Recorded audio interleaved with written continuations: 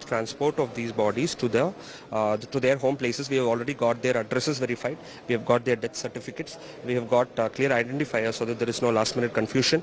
Ministers are already here to coordinate all the activities.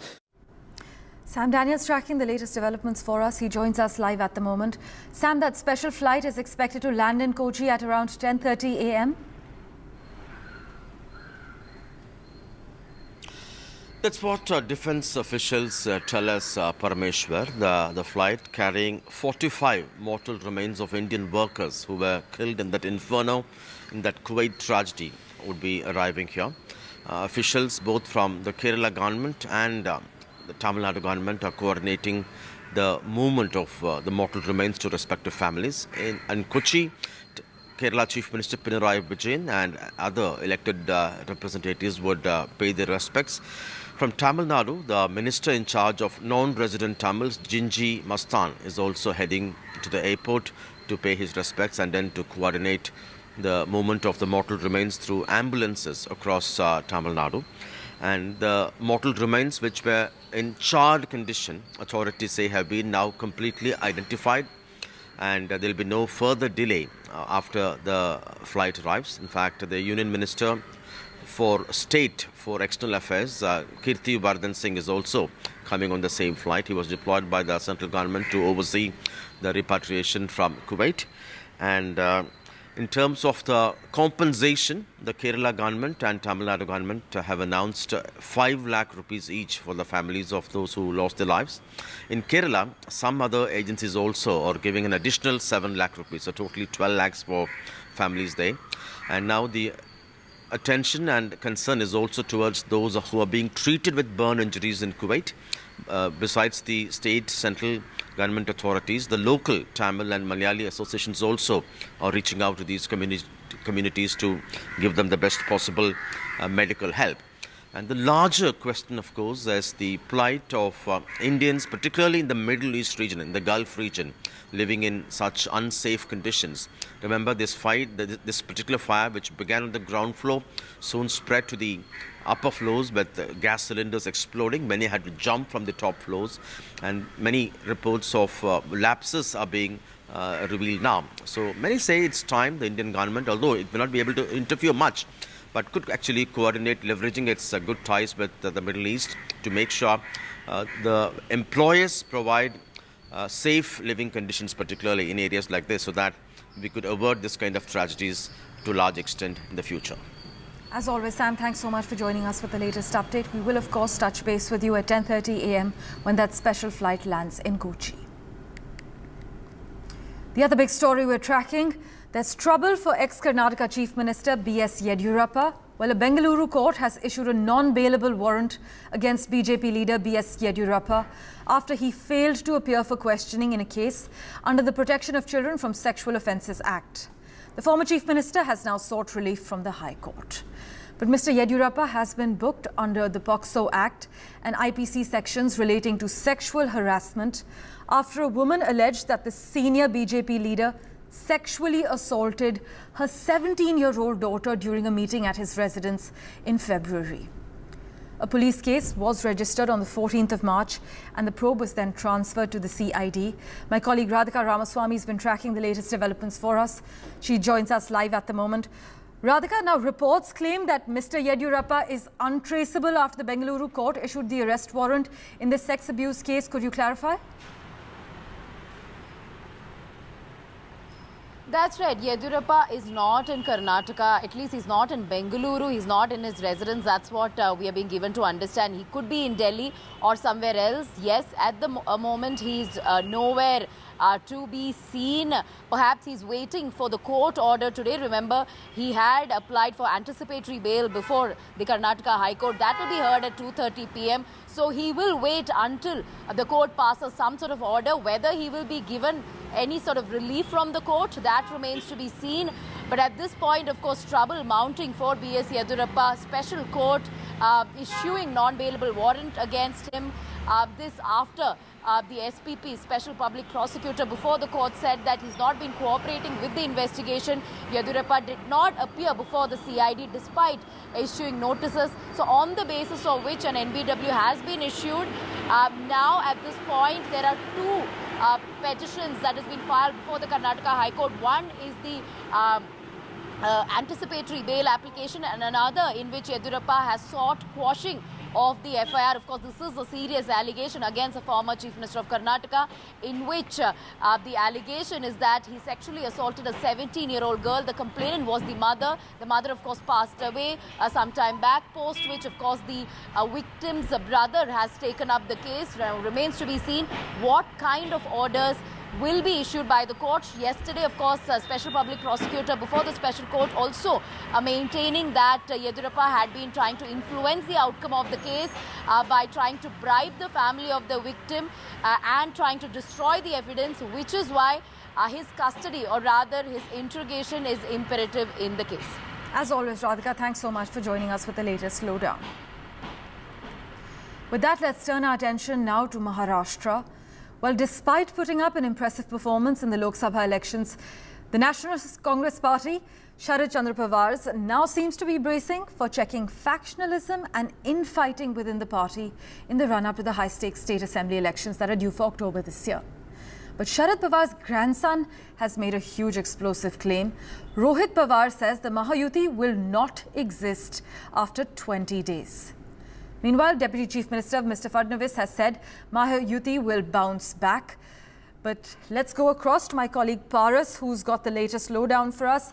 Paras, it seems that after the budget session of the Assembly, Rohit Pawar has said the Mahayuti alliance will disintegrate. What is the current situation? What is Rohit Pawar saying, and is Sharad Pawar denying anything yet? Right. So in Maharashtra, the situation is getting worse and worse day by day because the political scenario will change every minute in Maharashtra. We had seen it from last few years, be it a late night Shapath Vidhi of Ajit Pawar with Devendra Fadnavis, be it the two deputy CM of Maharashtra a few years ago. So this has been a very unpredictable Maharashtra politics which has came into light from last few years. And now if we see there are still an uncertainty about Mahayuti and the Mahavikas Aghadi, we can see the situation which has occurred in both the big groups, Mahayuti be it the Mahavikas Aghadi. But now what the grandson of Sharad Pawar, Rohit Pawar, is claiming is that Mahayuti will be not in existence in next 15 to 20 days. We has also got some of the things which are going around in Maharashtra politics is that the Mahayuti, inside the Mahayuti, there is something wrong. There are many things which are happening every day, and in which there is so many things which are happening inside the Mahayuti. So the Rohit Pawar, the grandson of Sharad Pawar, has claimed that in next 15-20 days Mahayuti will be not into existence, in which he has also claimed that only 20 seats will be offered to NCP Ajit Pawar group in this entire Mahayuti, and there are many dissatisfactions which is happening around NCP Ajit Pawar group, Mahayuti's Bharatiya Janata Party and the Shiv Sena Shinde group. So it is very unpredictable right now in Maharashtra what will happen next, because there is only 4 months remaining for Vidhan Sabha election, and in with that Devendra Fadnavis also addressing the local Karyakarta yesterday said that we will bounce back and we are down but we are not out.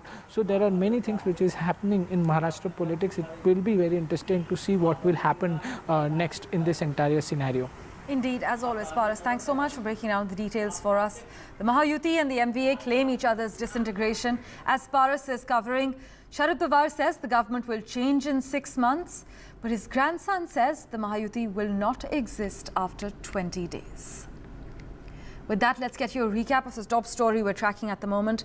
The special flight from Kuwait that's expected to land in Kochi at 10:30 a.m. That flight is carrying the mortal remains of 45 Indians that were killed in the tragic building fire in Kuwait.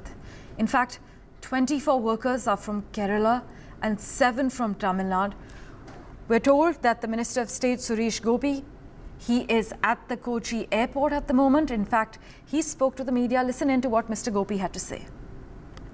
The tragedy is so voluminous and it's impactful. It's a real thud on the, because we consider the Pravasi community which helped the economic situation, especially in Kerala. If you check the history since 70, Kerala has voluminously grown on the money which was transacted through Pravasi efforts, sweating. So the state and the country has high regards, very high regards for the Pravasi community, and such a tragedy is so painful. The individual losses of every home that is implicated by this sorrowful incident. Definitely investigation is going on. There will be fruitful results to the creation of maybe a fair report. And on the basis of that report, the country, which holds the prerogative, will definitely take steps forward. And definitely as the mother country, India also will play its role very well, because we have initiated the graciousness of the government. We have initiated it right from the moment this news was on. So the government of India will definitely take appropriate actions, decisions, and make very appropriate deliverances. That is a different thing. It relates to the diplomatic conditions, laws, stipulations, all that. Don't make it a controversy. It's not at all a controversy. People who are really at the helm of affairs when it comes to diplomatic transactions or connects, they are into it. Don't be worried. They are also capable. No, there are no demands. The demand is their life. The promise in their life, which has turned into ashes. In other news, the Enforcement Directorate has sought details into the 700 rupee crore sheep development rearing scheme implemented by the Telangana State Sheep and Goat Development Cooperative Federation Limited during the BRS rule. This will be an investigation that's going to take place under the PMLA, and they have sought district-wise details of number of sheep given away under the scheme, who it was bought from, who it was given to, how it was transported, details of feed procured and from where, what are the bank account details. These are all the details that are involved. Uma Sudhir has the latest for us. So at a time when there is the phone tapping case in which fingers are being pointed at the political leadership of the BRS, there is of course the power purchase agreement in which the probe into it by the Justice Narasimha Reddy committee, in which KCR has been issued notice, and there is also the Kaleshwaram irrigation project in which the PC Ghosh committee is expected to perhaps call in the former irrigation minister Mr. Harish Rao, and possibly even KCR, who was the irrigation minister in the second term. At this time comes this Enforcement Directorate probe into the sheep rearing scam. It was a 700 crore kind of a scheme in which sheep were given to the sheep rearing community, and what the Enforcement Directorate has done is to ask them to give district-wide data about the number of sheep that are being distributed, who has got them, who are the beneficiaries, what is their address, bank account number, etc., and the amount that they are supposed to give as their own contribution, which is the bank account into which the contribution of the beneficiaries has come. All those details they have sought. Not just that, they have also sought the details of the vehicles in which the sheep were apparently transported, and also the feed, where it was got from, what kind of tenders were called, and what kind of companies were involved, who were the ones who were supplying the feed for all these sheep. What is interesting is that the Anti-Corruption Bureau is already probing this. 10 people were in fact named as accused. 8 of them were arrested, and all those 8 people in fact belong to official DUM. And yes, on Monday, 3 of them, including the OSD of the former Animal Husbandry Minister Srinivas Yadav, he as well as the person who is heading the Telangana Livestock Development Corporation, they were called in for questioning, and for 3 days the questioning had happened.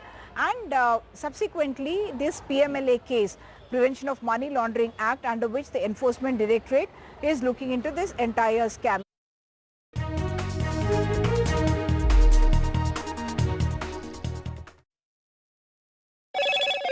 Hello, Moto. Motorola, India's best 5G smartphone brand.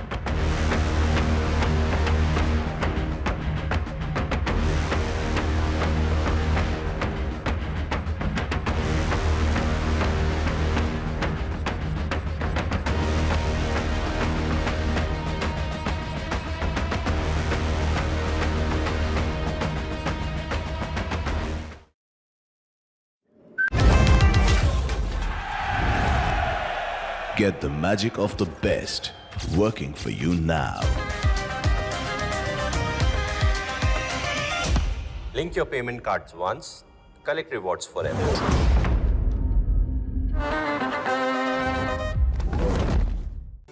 Stay informed and entertained with the new and updated NDTV News app. You can watch all our channels live, listen to podcasts, read breaking and exclusive news from around the world and more.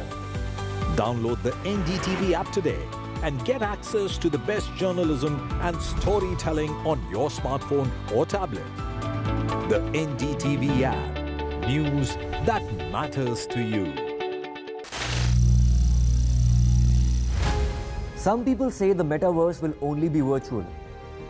One day this lecture hall will be made of code, and driverless cars would be trapped in intersections. But even in this maze of the future, you can't wish away health.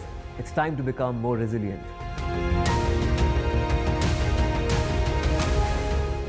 "10 years of Banega Swasth India, we have grown and achieved so many milestones.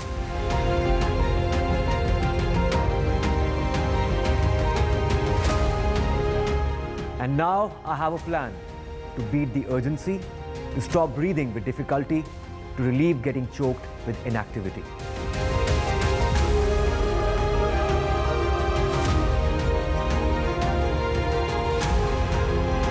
Energize.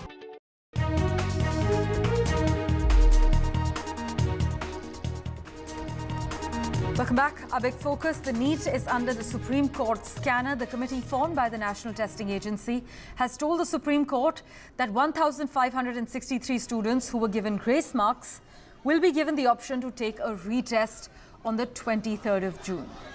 This decision was announced by the NTA following the Supreme Court's observations, and the significant disparity in marks scored in the Class 12 and NEET undergraduate exam is raising serious questions over the authenticity of the students' marks in the medical entrance exam.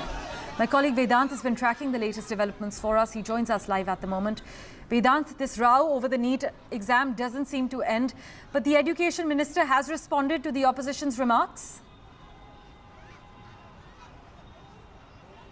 That's right, Parmeshwar. In fact, I come to you from right outside the NTA office, the NTA headquarters here in the national capital. We will try and get in a word from the NTA director in just a short while from now as well. And as you rightly pointed out, this entire controversy has been playing out in the Supreme Court as well, with the committee formed by the National Testing Agency saying that the grace marks, as you rightly pointed out, awarded to over 1,500 students, those will be cancelled, and a retest, a re-examination for them, that option is being given to those candidates. That is likely to be held in the end of this month, and the results will be out by the 30th of June of that particular retest, is what NTA is saying. So basically the bid of the NTA and the government, including the Ministry of Education, is to not further delay the counselling process, which will begin at on the 6th of July. So that is what the NTA's bid is, and in fact the Supreme Court said that these these submissions by the National Testing Agency are fair and reasonable, though of course a lot of students, a lot of candidates continue to say that the entire integrity of the process of the NEET examination was compromised, which is why the NEET examination that was held in the month of May, that should be cancelled altogether. A re-examination should be held and the counselling process should also be cancelled. This is what some of the candidates have been asking for. Though of course the NTA says that that is something that is perhaps an unreasonable proposition, and that they will go on as far as the entire counselling process is concerned. In fact, what NTA sources also say is that this time around the question paper was relatively easier, which is why you have as many as 67 students coming out on top. So this is what the NTA's stand seems to be right now. Today, of course, you have a couple of petitions in the Supreme Court, including a petition asking for the cancellation of the NEET examination and re-examination for all students. Because remember, right now what the National Testing Agency says is that re-examination option will be given to those students to whom the grace marks were awarded. So the NTA, in a sense, conceding to the fact that the grace marks and that entire process was something that was incorrect. Grace marks shouldn't have been given as compensation for the time lost for various candidates. So that is something that the NTA has conceded to. However, it continues to maintain that the entire process was not compromised, and that the paper leak, etc., it will come clean on that as well. Remember, in fact, there's a petition in the Supreme Court today, Parmeshwar, that asks for a CBI investigation into the alleged paper leak that happened as far as the NEET examination is concerned. The NTA from the very beginning has been saying that there was no paper leak that was reported, and there was mixing up of question papers and time loss. These were the two issues for which the NTA is now holding re-examination. However, there's a lot of outrage, anger. In fact, here outside the NTA headquarters, we saw massive protests just 2 days back. Today as well, some protests have been planned here as well as outside the Ministry of Education in the national capital. As always, Vedant, thanks so much for joining us with the latest details.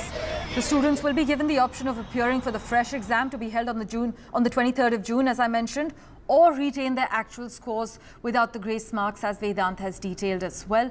Sunil is also with us to take us through what's expected in the Supreme Court today. Sunil, the National Testing Agency has now transferred the petition in the Supreme Court. Take us through what's expected in the top court. Well, they have put a plea for clubbing of all cases because basically, this is going to be the third or fourth time the Supreme Court is hearing this matter, and there have been various petitions. But I think the NTA has been facing a number of queries because there are so many students who are aggrieved and have gone to various high courts. They want it to be heard at the Supreme Court level, and that's the reason why they've asked for the clubbing. We'll have to wait and see what the Supreme Court does. On those other pleas that have already come, the Supreme Court has made it clear that they'll hear this entire matter on the 8th of July. Yesterday, of course, after the NTA made that U-turn and only allowing 1563 students to have a retest, they will now have to conduct that test by the 23rd, and then the 30th, they will get the results. So definitely a lot needs to be done. There has been a big scanner and, credibility issue and the trauma for the students in the regard of doing these professional exams. It's going to be terrible times for them as well as the parents as they do that retest for the 1563. But what about the others who have alleged that there has been, not adhering to the guidelines and they haven't had the privilege of going to the Supreme Court? Do they get relief? These are the questions the larger questions which will have to be answered someday or the other. Thanks so much for taking us through the plan of action. With that, let's turn our attention now to all the latest action in Italy. Well, the G7 has agreed to use frozen Russian assets to raise $50 billion for Ukraine to help it fight invading Russian forces. Meanwhile, Prime Minister Modi is in Italy to attend this summit. This summit is actually likely to be dominated by the agenda of Ukraine and talks as far as the Gaza ceasefire are concerned. But during his day-long visit, our Prime Minister will be participating in a summit, a session actually that's titled Artificial Intelligence, Energy, Africa, Mediterranean. That's going to actually be hosted by the Italian Prime Minister Giorgia Meloni and joined by Pope Francis as well. India, which has been invited to the G7 summit as an outreach country, has defence and maritime cooperation on the agenda too. We're told Mr. Modi will meet Joe Biden as well. Vishnu Shom has the latest from Ground Zero. He reports from Bari in Italy.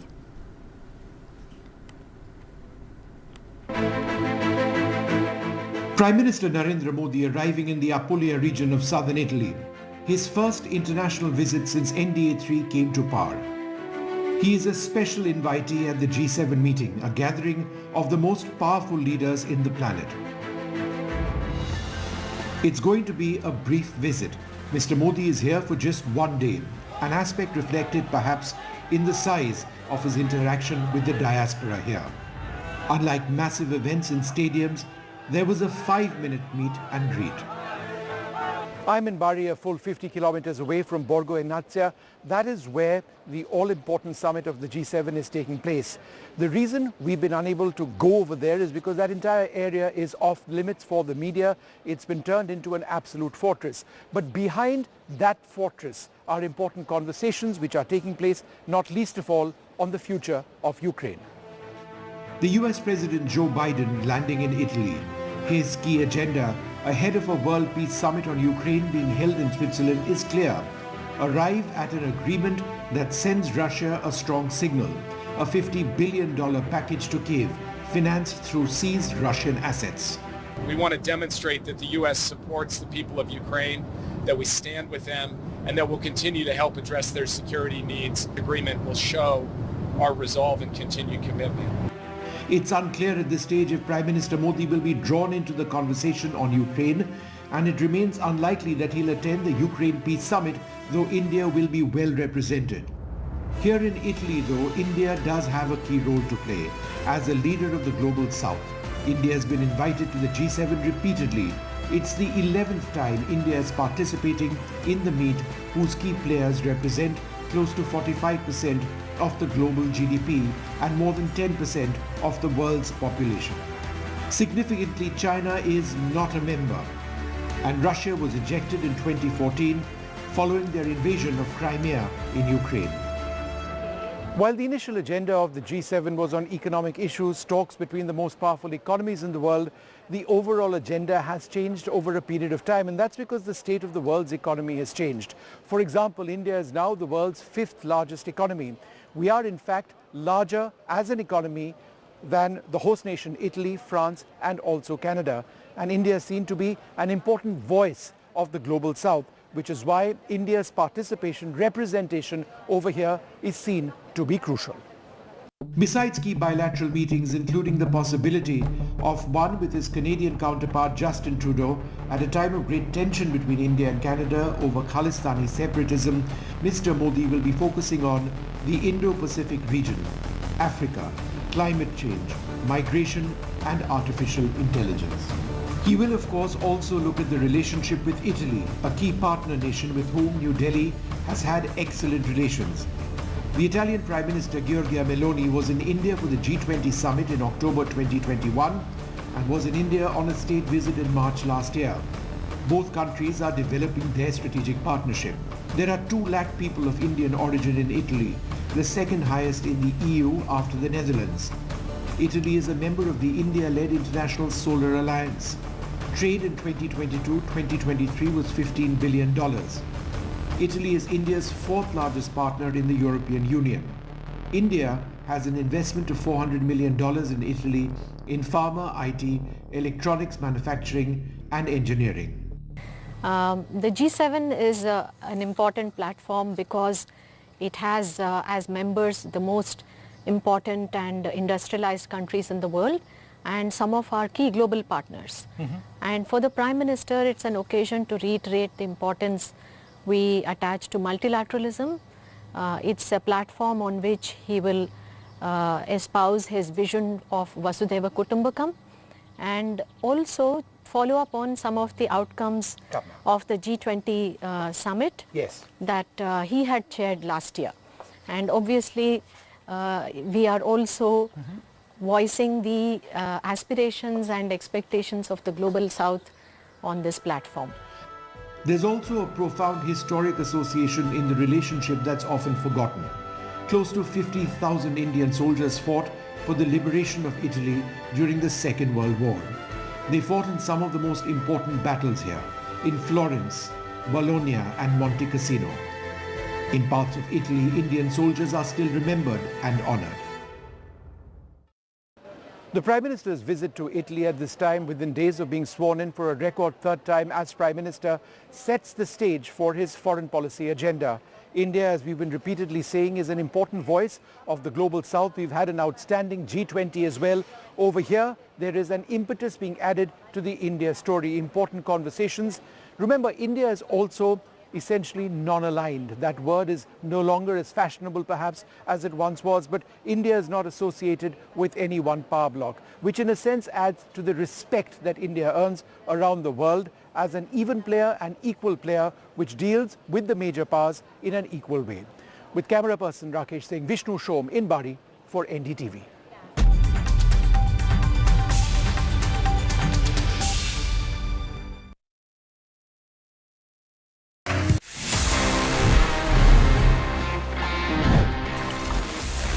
Our life is anyway quite easy these days because हमको वो cash carry नहीं करना पड़ता है. We can make the payments just using UPI. हमारे phone से instant एक QR scan करके हम payment कर देते हैं. But the question is कि अगर आपके पास में आपका wallet नहीं है और आप UPI के भरोसे घर से निकल गए, let's say you don't get internet signal as well. Sometimes ऐसा होता है और आपको अगर वहाँ पे UPI से payment करना है, how would you do it?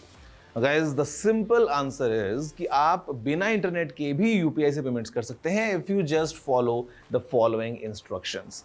सबसे पहले आपको आपके फोन से डायल करना है *99#. जी हाँ, ये कुछ ऐसा ही है जो पहले हम डायल करते थे *123#, *121#, for all our balance check inquiries. तो जब आप इस नंबर को डायल करते हैं उसके बाद you can follow the prompts और आप जिसको भी पैसा भेजना चाहते हैं उसका UPI ID या फिर मोबाइल नंबर एंटर करने के बाद अपना UPI पिन साथ में ऐड करके पेमेंट कर सकते हैं even while you are offline. It simply means that it's functional and it's secure as well क्योंकि आपको आपका UPI पिन यूज करना होता है. So next time you're in the mountains, next time you are stuck somewhere with no internet and you want to make an payment कहीं पे भी, तो आप कर सकते हैं with the help of offline technique जो मैंने आपको बताया. Tip is very useful. याद कर लो इसको, कभी ना कभी जरूर काम आएगी.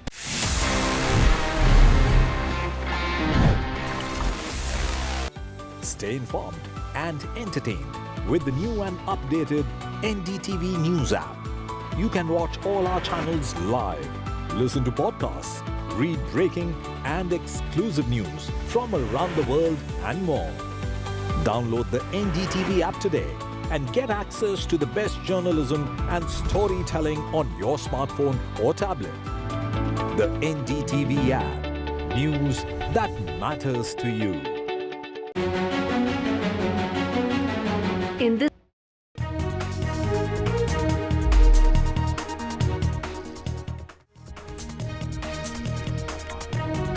Welcome back. RSS Chief Mohan Bhagwat attended a Karyakarta camp in Gorakhpur. Gorakhpur, as you know, is the home turf of Chief Minister Yogi Adityanath. Now, Mr. Bhagwat actually reached Gorakhpur on Wednesday and he was expected to stay there for 5 days. And during his stay, the big question is, will the RSS chief meet Yogi Adityanath? Well, PTI so far says that they are likely to meet. However, we are yet to hear regarding confirmation whether Mohan Bhagwat will indeed have a meeting with Yogi Adityanath. RSS Chief Mohan Bhagwat is currently in Gorakhpur. Gorakhpur, which is the home turf of Uttar Pradesh Chief Minister Yogi Adityanath. Now, RSS Chief is on a 5-day visit and he is to address a Karyakarta camp that has been happening since June 4 over there, in which more than 2,800 Karyakartas are participating in Gorakhpur. Now, while it is important to mention that there has been no clarity at all that whether or not Chief Minister Yogi Adityanath will be meeting RSS Chief or not. As of now, there is no scheduled program of Chief Minister Yogi Adityanath. Meanwhile, Speculation over Priyanka Gandhi Vadra's electoral debut had reached a crescendo ahead of the Lok Sabha polls, only to be completely deflated when she decided against contesting. But now, sources are saying that the Congress leader may be the Congress candidate for the by-poll from the Wayanad Lok Sabha constituency if her brother Rahul Gandhi vacates the seat. Tanishq Punjabi has the insider details. Well, if a candidate is elected from 2 Lok Sabha constituencies, then he or she has to resign within 15 days of getting elected from one of the Lok Sabha seats. Now, Rahul Gandhi has been elected a member of parliament both from Wayanad and Raebareli. So of course there is a lot of speculations from where Rahul Gandhi will be, from which seat will Rahul Gandhi be leaving. Will it be Wayanad, will it be Raebareli, and if at all, who will be taking part in the by-election, who will be fighting in the by-election of that particular seat. Now talking about there are of course a lot of speculations that Rahul Gandhi is likely to leave Wayanad because of course Congress is finally seeing its rise in Uttar Pradesh after a very long time. In 2019 it was just down to its last 1 seat. Now it has risen to 6 seats in Uttar Pradesh. So for that revival to continue and to increase the footprint in the state, the Rahul Gandhi needs to stay a member of parliament from Raebareli, and also that the 2027 UP assembly polls are coming. At the same point of time, there are speculations that Priyanka Gandhi could also contest from Wayanad seat, and if she does that, she will be making her poll debut. Remember, Priyanka Gandhi had been the face of Congress campaigning, especially in Uttar Pradesh. She campaigned heavily in Amethi and Raebareli, where of course the party won by a very good margin over there. So of course speculations continue whether or not Rahul Gandhi from which seat will Rahul Gandhi be resigning, and whether or not Priyanka Gandhi will be making her poll debut. Well, our big focus, a special Indian aircraft that has taken off from Kuwait carrying the bodies of 45 Indians who died in that massive fire in Kuwait. That's expected to land any moment now. We are being told that the Chief Minister, Pinarayi Vijayan, has indeed reached the airport, as you can see. We are likely to hear from the officials at the airport any moment now. But that plane, initially we were told it was supposed to land at the Kochi airport at 11 a.m. However, that plane is now expected to land any moment now. After it lands in Kochi, it will then leave for Delhi. Gonda MP Kirti Singh, he's actually on that plane as well. He was rushed to Kuwait soon after taking charge as a junior minister in the foreign ministry. He's returning on that same aircraft that's expected to touch down in Kochi anytime now. I must inform you that a Kuwaiti citizen and several foreigners were arrested for charges related to causing death and injuries due to negligence in security as well as safety measures. We are waiting for the special IAF aircraft. Meanwhile, the Chief Minister is speaking. Listen in to what Mr. Vijayan has to say. ദുരന്തമാണ് കുവൈത്തിലുണ്ടായിട്ടുള്ളത്. 50 പേര് മൊത്തം അവിടെ മരണപ്പെട്ടു എന്നാണ് ഇതിനകം വന്നിട്ടുള്ള വിവരം. കേരളത്തിൻ്റെ ജീവനാഡിയായാണ് പ്രവാസികളെ നാം കാണുന്നത്. പ്രവാസ ജീവിതത്തിനിടയ്ക്ക് ഉണ്ടായിട്ടുള്ള ഏറ്റവും വലിയ ദുരന്തമാണ് കഴിഞ്ഞ ദിവസം കുവൈറ്റിൽ സംഭവിച്ചത്. Well, the Chief Minister says this is an extremely tragic incident that's happened in Kuwait, confirming that the flight has landed with the mortal remains of the 45 Indians. എത്തിയിരിക്കുന്നത്.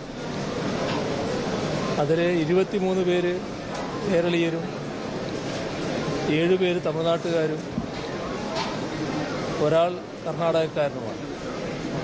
Well, the Chief Minister confirms that 23 people from Kerala and 7 people from Tamil Nadu, they have lost their lives in this tragic incident that unfolded in Kuwait 2 days ago. പ്രവാസ ജീവിതത്തിനിടയ്ക്ക് വലിയ പ്രതീക്ഷയോടെ കാത്തിരിക്കുന്ന കുടുംബങ്ങൾക്ക് ഒരിക്കലും തീരാത്ത രീതിയിലുള്ള നഷ്ടമാണ് സംഭവിച്ചിരുന്നത്. Mr. Vijayan says he acknowledges that this is a huge, colossal loss for the family members who are here. ഫലപ്രദമായതും ശക്തമായതുമായ നടപടികൾ സ്വീകരിച്ചിട്ടുണ്ട് എന്നാണ് മനസ്സിലാക്കുന്നത്. ആ ഗവൺമെൻറ്റിൻ്റെ തുടർ നടപടികൾ കുറ്റമറ്റ രീതിയിൽ ഉണ്ടാകുമെന്നാണ് നാം എല്ലാവരും പ്രതീക്ഷിക്കുന്നത്. ഇത്തരമൊരു ദുരന്ത വിവരം അറിഞ്ഞപ്പോൾ ഇന്ത്യ ഗവൺമെൻറ്റും ശരിയായ രീതിയിൽ തന്നെ ഇടപെട്ടിട്ടുണ്ട്. നമ്മുടെ രാജ്യത്തിൻ്റെ ഒരു വിദേശകാര്യ സഹമന്ത്രി അവിടെ പോവുകയും The Chief Minister confirms that as soon as they were notified about this tragic incident in Kuwait, the Indian government had spearheaded the entire action and acted immediately. ഈ വിമാനത്തിൽ ഇവിടെ എത്തിയിട്ടുണ്ട്.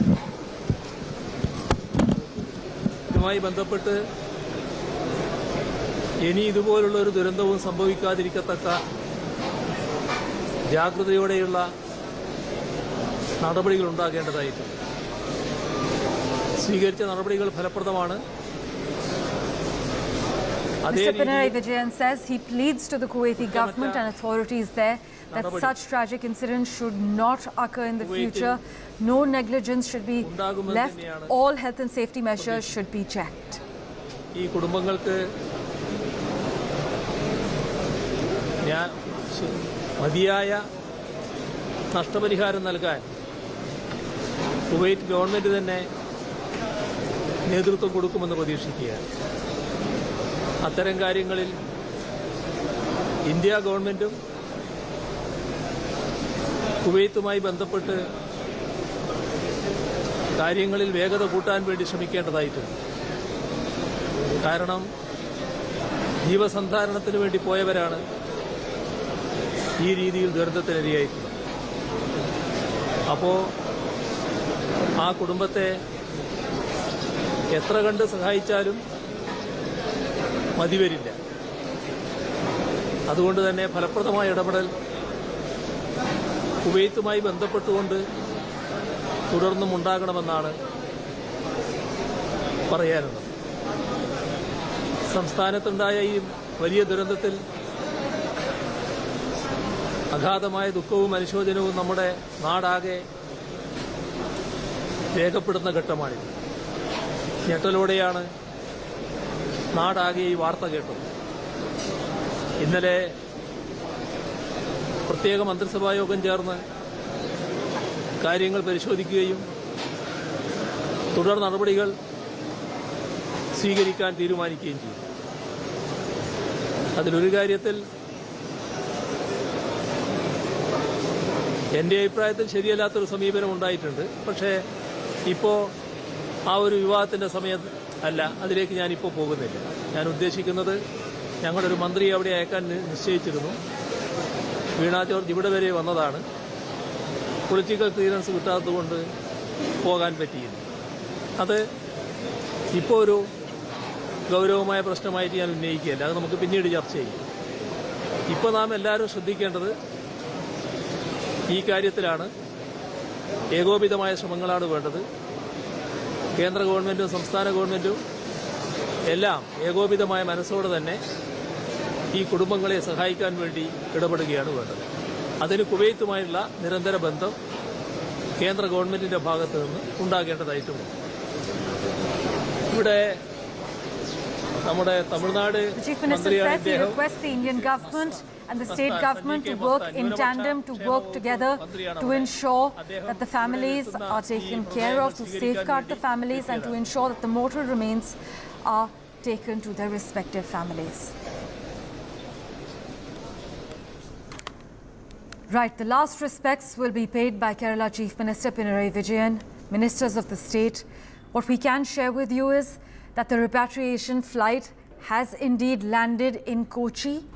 That is carrying 45 Indians that were killed in the unfortunate, tragic fire in Kuwait. What you're seeing on your screens are live visuals of the repatriation aircraft that has landed in Kochi.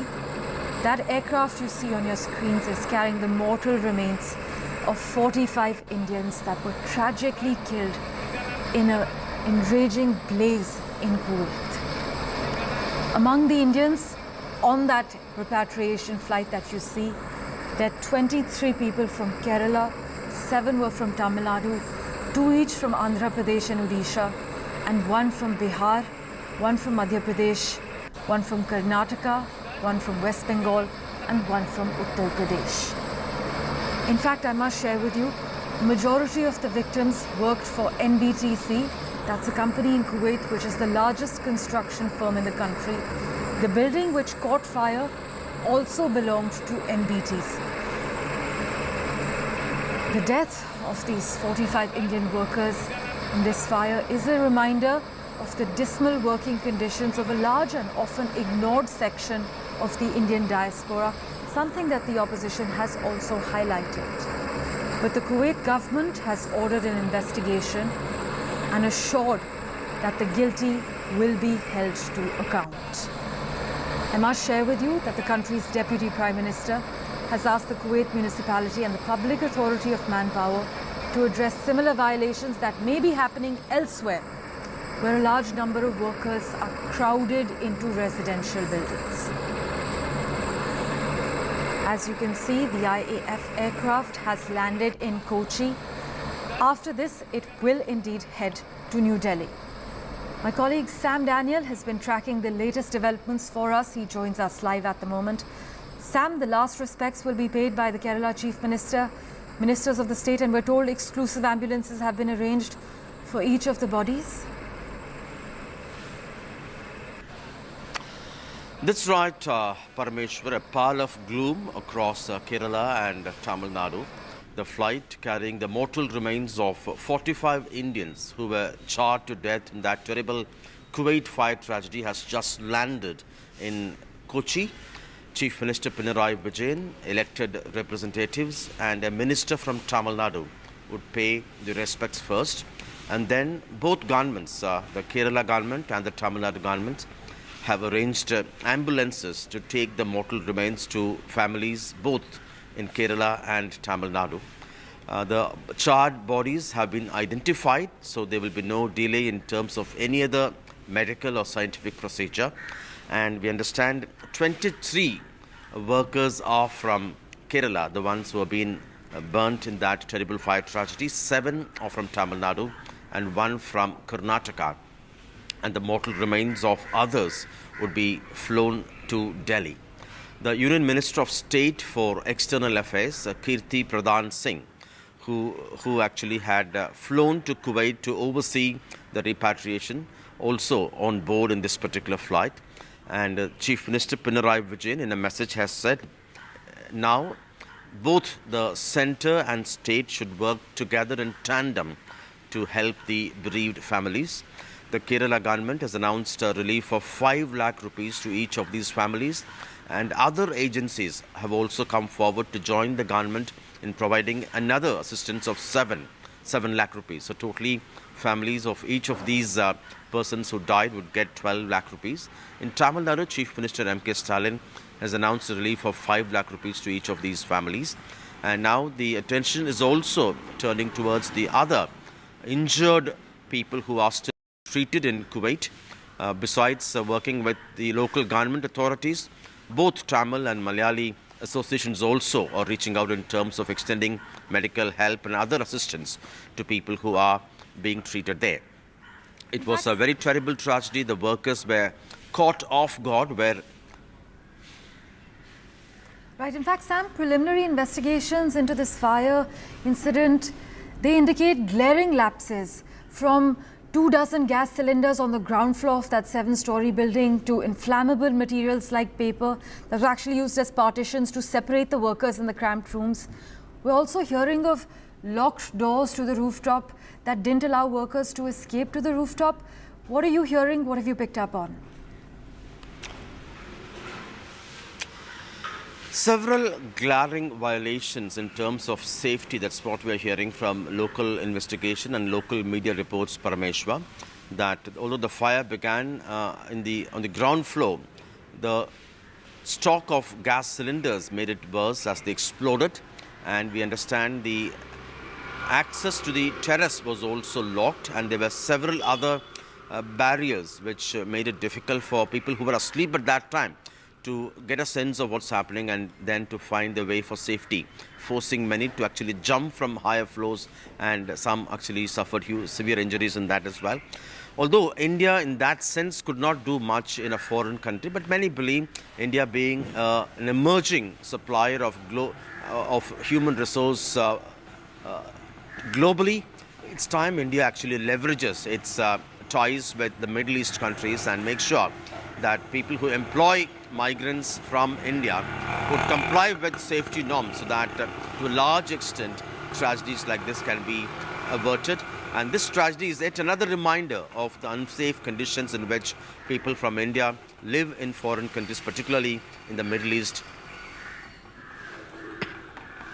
Well, as always, Sam, thanks so much for joining us with the latest details. As my colleague Sam Daniel is reporting, among the Indians on that repatriation flight, 23 were from Kerala, 7 from Tamil Nadu, 2 each from Andhra Pradesh and Odisha, and 1 each from Bihar, Madhya Pradesh, Karnataka, West Bengal, and Uttar Pradesh.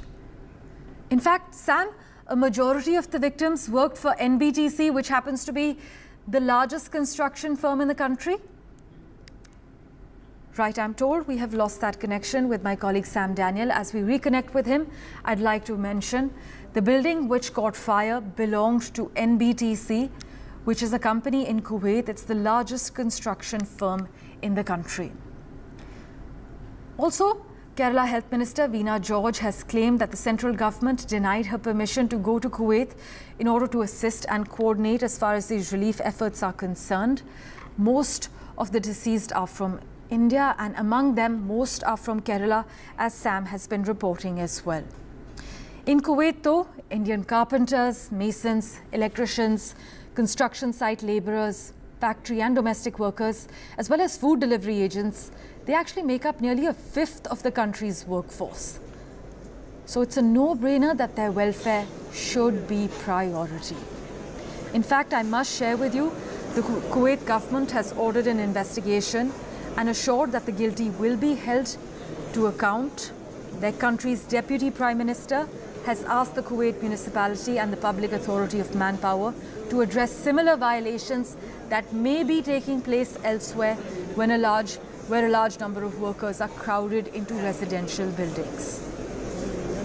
The death of these 45 Indian workers in this tragic fire is indeed a reminder of the dismal working conditions of a large and often ignored section of the Indian diaspora. We'll keep tracking the latest developments for you. For now, we're stepping into a very short break.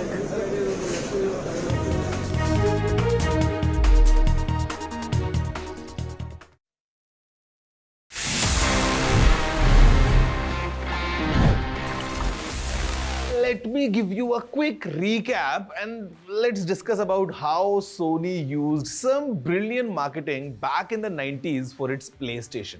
See, आज PlayStation बहुत ज़्यादा popular है, ये हम सभी जानते हैं. Almost globally it's very popular. Games हो या consoles हो, काफ़ी ज़्यादा लोग इनको use करते हैं. But back in the days, back in the 90s, while Sony was trying to establish its PlayStation lineup, काफ़ी interesting marketing को Sony ने use किया था. जी हाँ, I'm talking about the very special scratch and sniff labels from the real driving simulator और FIFA game. और ये जो गेम की डिस्क्स मिलती थी, इनके ऊपर एक लेबल हुआ करता था जिसको जब आप स्क्रैच करके स्निफ करेंगे, you would feel yourself to be in that action. मतलब जो रियल ड्राइविंग सिमुलेटर गेम था, उसमें जब आप स्क्रैच करके स्निफ करते थे, you would experience the scent of a pit stop. और फीफा में you would experience the scent of a football field.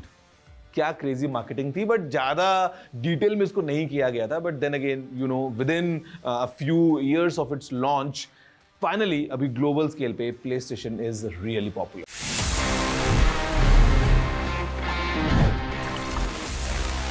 Hello and welcome. We are in Rome, Italy, on our way to Apulia in the south of Italy, where the G7 summit is going to be held. The Prime Minister will be here tomorrow. It's his first international visit since the NDA-3 government came into power. Why is G7 important? Because it is a collection of the world's most powerful nations. India now is in fact got a bigger economy than 3 of those nations. Italy, the host, Canada, and also France. What are the key issues over here? Why is it important for India to be attending? Join me, Vishnu Shom, for very special programming right here on NDTV 24/7. Stay informed and entertained with the new and updated NDTV News app. You can watch all our channels live, listen to podcasts, read breaking and exclusive news from around the world and more.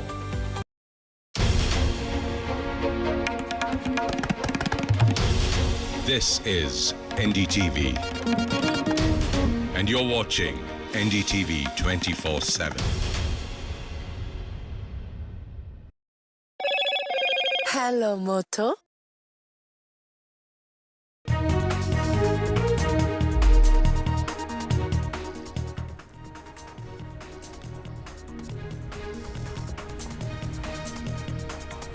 The flight carrying the mortal remains of the 45 Indians has been brought back to India. The flight has landed in Kochi at the airport in Kochi. Suresh Gopi is there at the airport, as is the Chief Minister Pinarayi Vijayan of Kerala. Do remember that 23 Indians of the 45 who've lost their lives in Kuwait are from Kerala, 7 from Tamil Nadu, 1 from Karnataka, so mostly from the south states. This is the mortal remains. The flight has first landed in Kochi. The flight will then take off for Delhi and land in Delhi at about 4 o'clock this evening.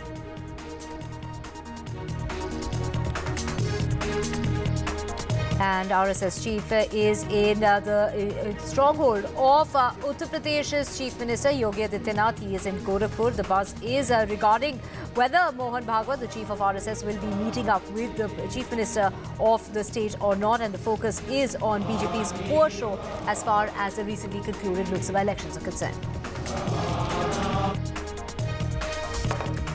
And trouble as far as Karnataka's BJP strongman is concerned. We're talking about Yediyurappa, whose bail plea is coming up this afternoon in court. The warrant is against him that has been issued against the ex-chief minister in the POCSO case. This is in allegations regarding a minor sexual assault case at the residence of Yediyurappa.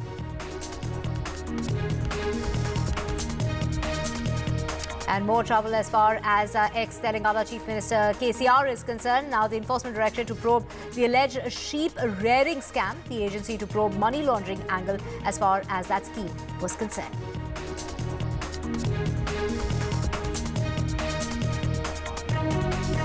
And Prime Minister Modi is in Italy for the G7 summit. He has a packed schedule. He will be holding bilateral meetings with the Italian Prime Minister Meloni. He'll also be meeting Emmanuel Macron. He's going to be meeting with also Rishi Sunak. Will he be meeting Joe Biden, the President of the United States, is the big question. Heatwave continues in the northern part of the country with the temperature crossing the 45-degree mark in most places, and the heatwave days have been more intense and more repetitive. We're talking about the frequency and the intensity has increased this time around to almost double from what's seen previously.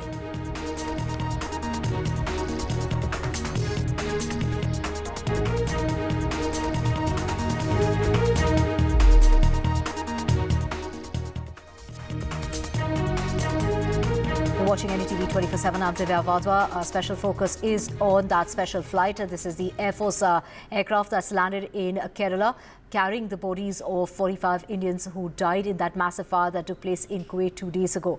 Well, the flight, the Indian Air Force flight, has landed at about 10:30 this morning at the Kochi airport. On board that flight, the mortal remains of the 45 Indians who lost their lives in that fire that took place in Kuwait 2 days ago. Also, the MP of Gonda, Kirti, Vardhan Singh, also was on board that flight at the airport.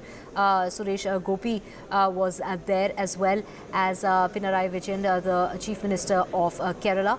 Do remember 45 Indians lost their lives in the fire that took place on the ground floor of a 6-story building in Kuwait, which had almost close to 200 people, 195 people living in a building which is 6 stories high. Many of them try to jump out of the window in order to save themselves and protect themselves from smoke inhalation, as many died in their sleep due to smoke inhalation. Those who tried to jump out of the window also lost their lives. There are still a few who are being treated at various hospitals. Out of the 49 people who died, 45 were Indians, the rest were Filipinos. We have Sam Daniel joining us. Sam, take us through the protocol and the, what is happening at the airport. How much longer before the loved ones can get the families of the victims, get the mortal remains of their loved ones back back to their homes before they can carry out the final rites?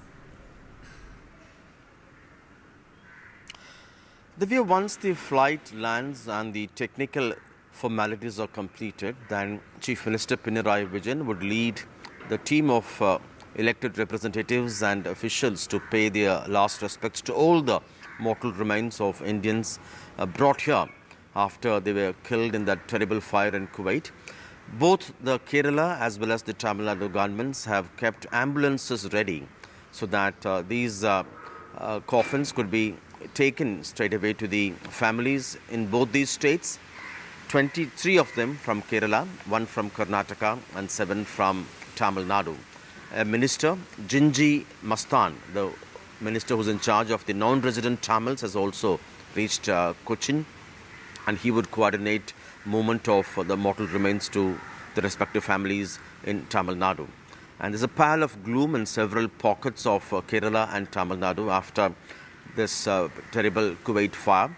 And authorities say the identification, although it was difficult because of the charred nature of the mortal remains, now that has been completed and there will not be any delay on that count after the flight lands in Kochi. And the Kerala government has announced a relief of 5 lakh rupees, and other non-governmental agencies in Kerala and overseas are also contributing 7 lakh rupees to each of these families. In Tamil Nadu, Chief Minister M.K. Stalin has announced a 5 lakh relief, and in a message, Kerala Chief Minister Pinarayi Vijayan has said it's time the centre and state governments work together in tandem to help the bereaved families at this moment of grief. And there are heart-rending stories both from Kerala and Karnataka. In the case of Kerala, from Punalur, Sajeev George, an MTech, had gone only last month to Kuwait and he died in this terrible accident. Lucas, again from the same district, has been in Kuwait for 18 years. He leaves behind 2 children and his wife.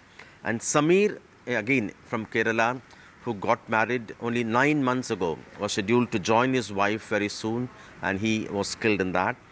Many questions of lapses in terms of security in that particular building owned by NBTC, a group into construction there, and most of these workers who were killed were working for this particular company.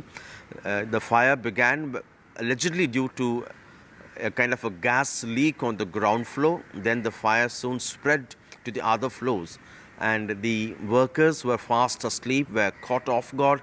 There were many violations in terms of the access to the terrace was locked.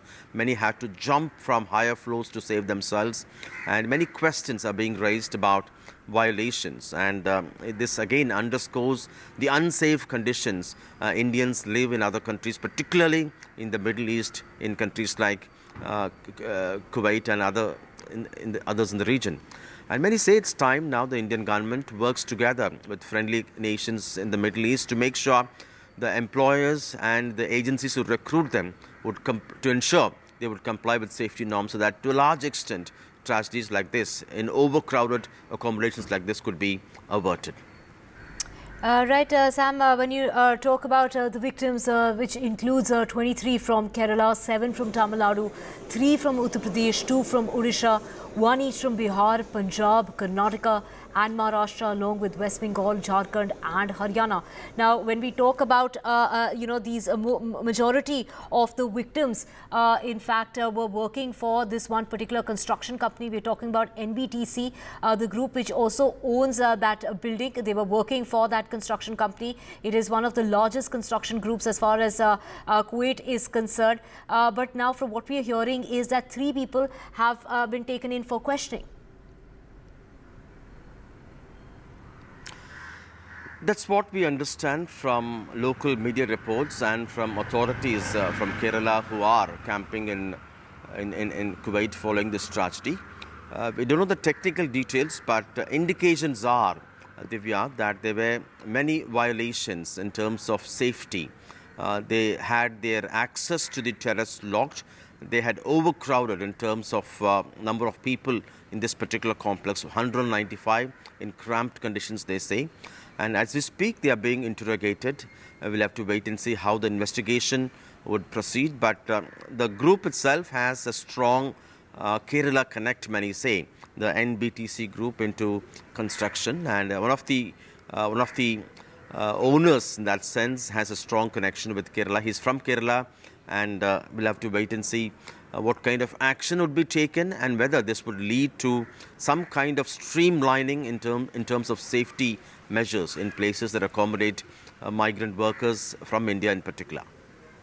Right, so from what we're hearing is Kuwaiti authorities are saying that 3 people have been detained for suspected manslaughter over that incident that's resulted in the death of 45 Indians.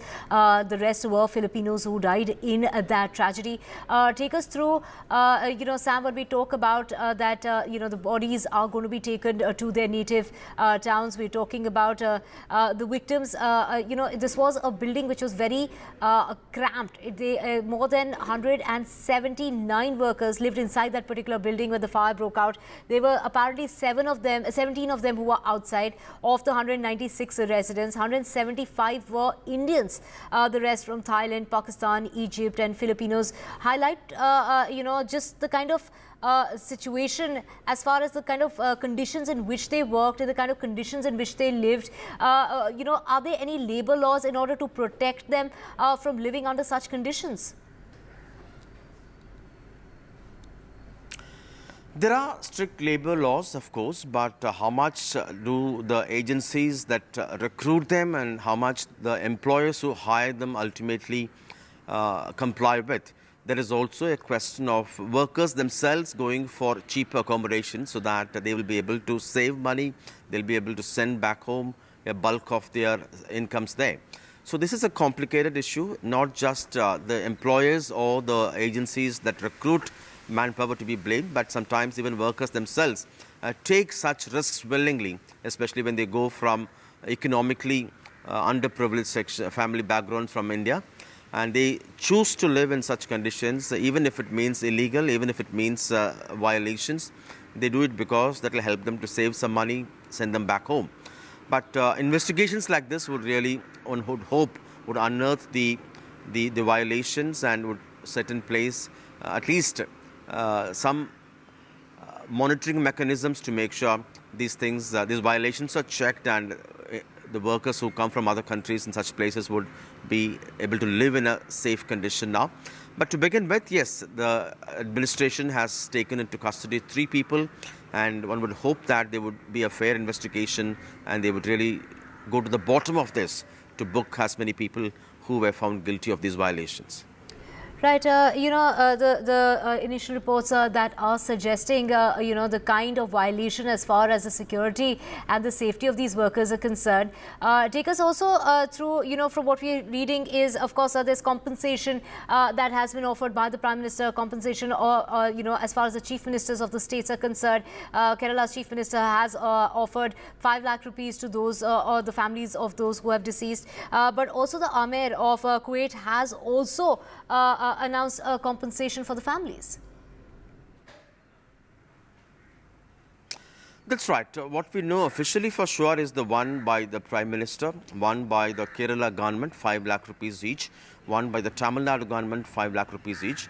In the case of those who lost their lives, the workers from Kerala, a few other non-governmental agencies also have come together through the agency that works with the non-resident Keralites, NOCRA, to contribute to these families. So that works out to at least 12 lakh rupees for each of these families, and in Tamil Nadu 5 lakh rupees.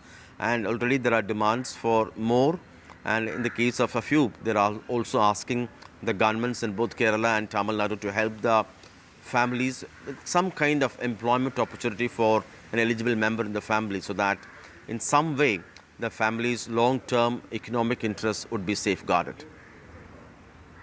Also, from what we're hearing is that Kerala's Health Minister Veena George has also gone on to say that it was very unfortunate that the central government did not permit her to travel to Kuwait in order to coordinate the assistance for the people from the state, given the fact that half of those people were from the state of Kerala. That's right, Divya. The Kerala government claims that the central government did not allow Ms. Veena to travel to Kuwait to oversee and coordinate the rescue and relief operations, since many of those who died are from Kerala. There is no response yet from the central government, but even in the past, during the Ukraine war tragedy, when many of the Indians were held or trapped in other countries, state governments like Tamil Nadu had alleged that the central government did not permit their ministers to travel. The central government had then argued the responsibility of repatriation and to coordinate with other countries largely rests with the central government, particularly the Ministry of External Affairs. And if individual states start coordinating rescue, it will become confusing. Number two, not all foreign countries would respond to requests from individual states in different countries. So that was a stand by the central government at that point in time. This time, there is no response yet from the central government, but the Chief Minister, Pinarayi Vijayan, has said it's time the centre and state governments work together in tandem to help the bereaved communities, possibly with a message in this context after the central government had allegedly refused permission for Ms. Veena to travel to Kuwait. Right. Sam, just stay with us. We'll be back. We need to take a break at this point in time, but we'll be back with the very latest when it comes to that special flight that has landed in Kochi. It's at the Kochi airport. Pinarayi Vijayan, the Chief Minister of the state, is there. Suresh Gopi is there as well. Do remember, he is the only MP from the state. And, 45 Indians lost their lives, 45 Indians who lost their life in that fire that took place in Kuwait. We'll get you the latest on the other side of this break.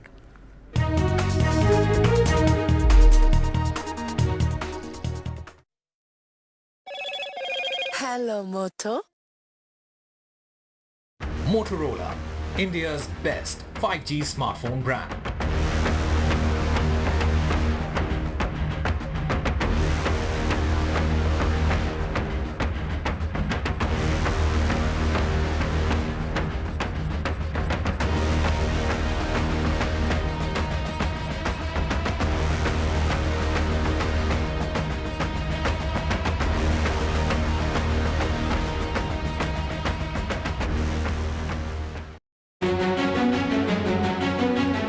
In this week's episode of India Sense, watch legendary emerging markets investor Mark Mobius' big India bet. Should G7 become G8 with the addition of India as the 8th country? Modi 3.0's $5 trillion roadmap. 2023, mankind's most violent year. All this and much more on India Sense with me, Gauri Dwivedi, at these timings only on NDTV. Some people say the metaverse will only be virtual. One day this lecture hall will be made of code, and driverless cars would be trapped in intersections. But even in this maze of the future, you can't wish away health. It's time to become more resilient.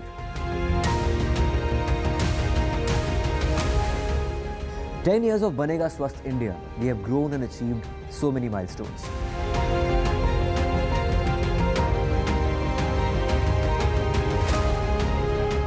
And now I have a plan to beat the urgency, to stop breathing with difficulty, to relieve getting choked with inactivity.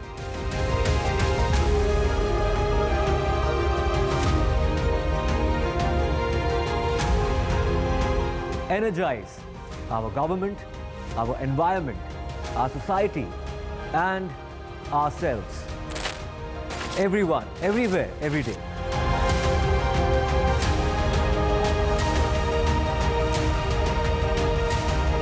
Banega Swasth India.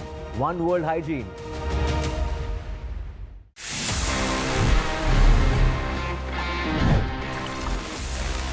Finally, I'm here. Finally, this is the time जहाँ पे मैं आपके सवालों के जवाब देता हूँ in this section, which happens to be my favorite as well, and it's called Ask TG. Let's see इस week हमारे पास में कौन से सवाल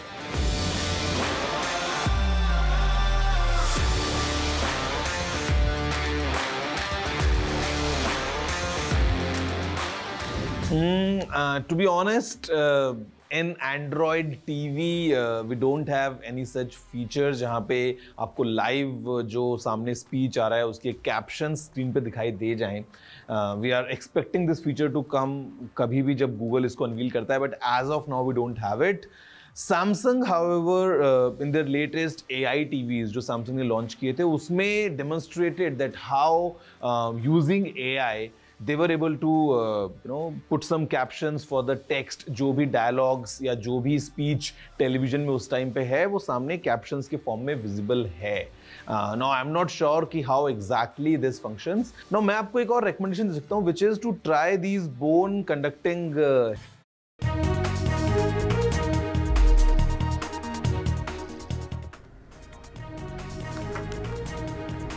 The flight carrying the remains of 45 Indians who lost their lives in Kuwait has landed at the Kochi airport.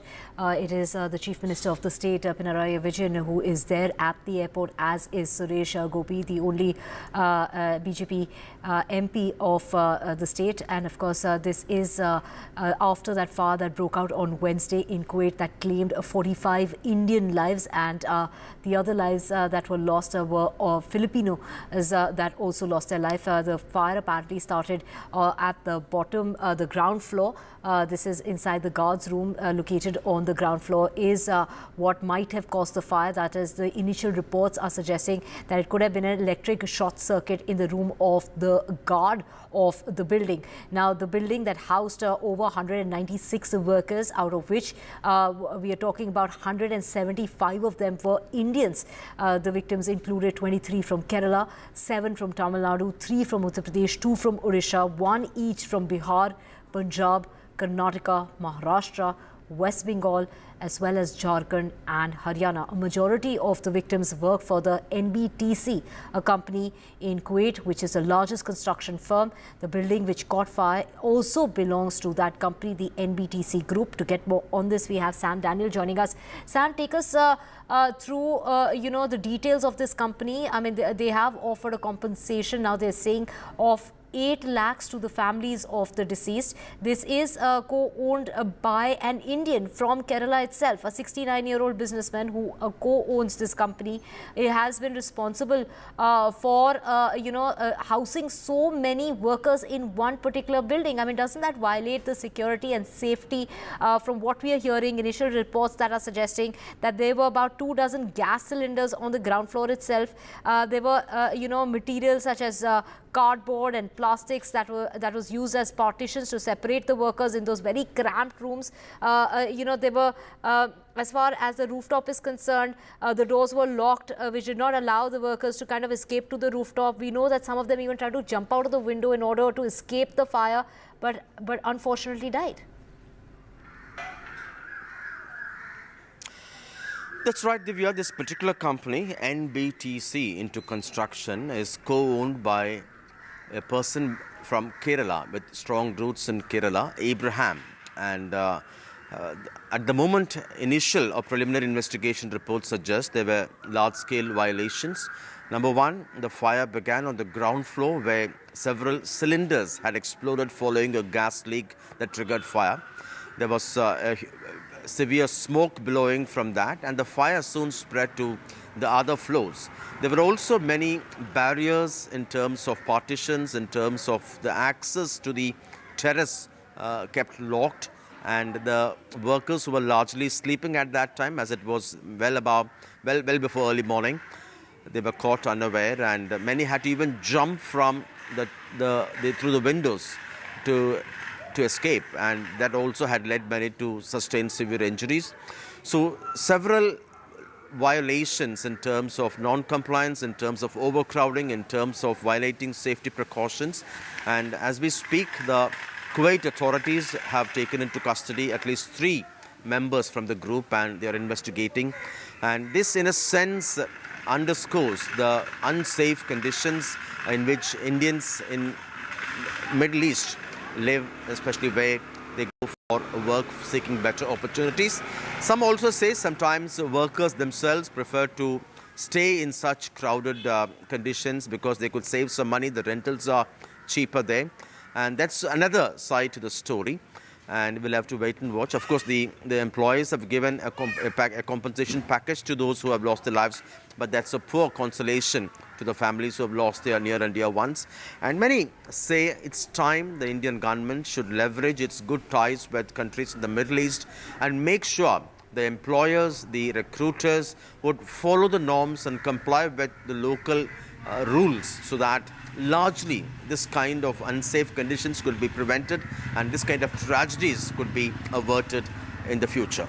Sam, from what we understand is that these companies provide accommodation to their workers. You know, they do not earn enough to be able to, even rent an accommodation in these Middle Eastern countries. From what we are hearing is the company, where these workers were working also owned that building. So basically that meant that they have this building to provide accommodation to their employees, but the conditions in which they kept them, the number of people who lived in one particular building, the building was just 6 stories high and had close to about 200 people who were living, and they were obviously it was highly cramped, and the safety precautions were not looked into.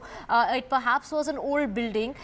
From what we are hearing and from what we can see, take us also through, we hear that DNA testing was required in order to determine the identity of the victims. What about the ones who've been injured? Are there some of the Indians out of the ones who've been injured who are, say, in various hospitals?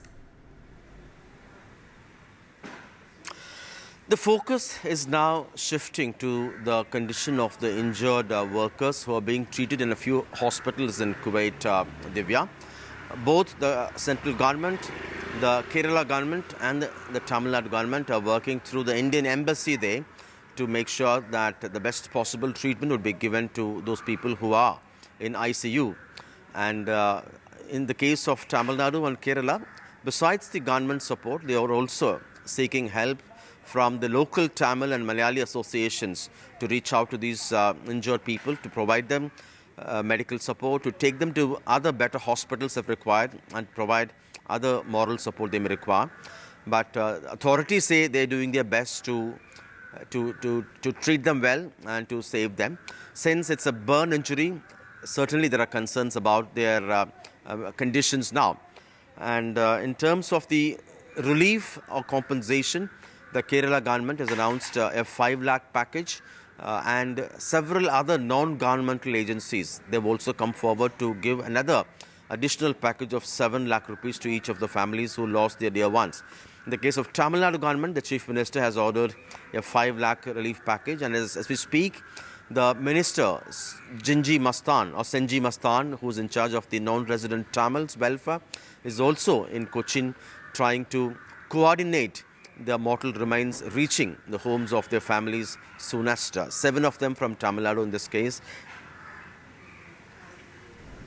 Right, Sam, when you talk about the compensation that is being announced, of course, the Prime Minister has announced 2 lakh rupees to the families of the deceased, 50,000 to those who've been injured. You're talking about, at the state level, whether it is the Chief Minister of Kerala or the Chief Minister of Tamil Nadu have also announced compensation. What we are hearing is the company responsible for these workers, where these workers were working, has also announced 8 lakh rupee compensation. And then the Amir of Kuwait has also announced a cash compensation as well. That's right. It will actually, in a sense, supplement the financial security of these families who have lost their breadwinner. And we'll have to wait and see whether ultimately there would be justice for those who were responsible for this kind of unsafe conditions there.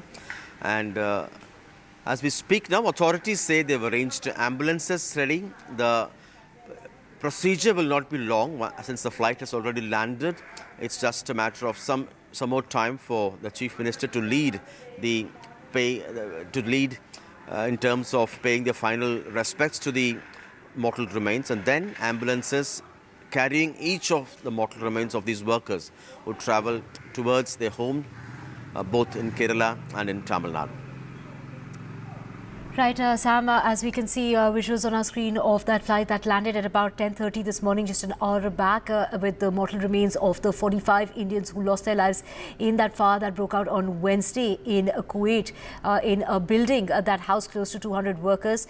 Most of them worked for this particular company, which is a construction company. The building was also owned by that construction company.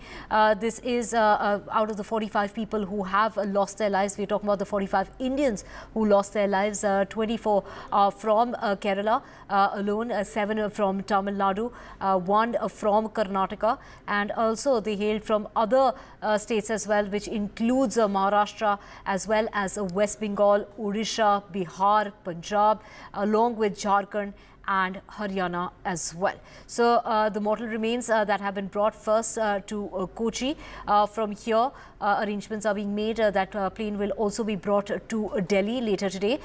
For now, it is the Chief Minister of the state as well as Suresh Gopi who are there at the airport to make arrangements for the mortal remains of the victims of that tragedy that erupted on Wednesday, in which 45 lives have been claimed due to a fire that erupted in Kuwait. Sam, if you could just tell us what really caused the fire. What is the initial report suggesting? I mean, we don't know for sure yet, but from what we are hearing is that the fire could have actually started on the ground floor. That's what preliminary investigations revealed, Divya. It says there was a possible gas leak from cylinders kept on the ground floor, and that triggered the fire. That led to multiple explosions of gas cylinders that aggravated the fire, which soon spread from the ground floor to other floors. And it was dawn and many were sleeping. They were caught off guard. And by the time they could realize, it was too late, and the access to the terrace was also shut or locked in that sense, so they couldn't even move up to a place of safety. Many had to jump out from higher floors, injuring themselves and putting them into more in terms of injuries. And ultimately, 49 were burnt to death. The condition of those workers, the bodies were quite charred. It was a challenge to identify them. It took a DNA testing, and now officials say all the 45 Indians who died have been identified. There will be no more delays in Kochi now that the flight has landed. And it's a terrible, terrible accident. And yet again, it underscores the unsafe conditions in which Indian workers, particularly in the Middle East, live. And this particular building is owned by NBTC, the company that's into construction in Kuwait, and one of the co-owners is also from Kerala, Abraham, with a strong roots with strong roots in Kerala. And conflicting reports. The trend there, many say, is for the employers to provide accommodation because they could be earning less and they may not be able to rent themselves. The other report we're hearing is that sometimes workers themselves prefer to live in these accommodations given by the owners. It's free, it's cheap.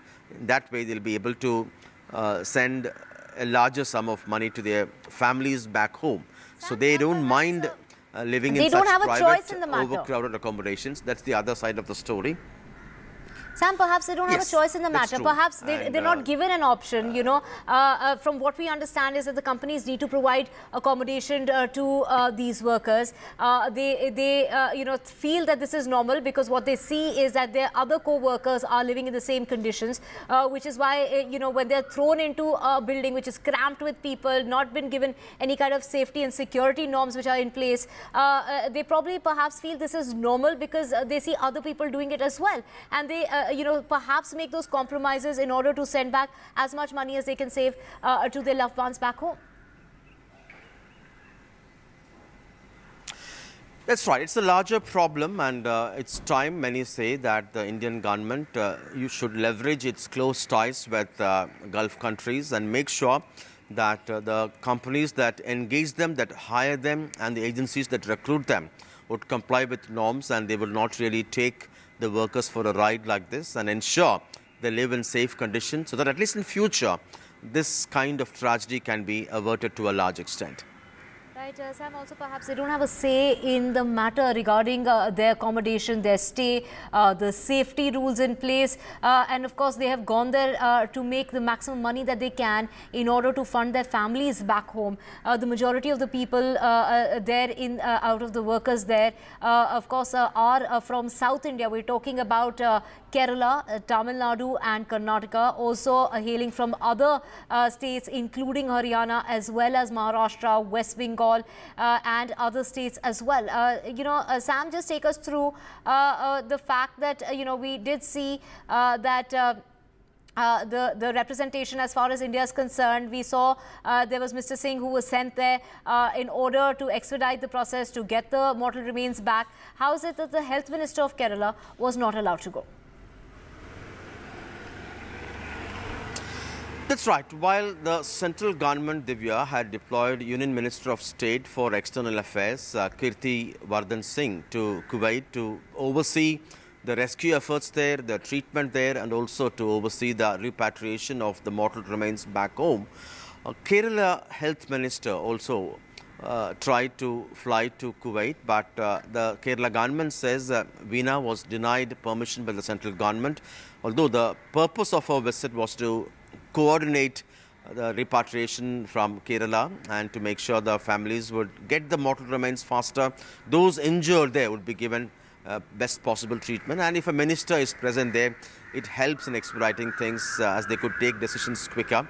But the Kerala government says the union government did not allow her to fly, and in that context, the Kerala Chief Minister Pinarayi Vijayan has said it's time the central government and the state governments ought to work in tandem, having in mind to help the bereaved families at this moment of grief. And there's no response so far from the central government why they denied permission for the minister from Kerala to visit Kuwait at this time of a crisis, a calamity there.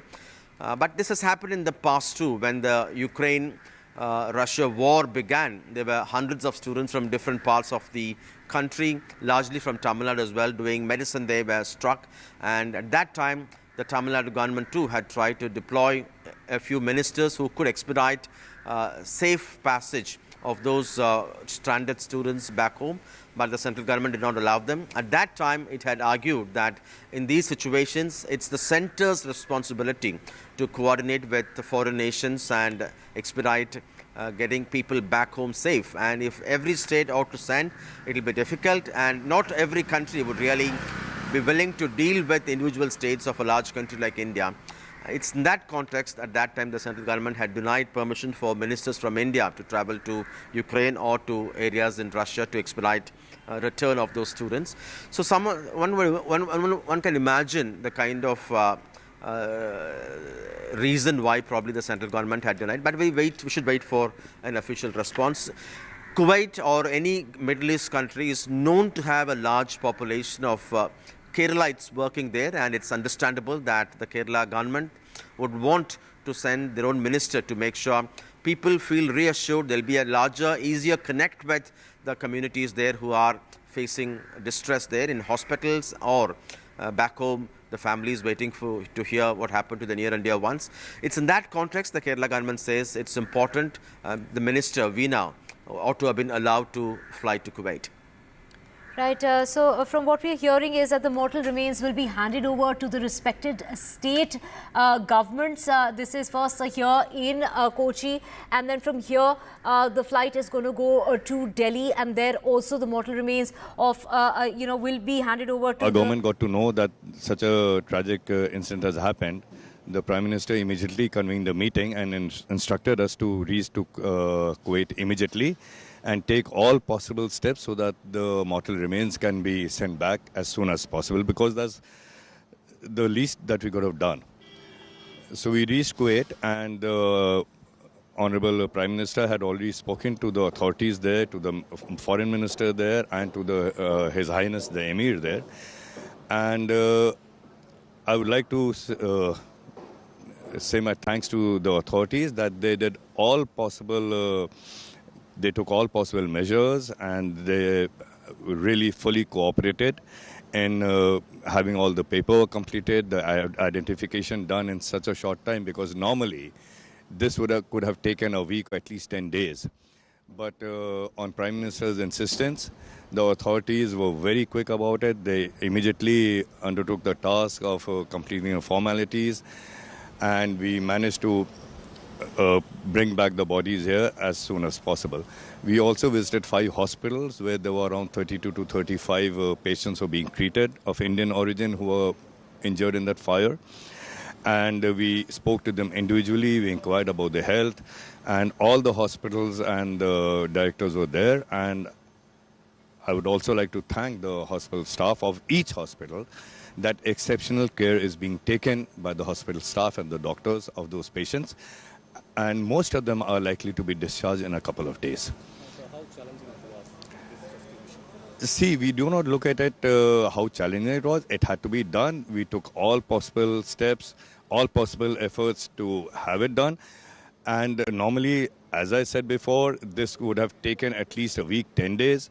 But because of the good relationships between our government and the Kuwaiti government and the sensitive issue that it was, and especially with the Prime Minister's intervention on this part, on his part, the royal family of Kuwait, the officials, the ministers, His Highness of Kuwait, they all took personal interest so that the bodies could be brought back as soon as possible. And in the hospitals, we are told that His Highness has called up the hospital people and the Minister for Health personally, and the Minister of Health has himself done rounds of the hospitals where the people injured are being treated.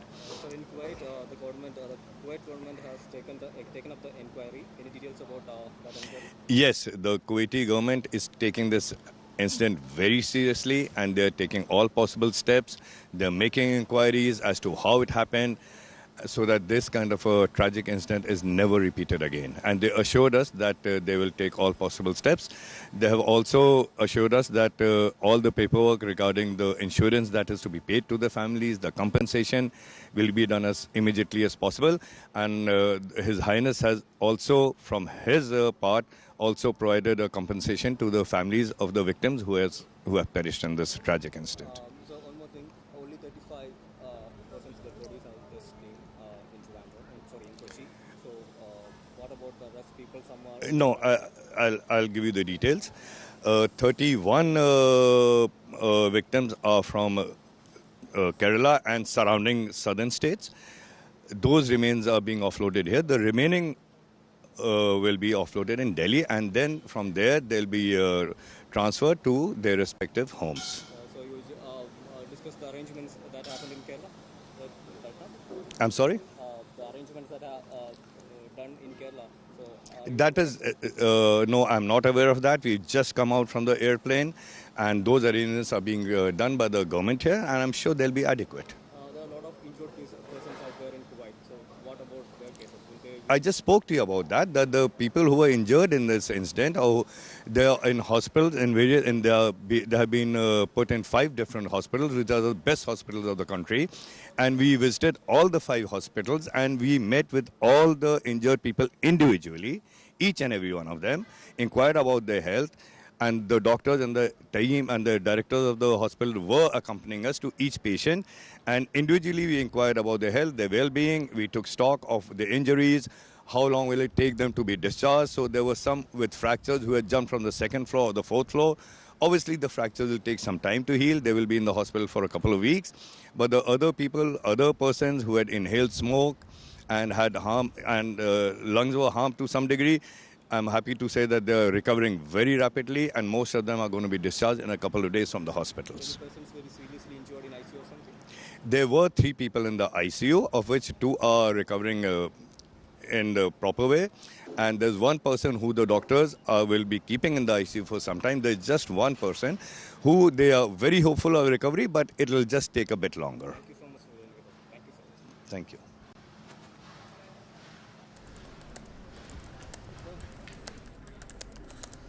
Well, we just heard this is Minister of State for External Affairs, Kirti Vardhan Singh, who says that the process of getting the mortal remains back was expedited, and that is because of the relationship between India and Kuwait. He's also talked about how the authorities in Kuwait have been very, very helpful. They have been in touch with the hospitals. Do remember there are 5 hospitals where the injured have been taken to. He said that, the Kuwaiti authorities there are also taking stock of the situation. Inquiries are being made as to how this really happened, and all possible steps are being taken in order to ensure the safety as far as the Indians working in Kuwait is concerned. So the 31 victims who are from the southern states, those are the mortal remains that are going to be, you can see visuals on your screens of the mortal remains that are coming out of the plane at the airport in Kochi. 31 mortal remains of the victims who died in that tragedy that took place in Kuwait will be given to authorities here in Kerala. The remaining 14 will be taken to Delhi, and from Delhi the representatives from the different states from where they belonged will then be responsible to get the mortal remains to their loved ones in their particular states. So we're talking about other states, which includes West Bengal, Maharashtra, also in the state of Haryana. So there are multiple other states involved. So for now, do remember it is in Kerala where the maximum number of victims they hailed from Kerala, and then there's also Tamil Nadu, where 7 of the workers who died in that tragedy belong to Tamil Nadu, 1 from Karnataka. And so from what we are hearing from Mr. Kirti Vardhan Singh, he's gone on to say that, they are in touch with the authorities. He's gone to those 5 hospitals. He's met with those people who were injured individually. So he said some of them sustained fractures, and that might take weeks to recover because they tried to jump out of the window, whether it was from the 2nd or the 4th floor. He's also gone on to say that there are 3 people who are in the ICU. But from what he's saying is there's only 1 person out of the 3 who are in the ICU who might require more time as far as recovery is concerned. The other 2 in the ICU are apparently making good progress while staying in the ICU. The others, he says, will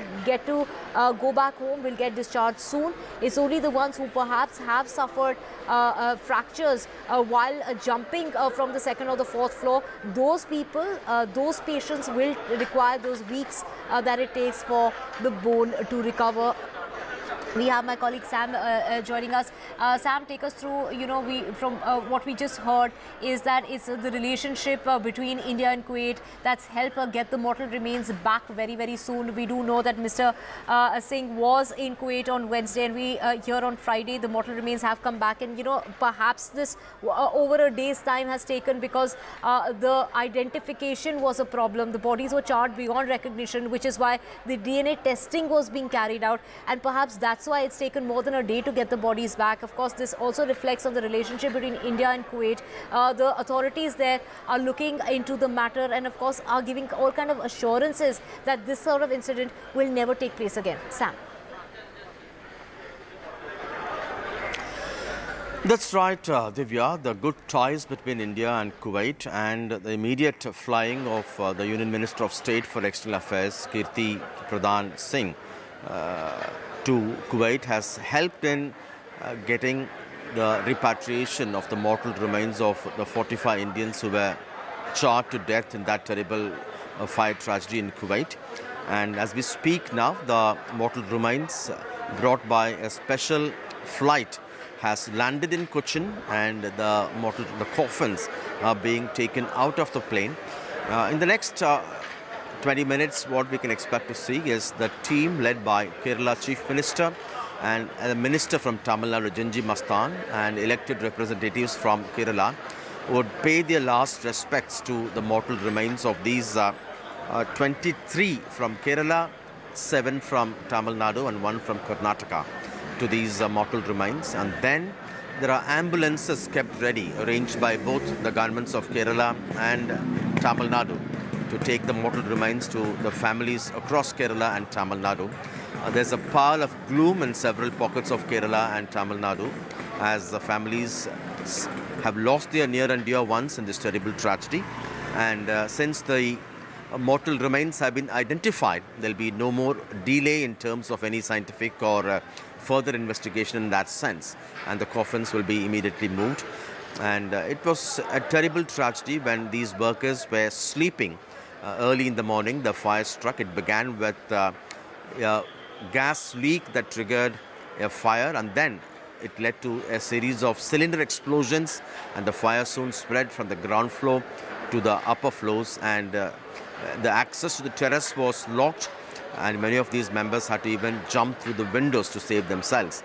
And ultimately, 45 lost their lives, all Indians, largely from Kerala and Tamil Nadu.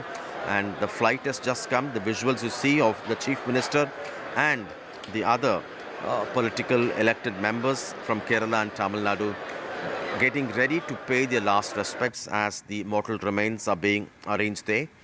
And the investigation in Kuwait reveals that there could have been many violations in terms of lack of compliance, in terms of overcrowding, in terms of creating or setting up partitions which endangered safety there.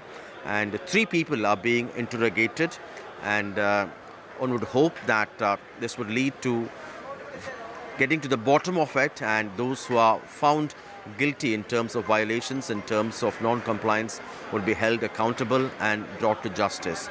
The Kuwait administration, the minister says, has assured proper investigation and justice. It's a huge negative publicity for Kuwait, which employs a large number of migrant workers from countries like India, and the Kuwait administration also has given a decent, many would say, relief or compensation to members who lost their lives in this. In terms of the assistance from the Indian government, the Prime Minister has announced a 2 lakh relief. The Kerala and Tamil Nadu governments have announced another 5 lakh rupees relief. And in Kerala, a few other non-governmental organizations have also come forward to give another 7 lakh rupees as relief, so that this would provide some kind of economic support to families who lost their breadwinners in this terrible tragedy. Heart-rending stories we hear from both Kerala and Tamil Nadu. A story of one young M.Tech worker, Sergeant George from Punalur in Kerala. He had gone just last month for this employment opportunity in Kuwait. He has been killed in the fire tragedy. Lucas, who has been in Kerala for 18 years, again from the same area, has died, leaving behind his wife and 2 children. And Samir, who had got married from just 9 months ago, he was planning to get back to join his wife, and he has been killed in this. Similar heart-rending stories from Tamil Nadu. One family in Chennai, outside Chennai, has lost their driver, husband and father. Again, a pile of gloom there. Several questions raised in terms of the plight of workers from India, particularly in Middle East countries, and this tragedy has brought to light that kind of an unsafe condition they are being put in. And many hope that the Indian government would leverage its good ties with Kuwait and make sure the employers, the recruiters and the agencies who are involved in recruiting people from India would comply with norms. The administration would ensure that the employers comply with norms, and at least this kind of tragedy could be averted to a large extent in the future. Right, Sam, very tragic as far as, the 45 lives that have been lost because of negligence, perhaps by this company that got so many workers to stay in one particular building. These workers who haven't really been given a choice as to where they'll be staying, the conditions in which they'll be living.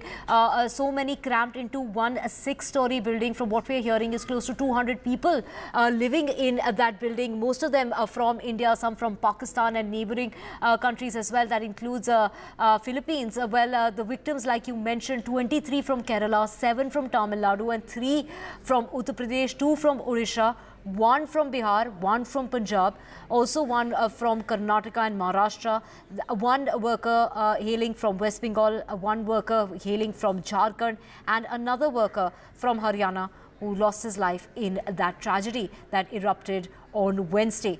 Now, it is, of course, from what we are hearing is the course of action and the plan is to, these mortal remains that have reached the airport at Kochi, 31 of the bodies which belongs to the southern states will be given to the authorities there, and the remaining which includes 14 other mortal remains. The 14 other bodies will be taken to Delhi, and from Delhi is where the state representatives, whether it's of Punjab, whether it's of Bihar, Maharashtra, West Bengal, Jharkhand or even Haryana, the state representatives will then come and claim the mortal remains of those 14 who will now be flown to Delhi.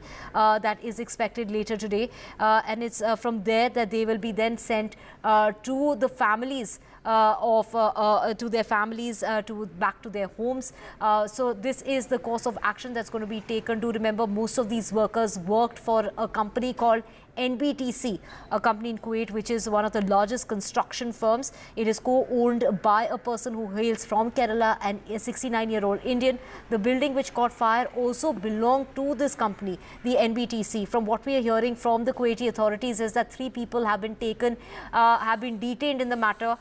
Investigation is on. They want to get to the bottom of this. They really want to find out as to what really caused the fire. Initial and preliminary reports are suggesting that it could have been a short circuit, which took place in the guards room on the ground floor, and that's when the fire spread to other floors. We do know that some of the Indians tried to jump out of the window. This happened in the wee hours, and most of the workers were sleeping and they died out of smoke inhalation. Some of the workers who woke up tried to jump out of the window, whether it was the 2nd or the 4th floor. Some of them lost their lives. Some have suffered and fractures. They are in the hospitals in Kuwait. 5 hospitals where the injured have been taken. From what we're hearing is that they are said to be getting the best possible treatment by the hospitals in Kuwait. They're said to be the best in Kuwait. The authorities in Kuwait the authorities, what we are hearing is that 3 people are said to be in ICU, of which there's only 1 person who might require more time in the ICU and more treatment. The others are said to be doing okay, and that they would be discharged soon is what we are hearing. At this point in time, we're taking a very short break. We'll be back with a whole lot more.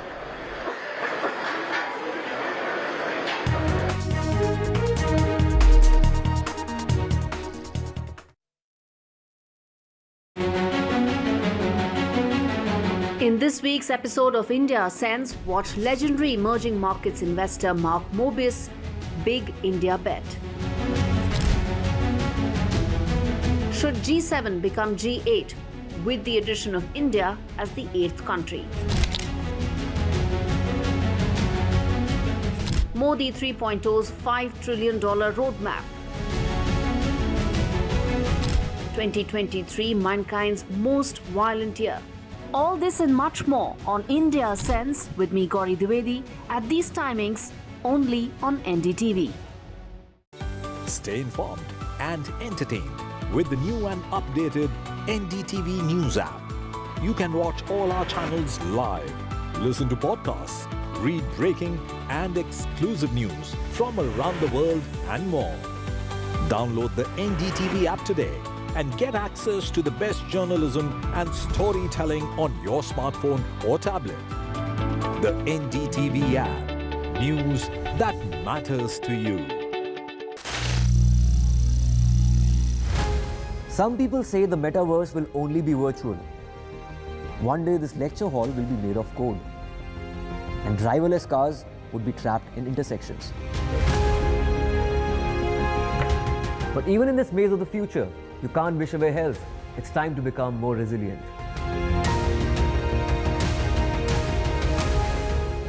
10 years of Banega Swasth India, we have grown and achieved so many milestones.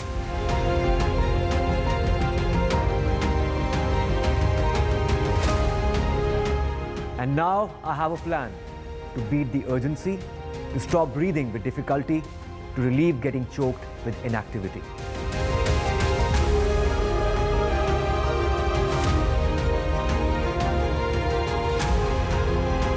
Energize our government, our environment, our society, and ourselves. Everyone, everywhere, every day.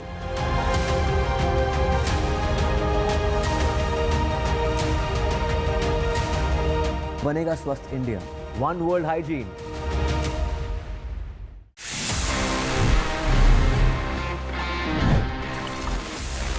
life is anyway quite easy these days because हमको वो cash carry नहीं करना पड़ता है. We can make the payments just using UPI. हमारे phone से instant एक QR scan करके हम payment कर देते हैं. But the question is कि अगर आपके पास में आपका wallet नहीं है और आप UPI के भरोसे घर से निकल गए, let's say you don't get internet signal as well. Sometimes ऐसा होता है और आपको अगर वहाँ पे UPI से payment करना है, how would you do it? Guys, the simple answer is कि आप बिना इंटरनेट के भी UPI से पेमेंट्स कर सकते हैं if you just follow the following instructions. सबसे पहले आपको आपके फोन से डायल करना है *99#. जी हाँ, ये कुछ ऐसा ही है जो पहले हम डायल करते थे *123#, *121#, for all our balance check inquiries. तो जब आप इस नंबर को डायल करते हैं उसके बाद you can follow the prompts और आप जिसको भी पैसा भेजना चाहते हैं उसका UPI ID या फिर मोबाइल नंबर एंटर करने के बाद अपना UPI पिन साथ में ऐड करके पेमेंट कर सकते हैं even while you are offline. It simply means that it's functional and it's secure as well क्योंकि आपको आपका UPI पिन यूज करना होता है. So next time you're in the mountains, next time you are stuck somewhere with no internet and you want to make an payment कहीं पे भी, तो आप कर सकते हैं with the help of offline technique जो मैंने आपको बताया. Tip is very useful. याद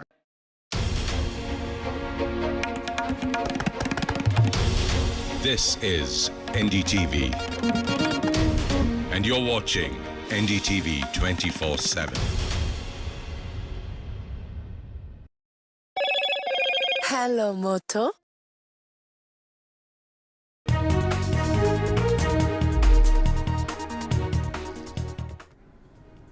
Good afternoon. You are watching NDTV 24/7. I'm Parmeshwar Bava. We've got an action-packed bulletin lined up for you. Let's begin with the top stories you need to know. In the Kuwait tragedy, mortal remains of 45 Indians have been brought back. The aircraft has landed in Kochi. It will now be taken to Delhi. Meanwhile, the Ministry of External Affairs says the hospitalized Indians will be discharged soon. Trouble mounts for the ex-Karnataka Chief Minister B.S. Yediyurappa. There's a warrant against the BJP strongman in a POCSO case. The Karnataka government says they will take Yediyurappa in custody. In fact, the Home Minister says this is not vendetta. They are taking the action as per law. In actor Darshan's case, another key arrest has been made. The driver who ferried the victim has surrendered. The victim was actually driven from Chitradurga to Bengaluru.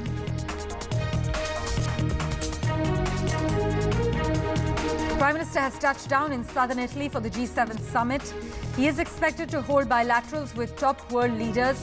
Also on the radar, a meeting with Joe Biden that's expected. NDTV gets you the insider details from Bari.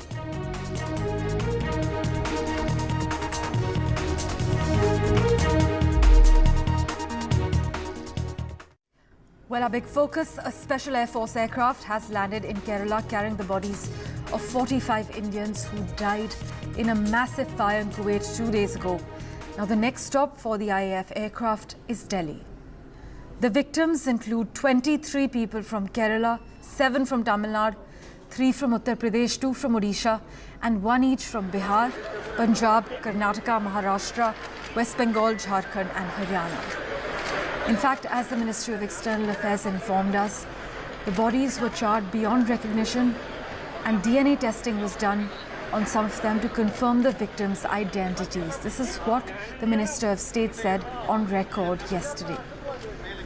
Now, as you can see, the Chief Minister Pinarayi Vijayan was present at the Kochi airport. He will also be paying the last respects to the mortal remains of the Indians that have been brought back from Kuwait. We actually have a reaction from one of the victims' brothers and also a reaction from KV Singh lined up for you. Listen in.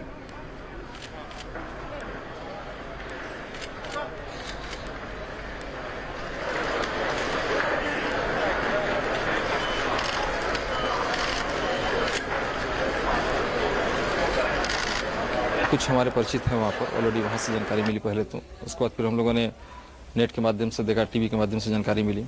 कल प्रशासनिक तौर पर सारी चीज़ों की जानकारी उनकी तरफ से पुष्टि की गई, तब जाके हमको इस बात की कंफर्मेशन मिला कि नहीं, चूँकि हम तो मिसिंग के तौर पर या कहीं ना कहीं किसी हॉस्पिटल में एडमिट है, इस पर्पज़ से अनभिज्ञ थे और जानकारी में लगे हुए थे कि भाई हमको कहीं नहीं मिले उस जानकारी हम लोगों को। Sam Daniel has been tracking the latest developments for you. He joins us live at the moment. Sam, the Special Air Force aircraft, as you've been reporting, landed in Kerala, but its next stop is now Delhi. That's right, Parameshwar. The flight has brought mortal remains of a total of 45 Indians killed in that terrible Kuwait fire tragedy. Among them, 31 are from southern states, 23 from Kerala, 7 from Tamil Nadu and 1 from Karnataka. And the flight would resume with the other mortal remains, and they will be sent back to their respective states or homes from Delhi. As we speak now, a team led by Kerala Chief Minister Pinarayi Vijayan, a Minister Senji Mastan from Tamil Nadu, and elected representatives from Kerala would pay their final respects to the mortal remains of all these people who have died. And then individual ambulances with individual police escort would head towards the hometowns both in Kerala and Tamil Nadu. And there's a pall of gloom in several pockets of Kerala and Tamil Nadu as families are mourning the loss of their loved ones. It was a terrible tragedy in which these people were charred to death as they were caught unawares early in the morning, just around dawn, when fire, allegedly triggered by a gas leak, led to explosions of cylinders, and the fire soon spread from the ground floor to other floors, forcing some even to jump through the windows. And the attention is now also switching to those who are injured and being treated in different hospitals, at least 5 different hospitals, according to the Union Minister of State for External Affairs, Kirti, Vardhan Singh, who had just returned from Kuwait on the same flight. And he says the condition of one person is critical, and he's still hopeful that it may take a little longer hospitalization for him, but he will be fine. But best possible treatment in the best possible hospitals, he says, are being given there. And the Prime Minister has given a relief of 2 lakh rupees. Both the governments of Kerala and Tamil Nadu have announced a relief of 5 lakh rupees. And in Kerala, other non-governmental agencies have also come forward to give a total of 7 lakh as aid, as relief for these families. So the families will get a total of 12 lakhs each. And some kind of a financial security for those families who have lost their breadwinners. And heart-rending stories both from Tamil Nadu and Kerala. Sergeant George, an M.Tech who had gone to Kuwait for this job only last month, has been killed. Lucas, who has been there for 18 years, has been killed, and he leaves behind his wife and 2 children. Samir, who got married just 9 months ago, was planning to return to join his wife. He again was killed in this. A driver from Chennai's Royapuram again was killed in that. So heartrending scenes, and this yet again reminds the unsafe conditions in which people, workers from India live in the Middle East countries. And this particular accommodation is owned by NBTC, construction company in Kuwait, which is co-owned by an Indian who has roots in Kerala. And the Kuwait administration has taken to custody 3 of the people who are allegedly responsible for this. And initial reports indicate there could be large-scale violations in terms of overcrowding, in terms of not complying with safety norms, in terms of locking the access to the terrace, and many other such violations. And it has come as a huge embarrassment for Kuwait.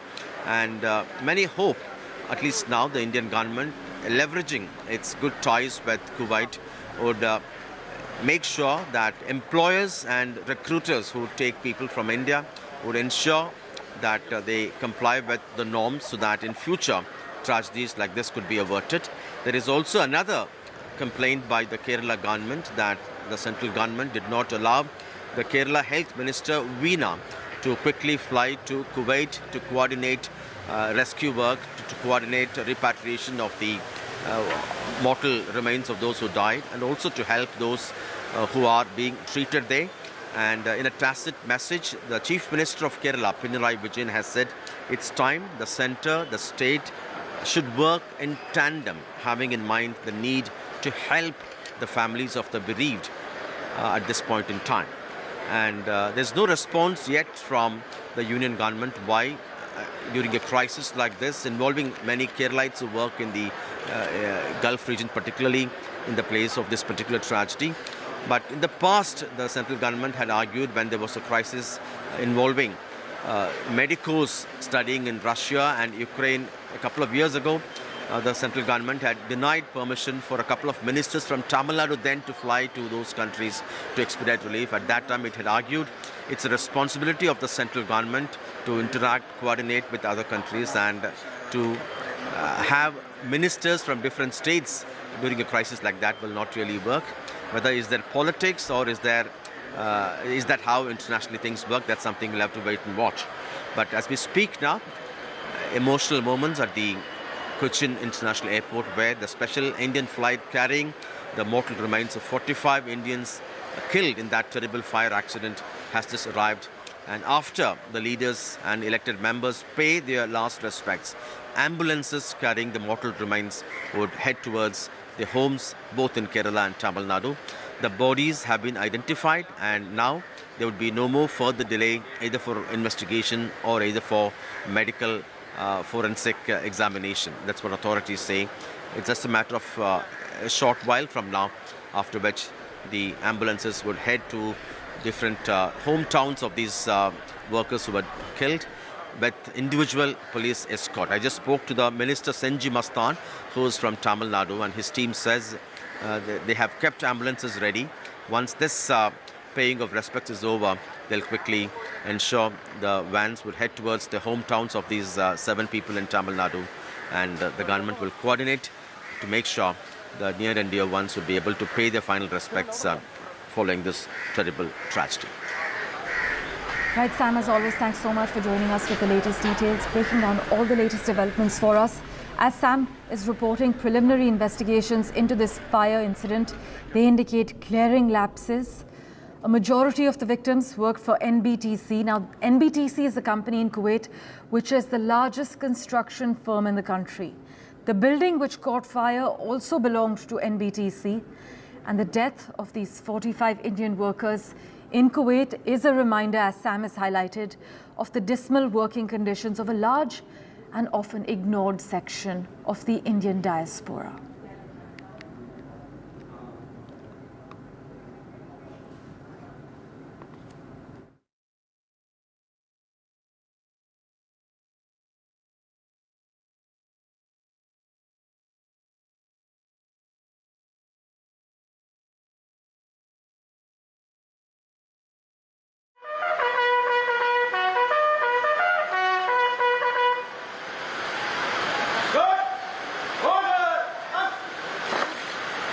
Chief Minister is paying his last respects as far as the mortal remains are concerned.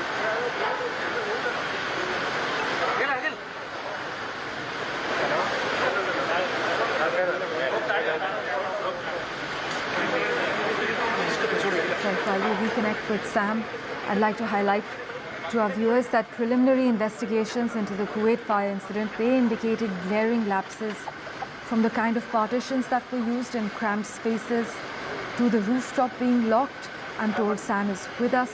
Sam, take us through the live visuals playing out on our screens at the moment.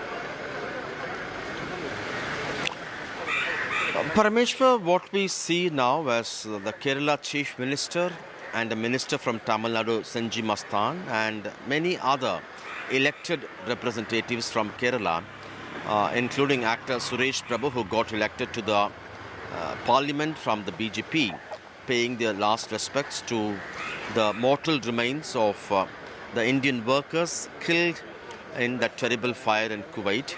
As we speak, 31 mortal remains of the Indian workers have arrived at this Kochi airport, and 23 of them are from Kerala, 7 of them from Tamil Nadu and 1 from Karnataka. And the mortal remains of 14 others would be flown to Delhi, from where they would be taken to their respective homes. The plan now is for individual ambulances from Kochi would leave towards the hometowns of these workers across Kerala and Tamil Nadu. Each of these ambulances will also be accompanied by a police escort vehicle, and both the Tamil Nadu and Kerala governments are coordinating this to make sure the near and dear ones would get to see the mortal remains before they would be buried or cremated. And it's a terrible tragedy that took place before early in the morning, around dawn in Kuwait, when allegedly a fire was triggered after a gas leak which led to multiple explosion of gas cylinders. The fire soon spread from the ground floor to the other floors up, and many had to jump through the windows to survive. Many violations are being alleged now in terms of cramped accommodation. Some reports suggest 190, a little over that many number of people were housed in that accommodation. The access to the terrace was locked, endangering fire safety, and there were also other violations in terms of partitions being put up and too many gas cylinders kept there. This particular accommodation, investigators saying, is owned by NBTC, a company that's into construction in Kuwait, and as we speak, at least 3 members from this group have been taken into custody. They are being interrogated for violations, and this has come as a huge embarrassment for Kuwait, which employs large number of Indians, particularly many from states like Kerala. And the Kuwait administration also has contributed as a part of the compensation package for these workers. Yes. And one would hope that the investigation would get to the bottom of it, identify those who are guilty, identify what are the violations there, and make sure they would bring to justice those responsible. While being a foreign country, well, India cannot do much. Many say it's time India uses its close ties with Kuwait to make sure they would ensure that employers and recruiters who take people from India would abide by the norms, the local norms there, to ensure safety, so that at least in future tragedies like this could be averted. That's the larger expectation. Indeed. And this is a kind of an eye-opener in a sense of the unsafe conditions in which Indian workers and Indian employees live in the Gulf region, in the Middle East largely. And one would hope there would be some kind of intervention, some kind of pressure from Indian government to make sure there will be a larger compliance by employers. And Indeed. in Tamil Nadu, the government has given a relief of 5 lakh rupees. Yes, in fact, Sam, the Kuwait government has ordered an investigation, as you're correctly reporting, and assured that the guilty will be held to account. Also, Sam, the country's Deputy Prime Minister has asked the Kuwait municipality to address similar violations elsewhere as well, where a large number of workers are crowded into residential buildings. This could be the case in many Middle East countries where large Indian populations work over the years, Parameshwar. And although time and again during such accidents, during such tragedies, we get to know about that, nothing has changed largely. And this particular tragedy, killing close to 50 workers, has really shaken up the global community, and one would expect that this could be, in a sense, be a turning point to ensure that there would be large-scale compliance, there will be large-scale adherence to safety norms by employers. In many countries, it's also true that the employers themselves provide accommodation. It's also true that in many countries, the migrant workers choose to live in such conditions voluntarily, because the rentals could be high, and by living in such accommodations, they would also be able to save monies to send them back home. So it works both ways, and in this case at least, it's the employer who appears to have been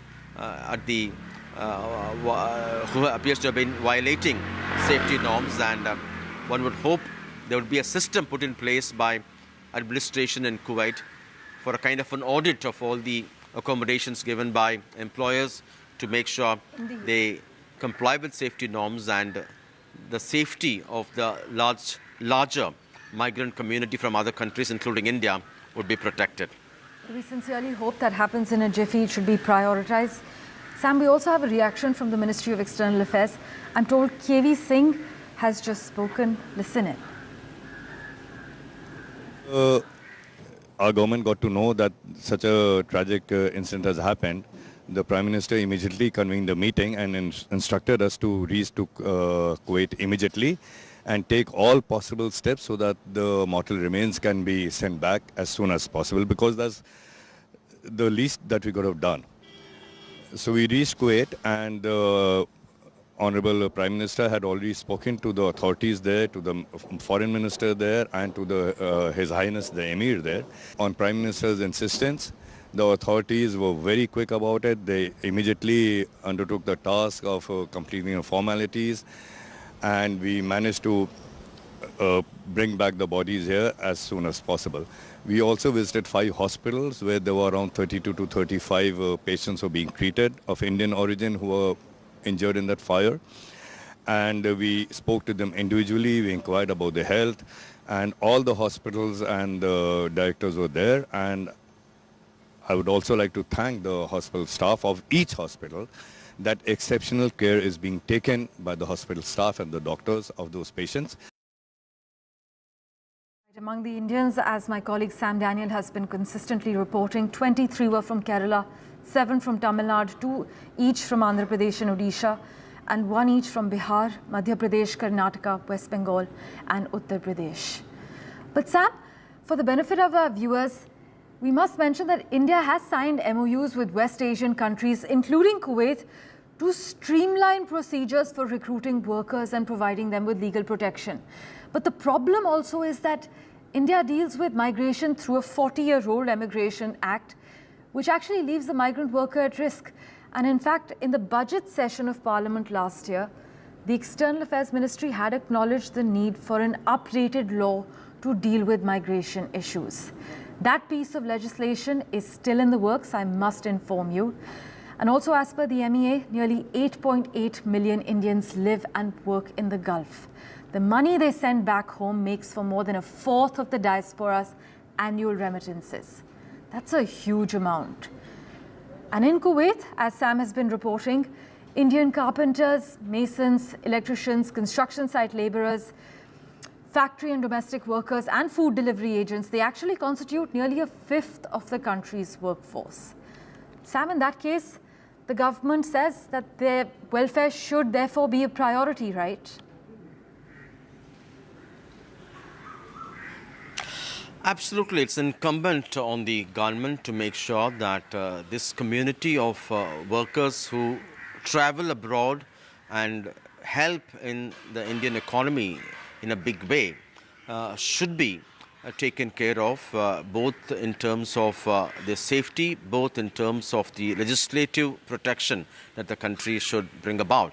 And it's important that the Parliament, the lawmakers, take this issue seriously and update the laws we have that would guarantee safety, that would also make it incumbent on the governments of the time to enforce this and to hold talks with the governments with which we have entered into agreements, so that there will be larger compliance, which we could prevent issues or tragedies like this in Kuwait, which has shaken up the whole country now. And that many say it's important that India should leverage both in terms of its close ties with neighboring countries and countries in the Gulf region, and through legislatures, so that they'll be able to really have that kind of a protection, and it will be morally bound on the government of India to ensure a reasonable amount of safety of the workers who travel abroad to work. And what we see now in Kochi is the bodies have arrived of the Indians killed in Kuwait, and the team led by Kerala Chief Minister Pinarayi Vijayan and other elected members from Kerala and a minister from Tamil Nadu have paid their last respects. And any time now, the bodies or the mortal remains would head towards their hometowns in individual ambulances escorted by Kerala police. Sam, as always, thanks so much for joining us with the latest details, for taking us through the latest visuals coming in from the Kochi International Airport. The state government, as we had been reporting, had arranged for ambulances to transport the bodies to their respective homes. Those ambulances are now carrying the bodies to their respective homes as they have arrived.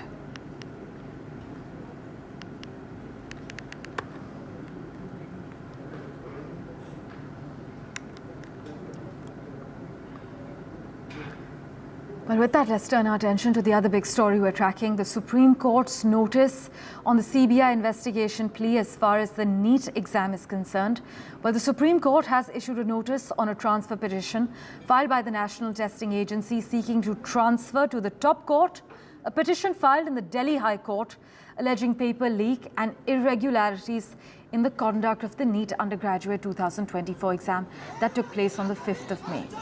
In fact, the vacation bench of Justices Vikram Nath and Sandeep Mehta, they've tagged the NTA's transfer petition along with other petitions regarding the paper leak in the NEET undergraduate exam. Sunil Prabhu and Vedant Agarwal have been tracking the latest developments for us. They join us live at the moment. Let's go across to my colleague Sunil first.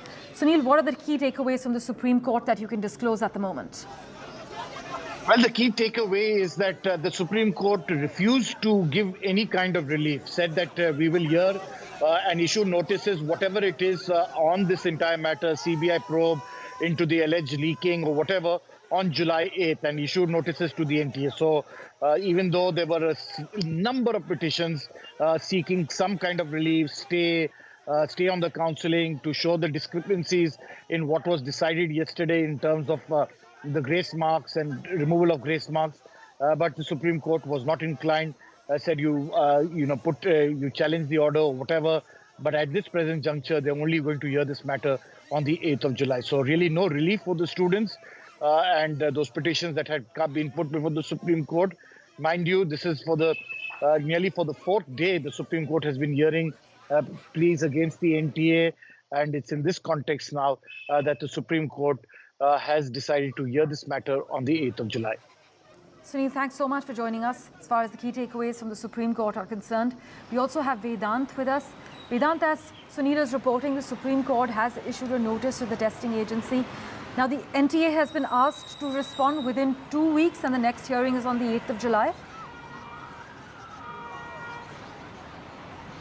That's right, Parmeshwar. The key takeaway also is that there's going to be no intervention as far as the counselling is concerned, which is what was perhaps a key demand of the students. In fact, what I'm being told is that here at the Ministry of Education, a delegation of several candidates, NEET candidates, will have sought time with the Minister of Education, and they will be submitting an application asking for postponement of the counselling process, given the fact that the Supreme Court has decided to hear all the petitions together on the 8th of July. Remember, the timeline as far as the students are concerned is going to be that the re-examination is likely to be held on the 23rd of June. The results would be declared perhaps on the 30th, and the counselling process as scheduled will begin from the 6th of July. That is 2 days before the Supreme Court's next hearing, which essentially means that for the students there is no relief as far as the counselling process is concerned. The students have of course been saying that there's discrepancy in the entire process. The integrity of the entire examination process has been compromised, is what many of the students have been saying. In fact, they will be meeting the Education Minister. At least they've sought time with the Education Minister at about 1 this afternoon, is what we are being told. And their basic demand is that on the part of the Education Ministry and the NTA, there should be some consideration as far as several of these students are concerned, because they say that it's unfair on them, given the fact that many of the students who've been given grace marks may not opt for the retest option, and then the entire process becomes skewed. So for the students, no relief. The timeline, as I said, looks similar as of now. The Supreme Court is set to hear the petitions on the 8th of July. In fact, interestingly also, one of the petitions said that there should be a CBI probe into the alleged paper leak. Now remember, the National Testing Agency from day one has been saying that there's been no paper leak. There was some sort of mix-up of question papers between English question papers and Hindi question papers, and there was loss, there was time loss that some students, some candidates had to suffer. But there was no paper leak, is what the NTA has been saying from day one. Now the Supreme Court, of course, has said that we cannot immediately issue any directive as far as this plea demanding a CBI investigation is concerned. concerned. So all of that will be heard on the 8th of July. So far, what we're hearing from the petitioners and students is that they would be requesting the Education Ministry to intervene.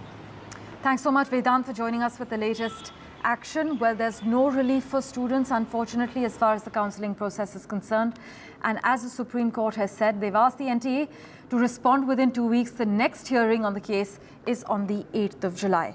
News and updates continue on NDTV 24/7. We're taking a very quick break for now.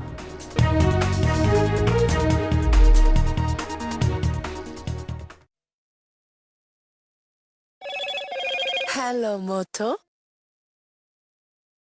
Motorola, India's best 5G smartphone brand.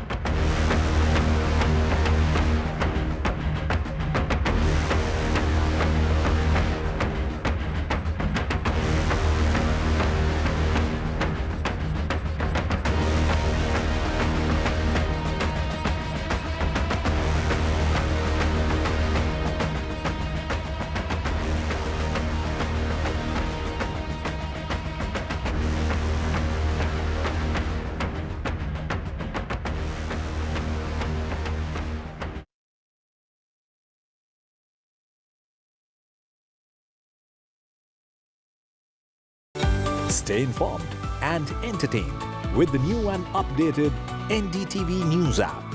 You can watch all our channels live, listen to podcasts, read breaking and exclusive news from around the world and more. Download the NDTV app today and get access to the best journalism and storytelling on your smartphone or tablet. The NDTV app. News that matters to you. In this week's episode of India Sense, watch legendary emerging markets investor Mark Mobius' big India bet. Should G7 become G8 with the addition of India as the 8th country?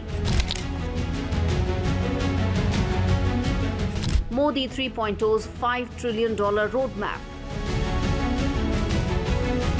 2023, mankind's most violent year.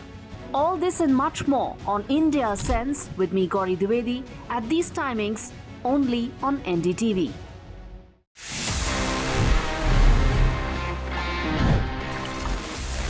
Let me give you a quick recap and let's discuss about how Sony used some brilliant marketing back in the 90s for its PlayStation. See, आज PlayStation बहुत ज़्यादा popular है, ये हम सभी जानते हैं. Almost globally it's very popular. Games हों या consoles हों, काफ़ी ज़्यादा लोग इनको use करते हैं. But back in the days, back in the 90s, while Sony was trying to establish its PlayStation lineup, काफ़ी interesting marketing को Sony ने use किया था. जी हाँ, I'm talking about the very special scrap.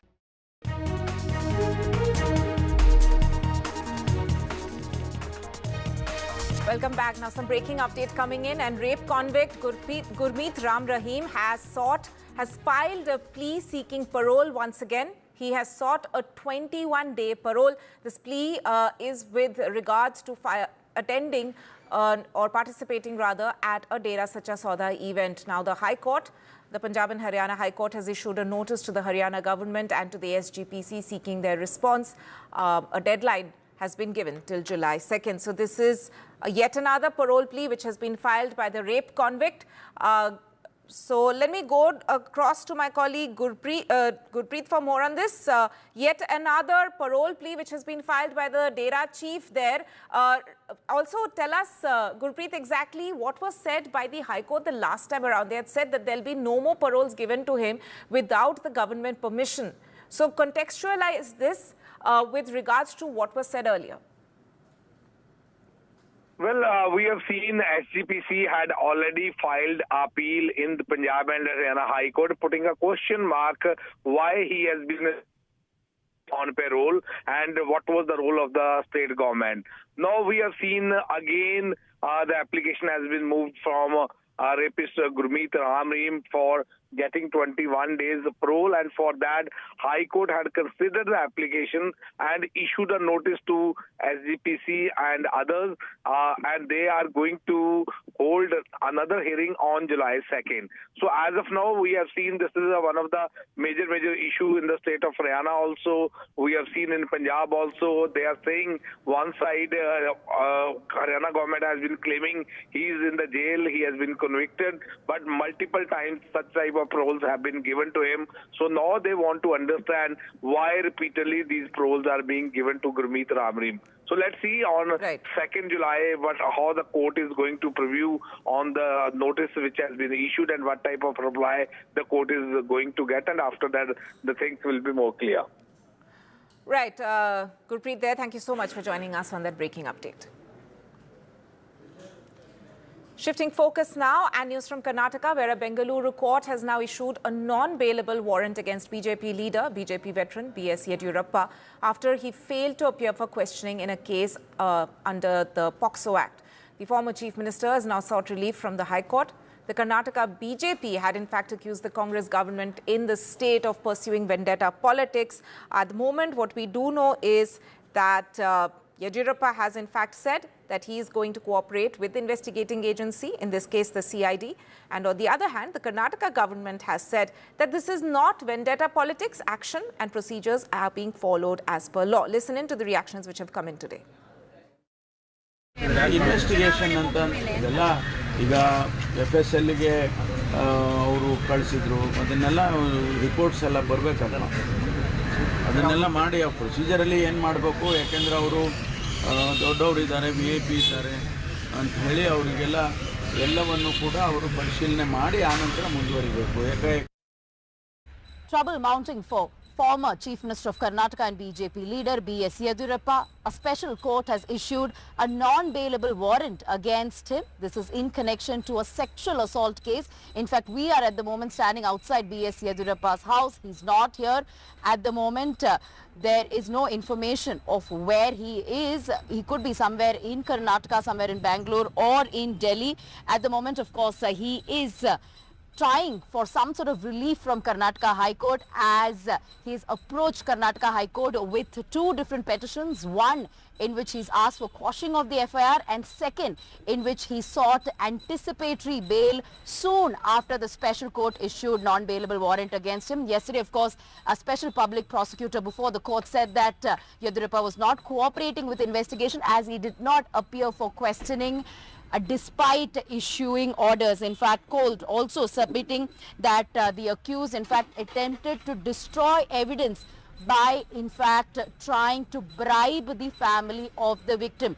Of course, the mother of the victim, who is the primary complainant, passed away unfortunately, so therefore the brother of the victim has taken up the case and has also asked the investigation agency by way of a court that the investigation should be in fact expedited. He has approached the court seeking the same. So at this point, of course, all eyes on Karnataka High Court as to whether any sort of relief will be given to the former Chief Minister of Karnataka. He has sought anticipatory bail soon after NBW has been issued against him. There is a possibility that if his application is not in fact considered by the court, and if his application is dismissed by the court, then he could soon be arrested.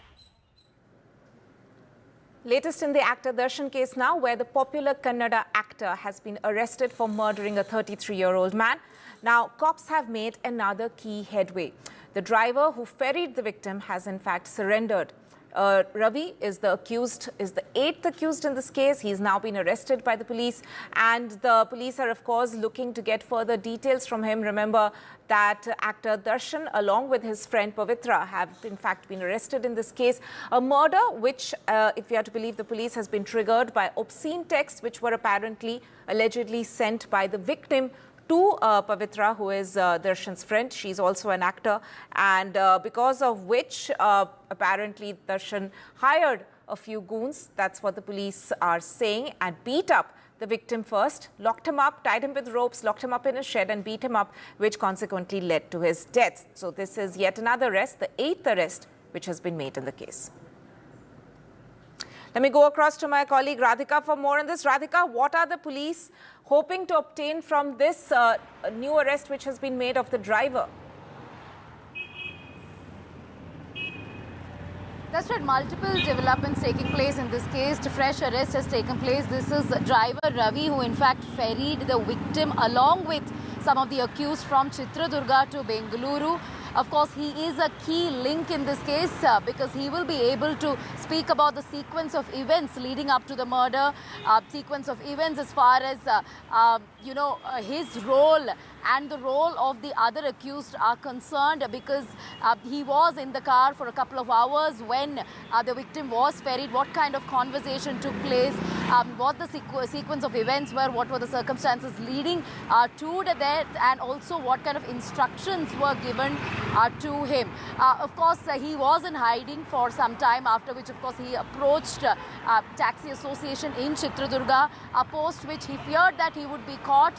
So therefore, he surrendered himself before Chitradurga police. He's been taken into custody. He will definitely be an important link in the case. He could be, of course, be able to talk about what exactly transpired just ahead of the murder in Chitradurga as well as in Bengaluru. Apart from that, there was a spot inquest also that was conducted in Chitradurga, where one of the key accused, Raghavendra, who was the president of Darshan Fans Association, who was a key accused in the case, was taken to Chitradurga to conduct a spot inquiry.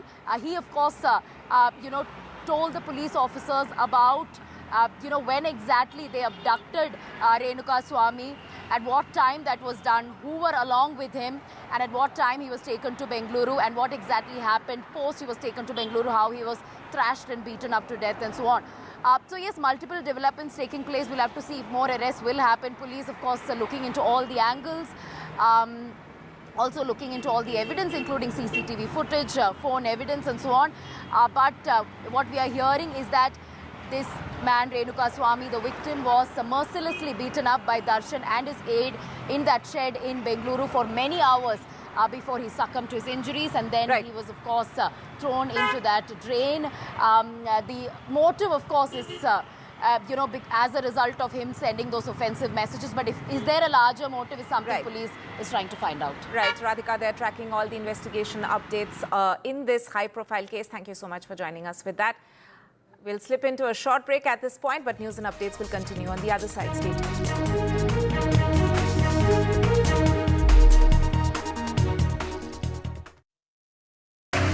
Hello and welcome. We are in Rome, Italy, on our way to Apulia in the south of Italy, where the G7 summit is going to be held. The Prime Minister will be here tomorrow. It's his first international visit since the NDA-3 government came into power. Why is G7 important? Because it is a collection of the world's most powerful nations. India now is in fact got a bigger economy than 3 of those nations. Italy, the host, Canada, and also France.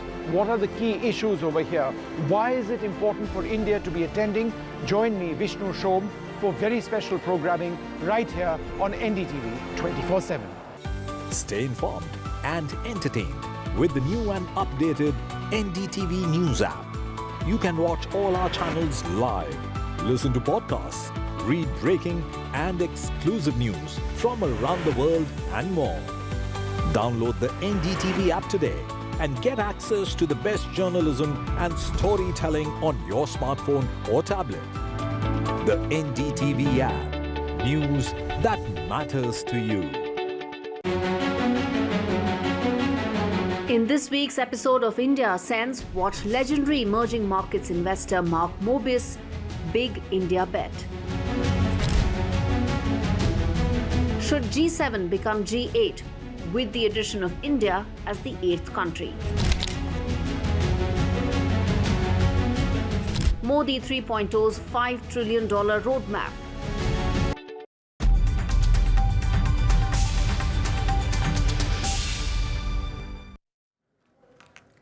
Right. Now let's shift our focus to the other big story that we are tracking, of course, and that is the G7 summit, which is being held in Italy. And as we know that Prime Minister Modi is expected to attend a number of bilateral meetings today, a few meetings which are already on the agenda.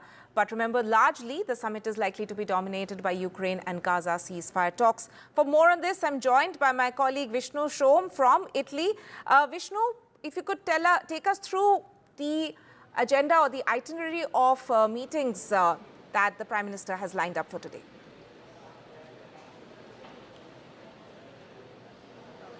Well, Tanima, today is a very important day. This is, in fact, it's just a 24-hour visit. His first visit since he became Prime Minister, sworn in for the third time. He's going to be meeting the French President, Mr. Macron, a little while from now. He'll be meeting the German Chancellor, Olaf Scholz. He'll be meeting the Japanese Prime Minister, Mr. Kishida, as well. The British Prime Minister, Rishi Sunak. Later in the evening, there will be a bilateral with the Italian Prime Minister, Giorgia Meloni. And there will be, towards the end of the day, an informal dinner which the Italian Prime Minister will be hosting for him. Right, Vishnu, among the number of names that you took, two key names that there's a lot of curiosity about. Is there any clarity on the meetings, whether Prime Minister Modi will be meeting US President Joe Biden and Canadian Prime Minister Justin Trudeau?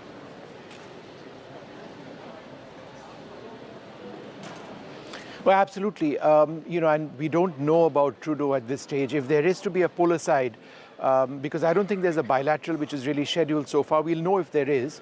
But if there is a meeting between the two leaders, it would come at a time when relations between New Delhi and Ottawa have plummeted to a real low.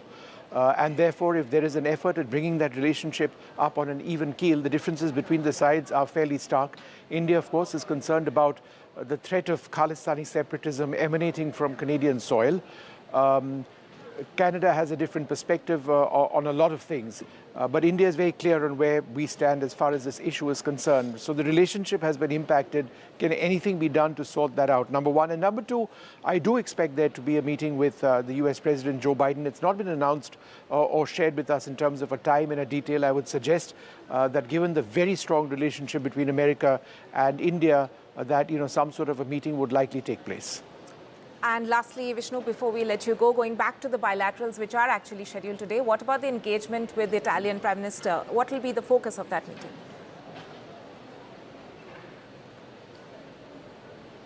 So that I would suggest is actually the most important meeting among the bilaterals over here.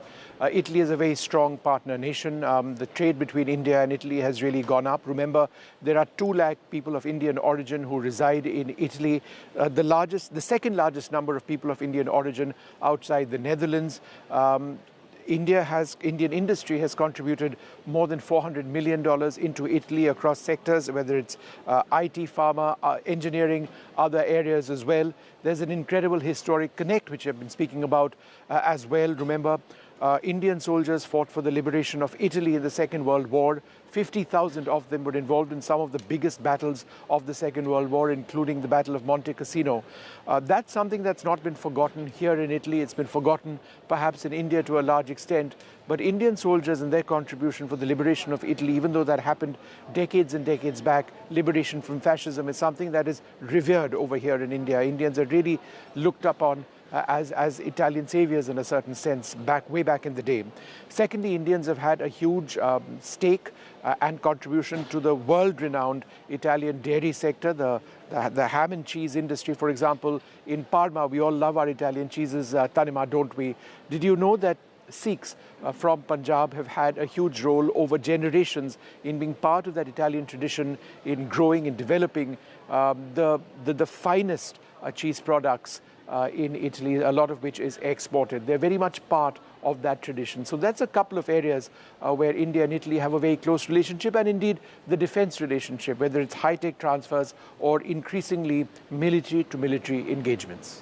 Right. Vishnu, thank you so much for that comprehensive analysis and all the updates there. Vishnu Shom reporting from Italy, tracking all the updates coming in on the G7 summit.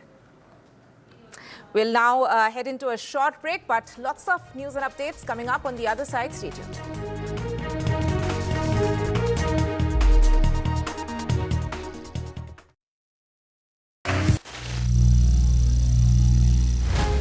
Some people say the metaverse will only be virtual. One day this lecture hall will be made of code, and driverless cars would be trapped in intersections.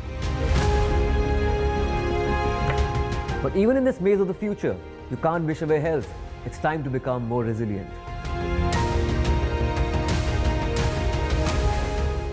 10 years of Banega Swasth India, we have grown and achieved so many milestones.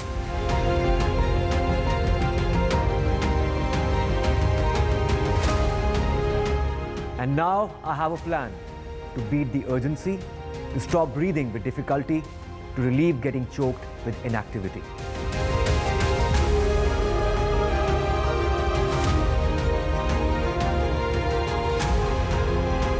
Energize.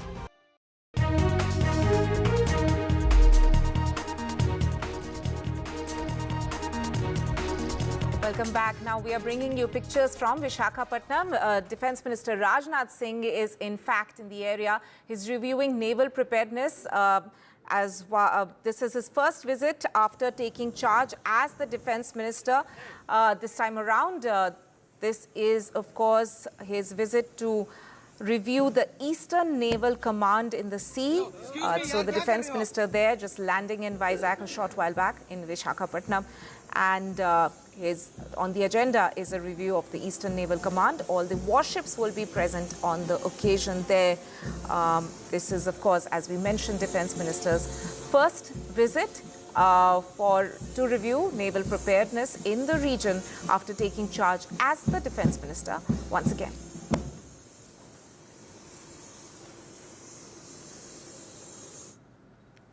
Shifting focus now to another important political story that we are following, and RSS Chief Mohan Bhagwat is in Uttar Pradesh's Gorakhpur.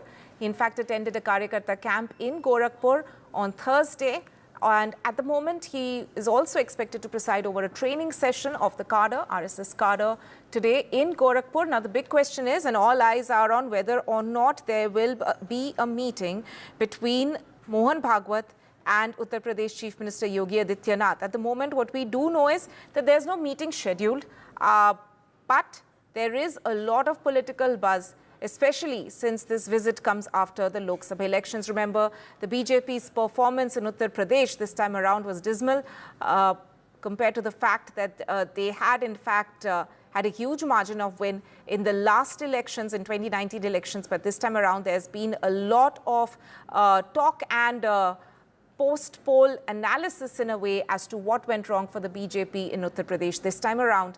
And Uttar Pradesh Chief Minister, the man on your screens there on the right, of course, under the scanner in a way, and the fact that this visit of RSS Chief Mohan Bhagwat comes just a few days after that speech of Mohan Bhagwat, where he had in fact said that arrogance is not good in politics. He had made a lot of comments, of course, that speech also coming just shortly after Lok Sabha elections, in which the NDA government, of course, won, but the BJP's numbers were not up to the target that they had set for themselves.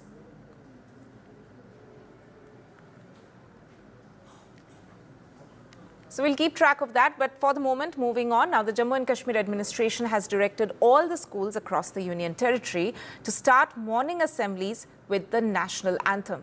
This is the first time when singing of national anthem has been made mandatory during morning assemblies in Jammu and Kashmir. So this is a new direction which has come through in Jammu and Kashmir. Remember, again, this is a direction which has come, a circular which has been issued by the Principal Secretary of Education to all the schools to ensure morning assemblies begin with the national anthem as per the standard protocol. The circular is part of a series of measures by the Union Territory Administration since the abrogation of Article 370, and the Union Territory Administration has already made it mandatory for schools and all other educational institutions to hoist the national flag on Independence Day and Republic Day in J&K.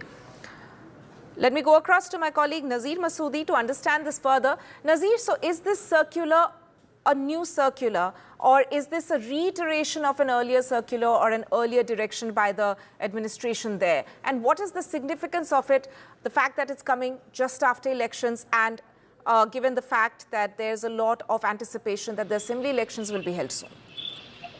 Well, it doesn't have to do anything with election or assembly election which are likely to be held. Actually, this is a new order wherein Principal Secretary Education, Mr. Alok Kumar, is talking about issuing a circular and saying there are not many schools are actually holding the assembly prayers, morning prayers. So morning assembly, so that is they say it is mandatory. And they say then the national anthem, it should start with the national anthem. Because national anthem national anthem was not being sung in any school, particularly in Kashmir Valley. Several measures have been taken by the government of the abrogation of Article 370, like teachers have been asked to hoist national tricolor in schools on Independence Day and the Republic Day. Now, they have taken another step by saying now they have to start the morning assembly with the national anthem. That is what they are saying. That you have to imbibe nationalism among the children, students, and also the teachers as well. We don't think beyond that there's any other reason, whether it is linked to the election or any situation. This is something which the government has been doing since the abrogation of Article 370. Because of this militancy, national anthem, some morning assembly would not start with the national anthem. So since the perception this militancy has gone, particularly in the Kashmir Valley, it has been wiped out in most parts of the valley, even as there are fresh attacks in the Jammu region. So government has issued the circular, making it mandatory for all the schools that they should start morning assembly with the national anthem. That's right, Nasir Masoodi there reporting on a key update taking place in J&K. Thank you so much for joining us with that. Shifting focus now to weather reports, and there's a heat wave alert for North India. That heat wave alert continues, in fact, and as per the Met Department, that is likely to continue through the next week as well. In fact, the Met Department has said that 15 days or more of heat wave is going to continue in at least 14 of the 36 divisions in the north. Odisha also has had 27 days of heat wave. Rajasthan has had 23. West Bengal 21. Delhi has had 23 days so far, which is double the number of days one faces heat wave normally in these areas in the mid of summer. So heat wave is likely to continue now, at least for the next week as well. And while the summer heat intensifies, there's wildfire being reported. 4 people have been injured and are in critical condition after 4 Uttarakhand Forest Department officials in Dehradun, in fact, died, and 4 others were injured when the team was caught up in a raging forest fire in Almora's Binsar Wildlife Sanctuary. Authorities have said that those 4 people died when they were trying to douse the fire. 4 others who received burn injuries were rushed to nearby hospital. Uttarakhand Chief Minister Pushkar Singh Dhami held a high-level meeting with the Chief Secretary, Principal Secretary and Chief Conservator of Forests and directed for immediate control of the situation.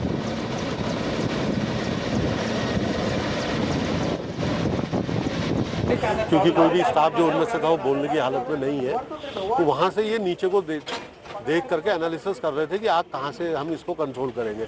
अचानक से तेज हवा का झोंका आया और तो आग ने बिल्कुल एकदम से चारों ओर से घेर लिया और ये लोग वहीं पे आग में जंगल की आग में झुलस गए। कितने लोग थे, कितने लोगों की डेथ हुई?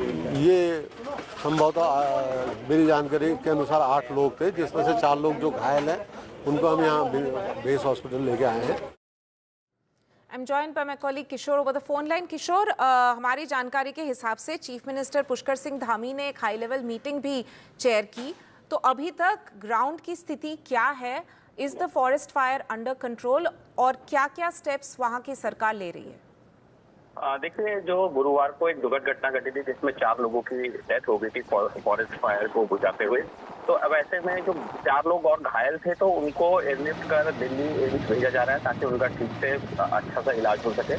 इसके अलावा मुख्यमंत्री पुष्कर सिंह धामी ने सचिवालय में इसको लेकर एक बड़ी मीटिंग बुलाई है जिसमें फॉरेस्ट के कर्मचारी, अधिकारी, इसके अलावा आपदा प्रबंधन और डीएम को एक कॉन्फ्रेंस में बुलाया गया और इसमें सबको निर्देश दिए जा रहे हैं कि जहाँ पे भी आग की सूचना हो तत्काल उसको बुझाया जा सके और इसके अलावा सेना की और एयरफोर्स की जो मदद लेनी अगर जरूरी पड़ती है तो उसको भी लिया जाए ताकि इन जंगलों की आग को बुझाया जा सके। सबसे बड़ी बात यह है कि अभी पिछले 24 घंटों में 13 जगहों पे आग थी, उसमें लगभग 80% काबू पा लिया गया है।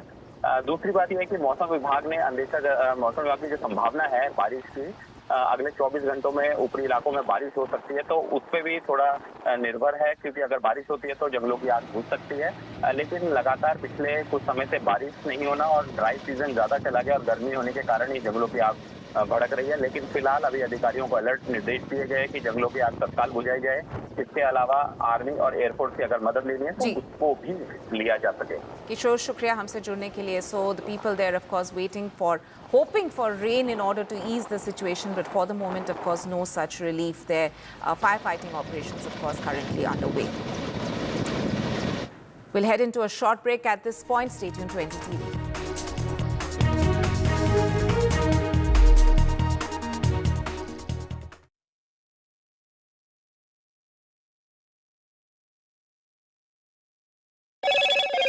Hello, Moto.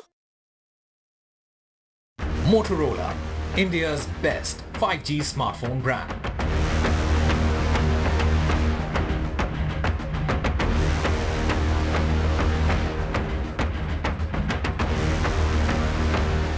Prime Minister Modi in Italy for the G7 summit. Ukraine war, global economy dominates the agenda.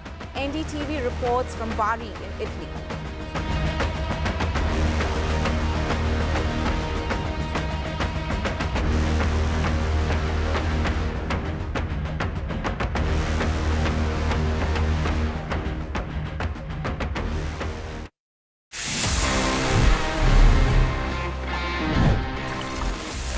Finally, I'm here. Finally, this is the time जहाँ पे मैं आपके सवालों के जवाब देता हूँ in this section, which happens to be my favorite as well, and it's called Ask TG. Let's see इस week हमारे पास में कौन से सवाल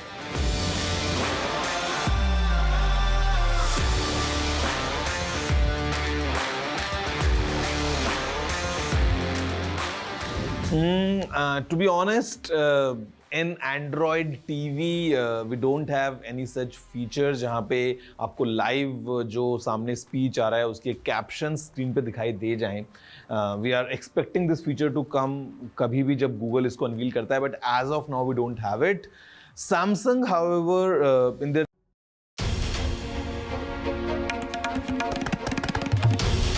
This is NDTV, and you're watching NDTV 24/7. Hello, Moto.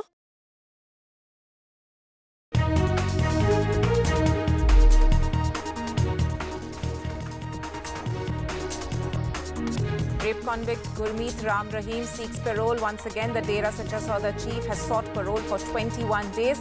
Punjab and Haryana High Court has issued a notice to the Haryana government.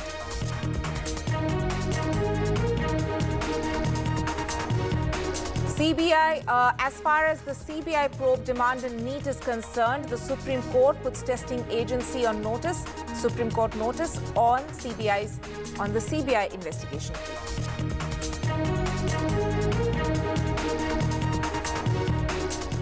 Mortal remains of Indians brought back from Kuwait after the fire tragedy. Bodies of 45 Indians brought back to Kerala.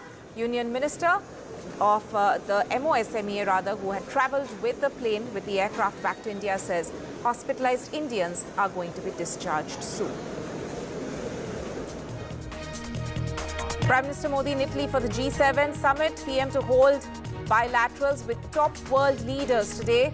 In fact, a PM Modi and Biden meeting is also expected in Italy. NDTV reports from Bali.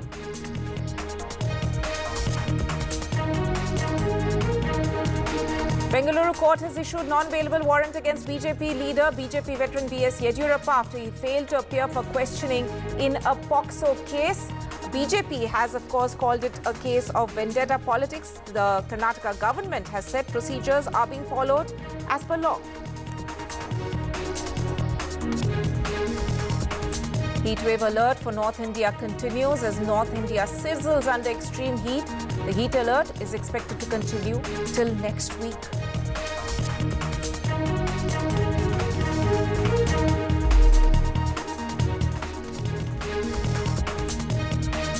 Our top story, and Gurmeet Ram Rahim, the Dera Sacha Sauda chief, has filed for parole once again. He has in fact filed a plea seeking to participate at a Dera Sacha Sauda event. In fact, the Punjab and Haryana High Court has now issued a notice to the Haryana government seeking their response by July 2nd. Just to give the context to our viewers, this is, of course, we're talking about a rape and murder convict, Gurmeet Ram Rahim. He has already got at least 7 paroles over a period of 10 months. In fact, the last parole, a 50-day parole that was granted to him back in February, was the last parole. Before February, rather in January, was the last parole that he was granted. And within that span of 10 months, he had in fact been granted 7 paroles. There has, of course, been a lot of outrage about the number of paroles being granted to this man there, a rape and murder convict, beg your pardon. Let me go across to my colleague Gurpreet for more on this. Gurpreet, so what is the status of the plea at the moment? And also give our viewers an understanding of the number of paroles which had been granted to Gurmeet Ram Rahim in the recent past, following which this has been brought under the notice. And the High Court had also said that without government's permission, there will be no further parole granted to him. Well, we all know so many times this granting parole to Gurmeet Ram Rahim has come under the scanner, and a lot of questions were being raised over the Haryana government, and so many times we confronted the then Chief Minister of Haryana, ML Khattar, to understand why such type of relief is being given to Gurmeet Ram Rahim, and so many times the Chief Minister has given reply saying that it's the matter of the right, and a jail department is authorized and the prerogative of the jail department to grant such relief to the convict. Now, last time we have seen SGPC has already moved an appeal before Punjab and Haryana High Court, putting a question mark why he has been granted relief again and again, and on what basis he has been released out of this jail. So all these questions were being raised by SGPC, and that is one of the reasons that today, when this petition has been filed by Gurmeet Ram Rahim's side for getting 21 days of parole for the coming days, the court has issued notice to SGPC and others so that on July 2nd, they will be able to hold a marathon debate on this thing, right, whether this is genuine or not. So all these points are going to be considered, but as of now, it seems it's one of the biggest issue, not only in Haryana, even in Punjab also, SGPC has already raised this issue. Back to studio. Right, Gurpreet, thank you so much for joining us with that update. Shifting focus now to an important issue which affects a lot of youngsters, a lot of students, and that is about the NEET examination row. Now, in the latest from the top court, the Supreme Court has in fact issued a notice on the CBI investigation plea. Remember, the Congress has in fact demanded a CBI probe on the number of irregularities which have been reported as far as this particular medical entrance test is concerned. Now, this notice has gone to the National Testing Agency. They have been asked to respond within 2 weeks as to whether or not, on what their response is as far as the CBI probe demand is concerned. Next hearing on the matter is on July 8th. Remember, opposition has been raising several questions with regard to this, demanding a CBI probe. And remember, they have also, of course, the Congress, for that matter, has demanded the sacking of the National Testing Agency chief. Let me go across to my colleague Vedant, I believe, who is joining us with some of the protesting students. Vedant? That's right, Tanima. You see, the key takeaway from the Supreme Court hearing is that nothing really changes for the students, because the Supreme Court has now clubbed all the petitions which will be heard on the 8th of July. And the counselling process, remember, begins from July 6th. In fact, there's a delegation of students who has which has sought time with the Education Minister as well. आप क्या representation लेकर जा रहे हैं Education Minister के पास? Basically, हमारी सिर्फ basic demand है. सबसे पहले demand की इसको रीनीट किया जाए. दूसरी चीज़ अर्जेंट सीबीआई इंक्वायरी की जाए. तीसरा स्ट्रिक्ट एक्शन लिया जाए जो भी अधिकारी इसमें इन्वॉल्व रहते हैं. और चौथा और सबसे इम्पोर्टेंट जो ट्रांसपेरेंसी है, आज के टाइम पे ओएमआर में कोई ट्रांसपेरेंसी नहीं है. अगर मैं एग्जाम, कोई भी स्टूडेंट एग्जाम देने जाता है, वो कितने क्वेश्चंस अटेम्प्ट कर रहा है, ये कहीं पर भी वेरीफाई नहीं होता है. सुप्रीम कोर्ट ने अभी कहा कि देखिए इमीडिएटली सीबीआई सीबीआई इंक्वायरी के लिए डायरेक्टिव नहीं इशू किया जा सकता है, और ग्रेस मार्क्स वाला जो इशू है वो कहीं ना कहीं सुप्रीम कोर्ट ने सेटल कर दिया है। तो क्या आप इस जो अभी तक सुप्रीम कोर्ट का पोजीशन रहा है इस पर, क्या आप उससे सेटिस्फाइड नहीं है अभी? देखिए, मैं सबसे पहले आपको बताना चाहूँगा, अगर 1563 बच्चों को अगर इन लोगों ने ग्रेस मार्क्स दिए थे, तो क्या इन्होंने जब रिजल्ट किया था, क्या इन्होंने उस समय बताया कि हमने 1563 लोगों को किया है? जब बाद में मैनिपुलेशन थ्योरी चलती है और हर जगह पर ये ट्रोल होने लगते हैं, जब जाके ये आगे आते हैं कि हम लोगों ने ग्रेस मार्क्स दिए हैं, तो उसको लेकर transparency. Some other students also यार, आप इनफैक्ट खुद एक डॉक्टर हैं और आप यहाँ पर स्टूडेंट्स की तरफ से आए हैं, जो स्टूडेंट्स तमाम प्रोटेस्ट कर रहे हैं जंतर मंतर में। क्या आपकी बेसिक मांग है? क्योंकि सुप्रीम कोर्ट ने तो क्लियर कर दिया है कि सारे पिटिशन 8 जुलाई को सुनवाई होगी उनकी, और 6 जुलाई को काउंसलिंग प्रोसेस प्रोसीड होगा। सर, मैं पहली बात तो ये बोलना चाहता हूँ हमारे माननीय मंत्री साहब से कि ये मुद्दा विपक्ष का मुद्दा नहीं है, ये मुद्दा एक आम आदमी का मुद्दा है, 24 लाख परिवारों का मुद्दा है, जिनने ये सपना देखा था कि मेरे बेटा या बेटी को मैं डॉक्टर बनाऊंगा। आज बहुत इजी होता है कि मंत्री साहब कह रहे हैं ये विपक्ष ने माहौल बनाया हुआ है, आप कह रहे हो कि एनटीए बहुत अच्छा काम कर रहा है, मैं कहता हूँ आप एनटीए का मुद्दा नहीं है, मैं आपकी बात से सहमत हूँ, लेकिन आपकी मांगे क्या है संक्षिप्त में बताइए। सर, मेरी मांगे हैं, सीबीआई की जांच होनी चाहिए, अगर एनटीए ईमानदार है तो फिर से रीनीट का एग्जाम होना चाहिए, 24 लाख बच्चों, बिल्कुल 24 लाख बच्चों का होना चाहिए, और उसके बाद ट्रांसपेरेंट हो। सर, जो गोधरा में पुलिस ने पकड़ा है उसको ऐसा एविडेंस मिला था कि वहां कुछ दलालों ने ये कहा बच्चों को कि आप ओएमआर सीट में सिर्फ 20 क्वेश्चन भरना, बाकी खाली छोड़ देना, हम देख लेंगे। हम भी कल से यही कह रहे हैं, जरूरी नहीं है पेपर लीक से ही काम खराब होता हो, अगर इंटरनल सेटिंग हुई है तो भी काम खराब हुआ है। और आप ये सब अभी देखिए जांच के रेल में है, लेकिन अभी आप और भी स्टूडेंट्स आपको यहाँ ज्वाइन करेंगे। सर, मेरे साथ ये सारे बच्चे, ये देखिए हर्ष बच्चा ये आ गया है, ठीक है, ये सब वो बच्चों से बल्कि सुनते हैं आप, you one of the NEET aspirants who has been protesting, आप जंतर मंतर में प्रोटेस्ट कर रहे थे, तो आप ये जो रीनीट की मांग कर रहे हैं, ये सारे 24 लाख बच्चों के लिए आप मांग? यस, बिल्कुल, क्योंकि आप उस चीज को कैटेगराइज कैसे करेंगे जो चीटिंग से हम लोगों से आगे निकल गए। आप बोल रहे हैं सिर्फ 1600 बच्चों का मैटर है, अगर 1600 बच्चों का मैटर होता तो रैंक सिर्फ 1600 से या 2000 से बढ़ जाती, लेकिन रैंक बढ़ रही है 20 से 25,000 से। कल नितिन विजय सर जी भी आए रिपब्लिक भारत में, बोल रहे हैं कि मतलब 25,000 ऐसे डॉक्टर इस बार बनेंगे जो कि बनने के बिल्कुल काबिल ही नहीं है, तो आगे चल के मेडिकल लाइन भी कितना खराब हो जाएगी। तो इसलिए क्या है कि अपन लोग इस चीज को अभी अगर मैनेज कर लेते हैं तो अच्छा रहेगा। तो ग्रेस मार्क्स पर जो अभी तक सुप्रीम कोर्ट का एक तरीके से उन्होंने कह दिया है कि उनका रीटेस्ट होगा और फिर री एग्जामिनेशन का रिजल्ट 30 तारीख को डिक्लेयर होगा, फिर काउंसलिंग 6 को होगी, तो आप उससे सेटिस्फाइड नहीं है? हाँ, वो आपका अच्छा मतलब आपने काम किया है कि ग्रेस मार्क वाला सॉल्व हो गया, लेकिन मेजर इशू तो जो है वो पेपर लीक वाला है ना, लेकिन आप पेपर लीक पे बिल्कुल ध्यान ही नहीं दे रहे और आप पेपर लीक को मान ही नहीं रहे कि पेपर लीक हुआ भी है। अगर पेपर लीक नहीं हुआ है तो आपने 12 लोग अरेस्ट क्यों कर रखे हैं, और पेपर लीक नहीं हुआ तो मतलब उन लोगों ने खुद कबूला है कि मैंने पेपर लीक कराया है, और 30 लाख में हमने जो है। आपका नाम? हर्ष दुबे। और कहाँ से आप? मैं यूपी कन्नौज से।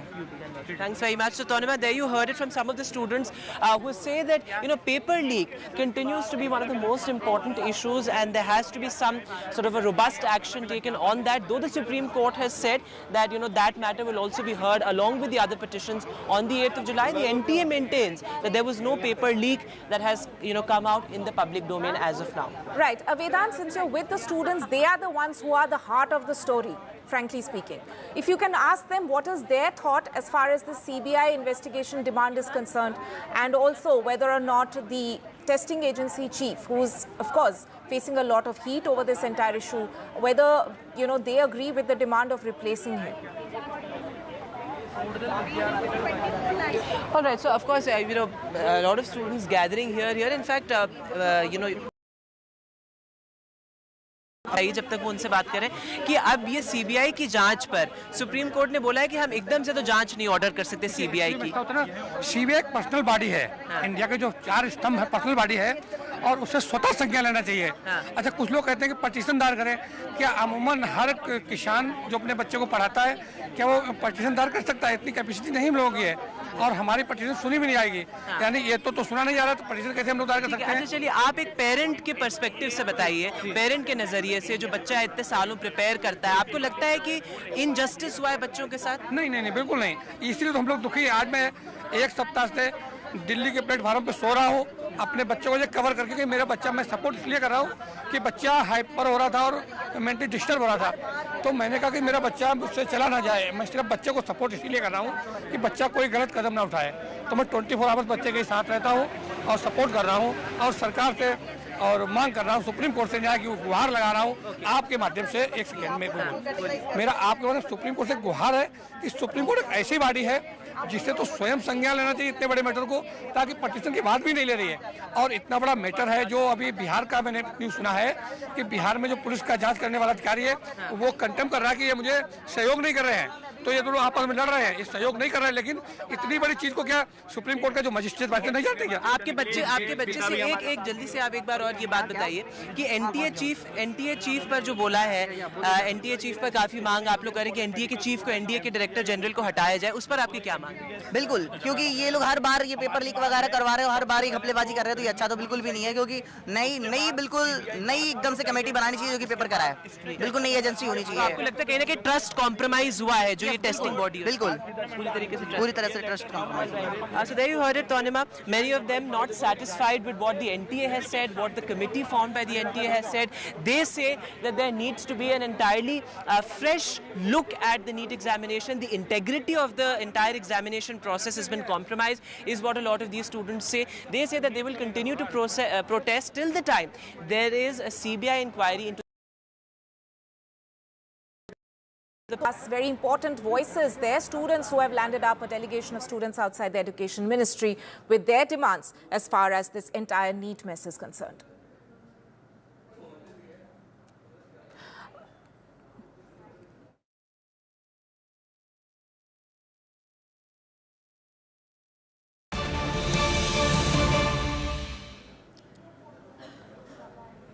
Moving on to another important update coming in, and as we mentioned, that RSS chief is in Uttar Pradesh's Gorakhpur, and now there is some information that there is a meeting likely to take place between Uttar Pradesh Chief Minister Yogi Adityanath and RSS Chief Mohan Bhagwat. As we have reported that the RSS chief is already in Gorakhpur, and Yogi Adityanath, the Uttar Pradesh Chief Minister, is said to be heading to Gorakhpur tonight. He is, of course, Gorakhpur is his constituency. Yogi Adityanath's constituency, and he does visit it quite often. But the fact that both these personalities are in the same area has in fact led to a lot of buzz, a lot of speculation. RSS Chief Mohan Bhagwat already in Gorakhpur, and now Yogi Adityanath is heading to Gorakhpur tonight. And remember, this comes in just days after BJP's dismal performance in the recently concluded Lok Sabha elections, specifically in Uttar Pradesh, where they were reduced to number in the 30s, having got 62 seats in the previous election. But this time around, that was not the case. That number was halved. Let me go across to my colleague Tanishq for more on this. Tanishq, you know, this is, of course, the fact that both these men are going to be in Gorakhpur at the same time, that has led to a lot of political buzz and a lot of speculation. Take us through the importance of this. The fact, RSS chief, of course, there to attend a particular event. Yogi Adityanath, that's his constituency. He can, of course, go back. There is no confirmation yet on a meeting, whether it's scheduled or not. But it will be important to keep an eye on this. Yes, of course. You know, RSS Chief Mohan Bhagwat is already there in Gorakhpur. Right now, CM Yogi is in Varanasi. Tomorrow, CM Yogi is expected to be in Gorakhpur. Then, of course, you know, both of them, Mohan Bhagwat and Chief Minister Yogi Adityanath, both being present in Gorakhpur at the same time, there is a very high possibility of at least a courtesy meeting between the two. Now, this you know, of both the leaders being at the same time in Gorakhpur is very important, especially in the backdrop of Lok Sabha polls and the remarks made by RSS Chief Mohan Bhagwat few days back. So, of course, a very important development here, of course. Right now, let me just clarify that there is no confirmation on meeting as of now, but there is a very high possibility of meeting.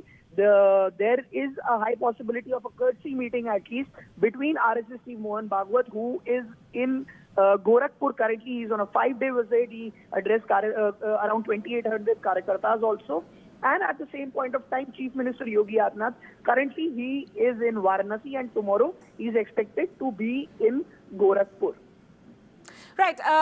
Tanishq, of course, it's just been a few days that the Lok Sabha election results have come out. I'm sure already some spot reviews have taken place by conducted by the BJP as to what went wrong for them in Uttar Pradesh. But whether or not, in a way, the blame game is on, those are, of course, there's a lot of undercurrent in terms of who's being blamed or not in terms of for the UP debacle.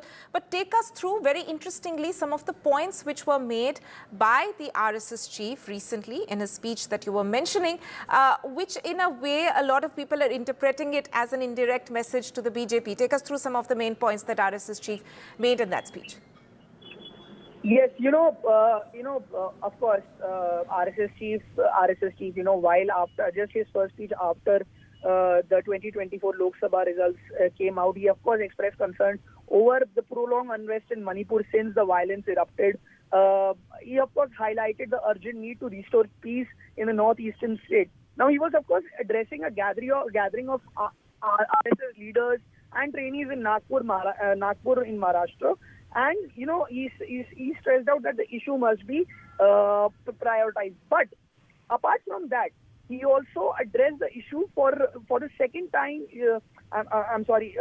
Bhagwat also emphasized the need to move beyond the election rhetoric and concentrate on nation's pressing problems. Now, if I quote Mohan Bhagwat, he said, elections are a process of building consensus. There is a system in place to ensure that both sides of any issue are represented in a like-minded parliament. So this is what Mohan Bhagwat said. So of course these statements hold a lot of political importance. At the same point of time, he also said that naturally achieving, if I quote Mohan Bhagwat, he said, naturally achieving such a consensus is challenging among individuals who have arrived here through intense competition. Hence, we rely on the majority. So, of course, very important statements that were made by Mohan Bhagwat a few days back. And at the same point of time, his visit in Uttar Pradesh is very important. A little unrelated, but of course there is a BJP tussle that's going on in the western Uttar Pradesh between Sanjeev Balyan and Sangeet Som after Sanjeev Balyan, former union minister, lost the Muzaffarnagar seat, and there has been a blame game that's been going on between the two political leaders. Now, of course, since UP, there was a major setback in Uttar Pradesh for the BJP, and now if the meeting happens between Chief Minister Yogi Adityanath and the RSS chief Mohan Bhagwat, it will be very important politically, not just looking back at the Lok Sabha elections, but also the 2027 UP Vidhan Sabha elections and the next Lok Sabha elections. If at all the meeting happens and UP polls the Lok Sabha polls performance in Uttar Pradesh is discussed. Right. Tanishq, very important that you mentioned Sangeet Som and Sanjeev Balyan, their key figures in Western Uttar Pradesh. And there is, of course, as I mentioned, some blame game already which has started within the Uttar Pradesh BJP leaders as to who is to take the fall for this dismal performance. Mohan Bhagwat there, of course, in Uttar Pradesh to attend an event, but he's also expected, obviously, to take stock of the UP debacle. What sort of a role do we see Mohan Bhagwat actually playing there? I mean, whether or not, of course, the meeting with Uttar Pradesh Chief Minister will be very, very significant. But what sort of a role are we expecting Mohan Bhagwat to play there right now? RSS, of course, is the parent body of BJP, and their grassroots workers are very key in terms of the entire election management of the election, the process that BJP follows in terms of spreading the message to the last mile, as they say. Is this some sort of a post-poll review for which he is in Uttar Pradesh in order to see what they need to change ahead of the assembly elections, which is still due in some time? But nonetheless, is it a course correction of sort meeting that is likely to take place today, or is it a post-poll review taking a stock of the ground situation that is on the agenda for Mohan Bhagwat?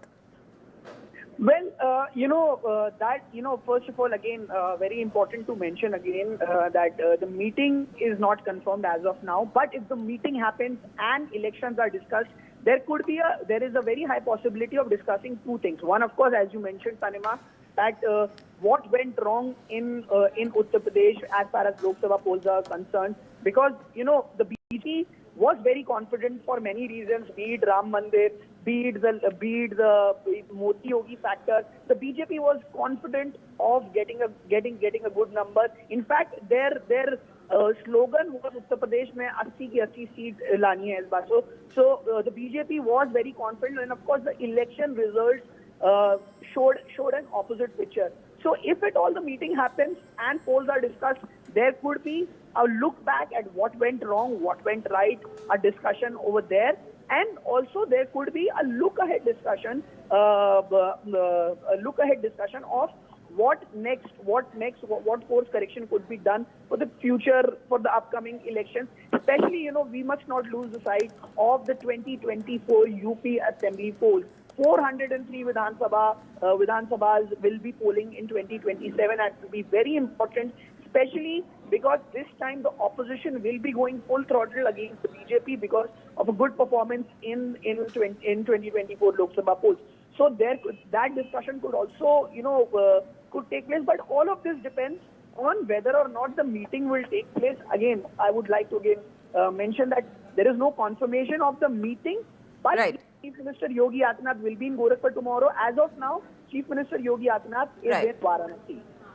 Tanish there will be keeping an eye on all developments. Now Gorakhpur at the center as far as UP politics is concerned. Thank you so much for joining us there.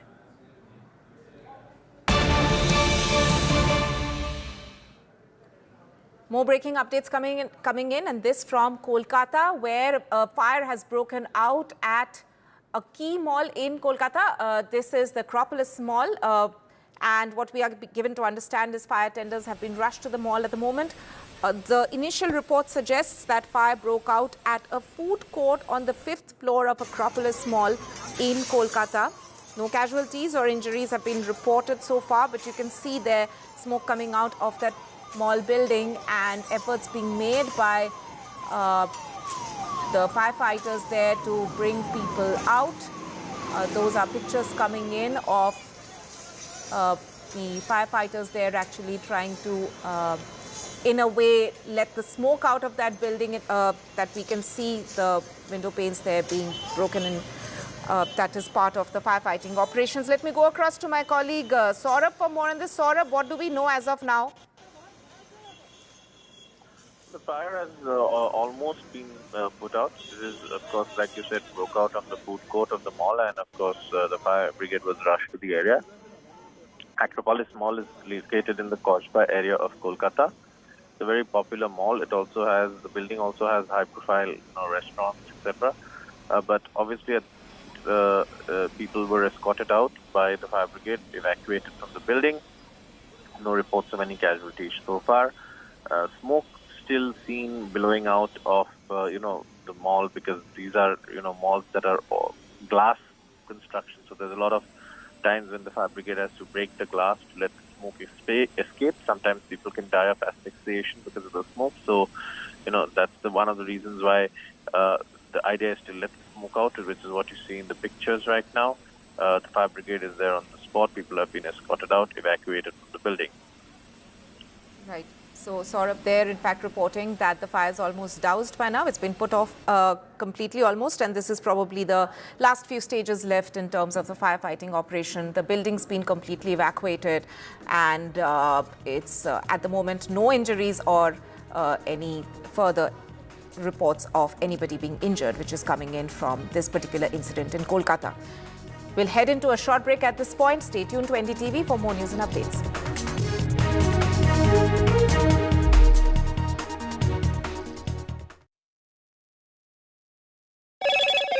Hello, Moto. Motorola, India's best 5G smartphone brand.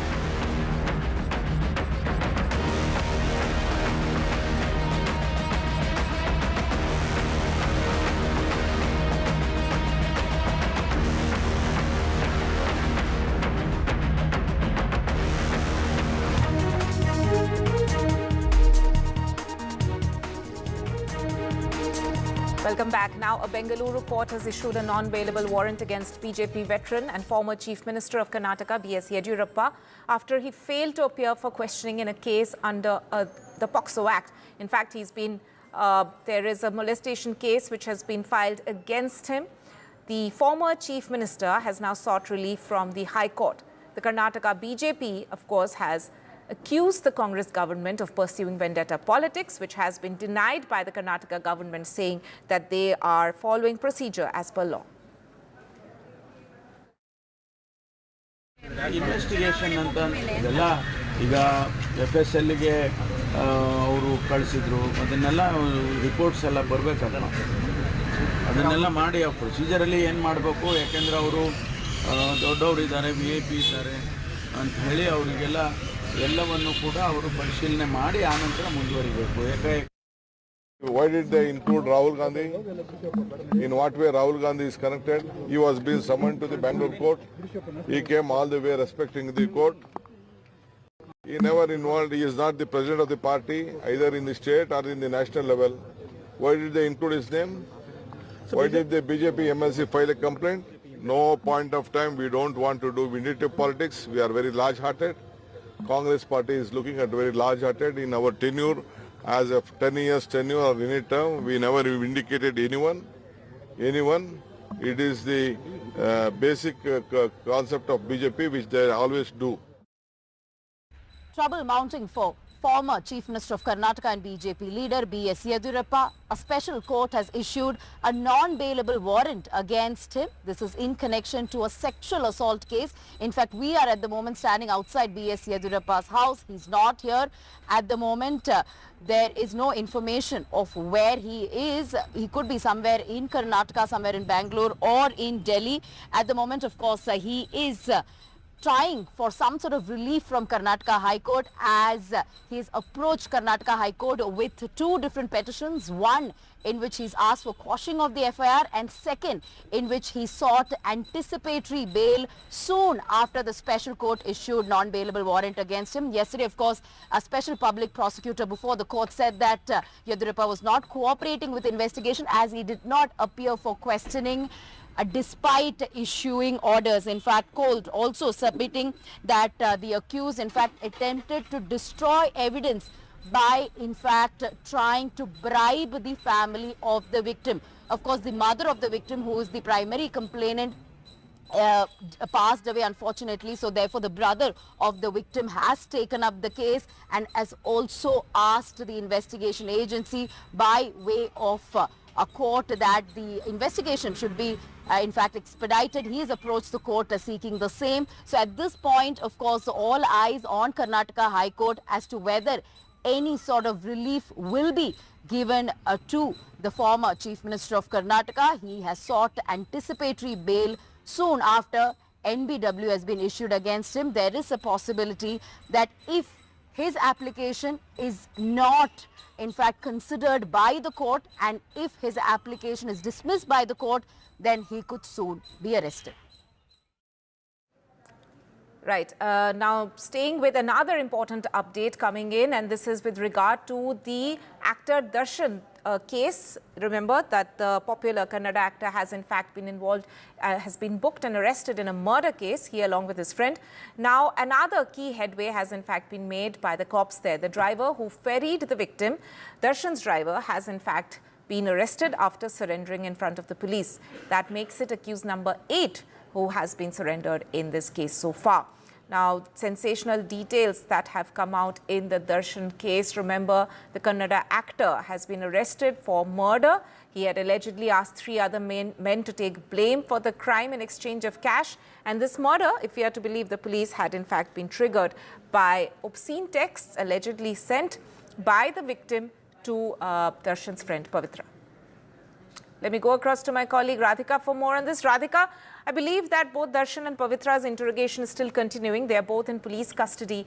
But what are the police expecting, hoping to get? How is this latest arrest going to help them in terms of getting further evidence in this case? Certainly, the new arrest that has taken place is of the driver who ferried this victim from Chitradurga to Bengaluru. He's obviously a key link in the case. In fact, this is the driver who was in the car when both the accused and victim were present for a couple of hours. He had ferried them from Chitradurga all the way to Bengaluru, so therefore he may have some details of the sequence of events, perhaps also could provide details of the instructions given to him, the plan they executed while they were in the car, and how it all panned out in those couple of hours. So he will be a key link in the case, certainly. We are hearing that he was in hiding for some time, but fearing that he would be caught, he went ahead and surrendered himself before Chitradurga. Police, besides this, cops also conducted a spot inquest late at night in one of the places where Renuka Swamy was kidnapped from Chitradurga. This was done along with Raghavendra, who was the key accused in this case, was brought to the spot where he gave details, narrated the sequence of events as he recreated the entire crime scene. So at this point, multiple developments taking place in the case. A fresh arrest has happened. All these accused are in police custody. Now they will be produced before the court in a couple of days. Police trying to make a watertight case by understanding what the larger motive could have been. Is it the motive that they are talking about? The actor was enraged over the message that was sent. Right. Radhika there reporting on this high-profile case that we've been tracking of Kannada actor Darshan being arrested for murder.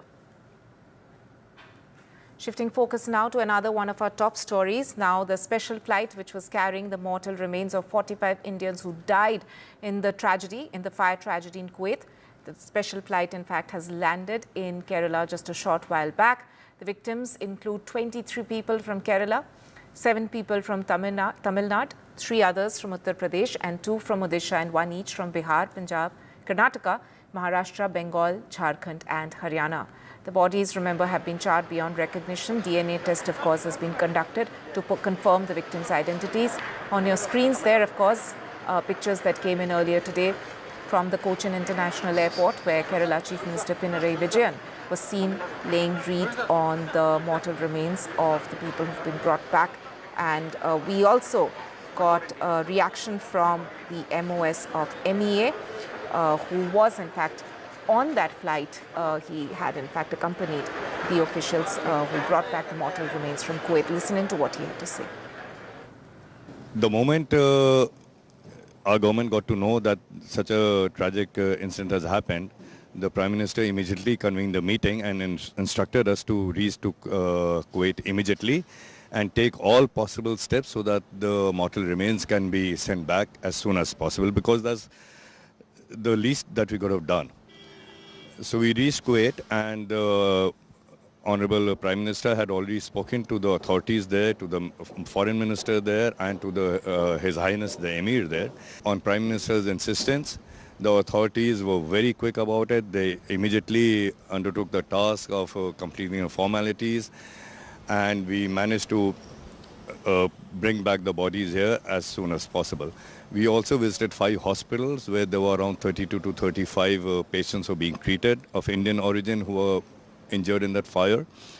And we spoke to them individually, we inquired about their health, and all the hospitals and the directors were there. And I would also like to thank the hospital staff of each hospital that exceptional care is being taken by the hospital staff and the doctors of those patients. कुछ हमारे परिचित हैं वहाँ पर, already वहाँ से जानकारी मिली पहले, तो उसके बाद फिर हम लोगों ने नेट के माध्यम से देखा, टीवी के माध्यम से जानकारी मिली। कल प्रशासनिक तौर पर सारी चीज़ों की जानकारी उनकी तरफ से पुष्टि की गई, तब जाके हमको इस बात की कंफर्मेशन मिला कि नहीं, चूँकि हम तो मिसिंग के तौर पर या कहीं ना कहीं किसी हॉस्पिटल में एडमिट है, इस पर्पज़ से अनभिज्ञ थे और जानकारी में लगे हुए थे कि भाई हमको कहीं नहीं मिले उस जानकारी हम लोगों को। That is right. Those are, of course, the pictures, the latest pictures which have come in from the Kochi International Airport. Around 45 Indians who lost their lives in that fire tragedy in Kuwait. The victims' mortal remains have been brought back. Those are the visuals of Pinarayi Vijayan there laying wreath, paying homage to the victims. In a way, family members, we are given to believe family members of the victims were also, some of them at least, were present at the airport as well. This is a special flight which brought back the mortal remains from Kuwait back to India. If we are just to recap for our viewers, among the victims, 23 people were from Kerala, 7 others from Tamil Nadu, 3 from Uttar Pradesh and 2 from Odisha, and there were also people who belonged to a few other states like Bihar, Punjab, Karnataka, Maharashtra, Bengal, Jharkhand and Haryana. There will of course be DNA tests conducted on the mortal remains because the bodies have been badly charred beyond recognition, and that is a process which of course the Indian authorities will now follow before handing back the mortal remains to the family members. We are also given to believe that the flight had a stop at the national capital as well.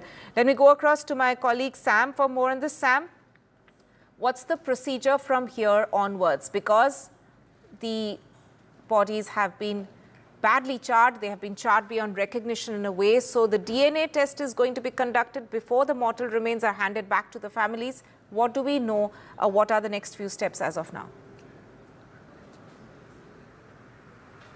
Well, what we hear from authorities, both from Kerala and Tamil Nadu, is that the identification process is over in Kuwait itself. And now there will be no delay, but both these state governments have arranged exclusive ambulances to take the mortal remains to the respective homes of these families across Tamil Nadu and Kerala.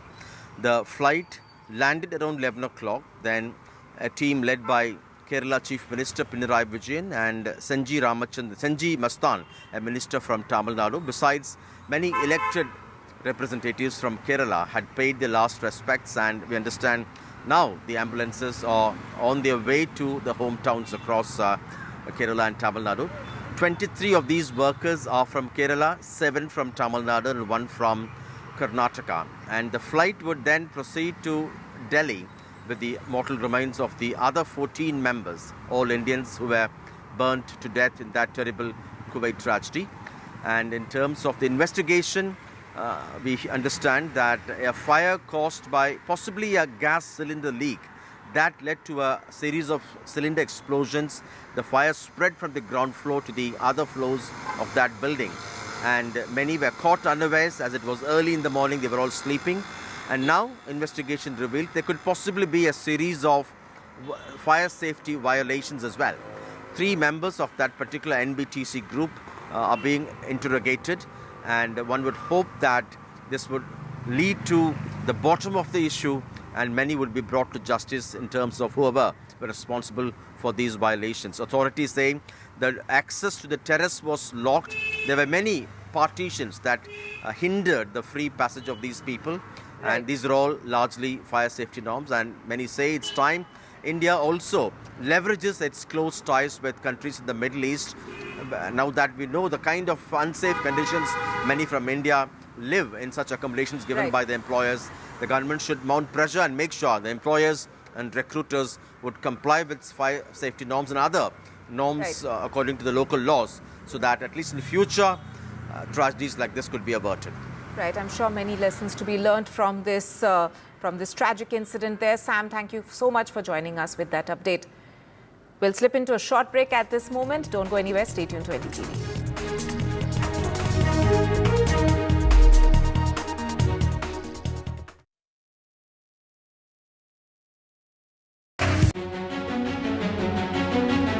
In this week's episode of India Sense, watch legendary emerging markets investor Mark Mobius' big India bet. Should G7 become G8 with the addition of India as the 8th country? Modi 3.0's $5 trillion roadmap. 2023, mankind's most violent year. All this and much more on India Sense with me, Gauri Dwivedi, at these timings only on NDTV. Stay informed and entertained with the new and updated NDTV News app. You can watch all our channels live, listen to podcasts, read breaking and exclusive news from around the world and more. Download the NDTV app today and get access to the best journalism and storytelling on your smartphone or tablet. The NDTV app. News that matters to you. Some people say the metaverse will only be virtual. One day this lecture hall will be made of code, and driverless cars would be trapped in intersections. But even in this maze of the future, you can't wish away health. It's time to become more resilient.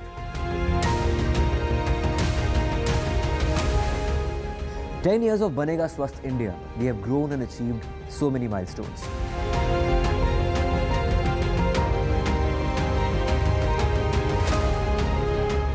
And now I have a plan to beat the urgency, to stop breathing with difficulty, to relieve getting choked with inactivity.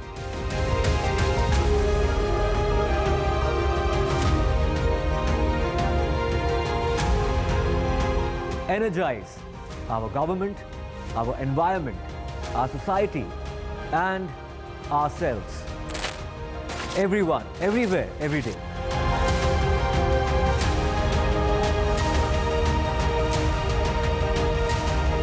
Banega Swasth India. One world hygiene.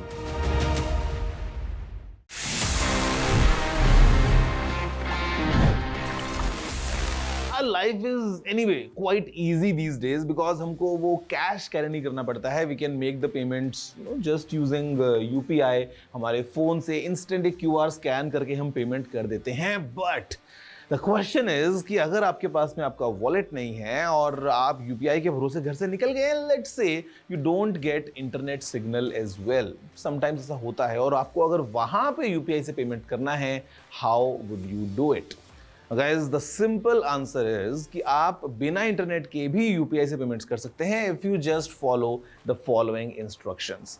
सबसे पहले आपको आपके phone से dial करना.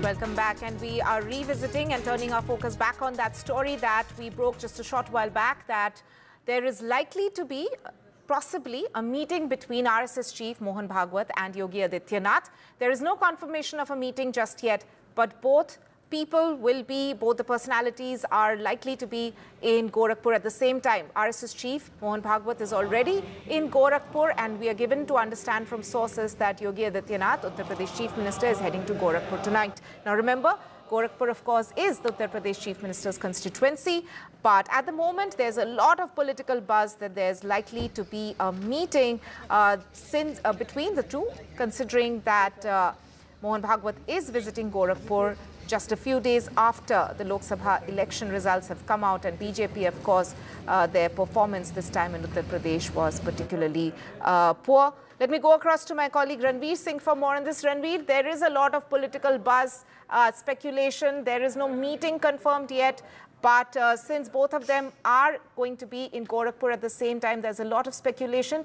Take us through the importance or the significance of RSS Chief Mohan Bhagwat being there present in Gorakhpur right now, and what kind of a tire relation that he has, in fact, had in the past with Yogi Adityanath. Of course, this meeting will be very important, and because after elections, this will be the first meeting between Yogi Adityanath and Mohan Bhagwat. Mohan Bhagwat, the RSS chief, is in Gorakhpur for a 5-day stay for organizational meeting, and CM Yogi Adityanath will be visiting Gorakhpur tomorrow. So, obviously, when RSS chief is present in Gorakhpur, and Gorakhpur is the hometown of Chief Minister Yogi Adityanath, and Yogi Adityanath will be visiting Gorakhpur tomorrow, so there will be a courtesy meeting between the two leaders. So obviously after the elections, if they both will meet in Gorakhpur, so there will be some talks about the results of Lok Sabha elections in Gorakhpur, because BJP was targeting all 80 seats in past Lok Sabha election but won only 33, and NDA won 36. So out of 80, 44 seats were defeated. So obviously RSS chief Mohan Bhagwat, if he'll meet Yogi Adityanath tomorrow in Gorakhpur, then there will be some political talks about the reasons behind defeat in UP. So this meeting will be very significant. Obviously, some political talks will happen. So Yogi Adityanath will be visiting Gorakhpur tomorrow, and RSS chief is in Gorakhpur. He arrived Gorakhpur yesterday evening, and he will stay for another 5 days. So obviously there will be a courtesy meeting, and in the courtesy meeting there will be some political talks, of course. Right, as you were mentioning, Ranveer, agreed that this is, if at all there's a meeting, it's likely to be seen as a courtesy meeting, but there's more than meets the eye in terms of both these personalities coming face to face and having a chat. Is there, what is in terms of the schedule that we know of Mohan Bhagwat? Because we're given to understand, of course, Uttar Pradesh is the battleground state, 80 seats, 80 Lok Sabha seats, and the fact that it went so horribly wrong for the BJP this time around, there is likely to be a post-poll review. So do we know, or do we have any understanding from our sources whether he's also conducting a sort of post-poll review of what went wrong for the BJP in Uttar Pradesh?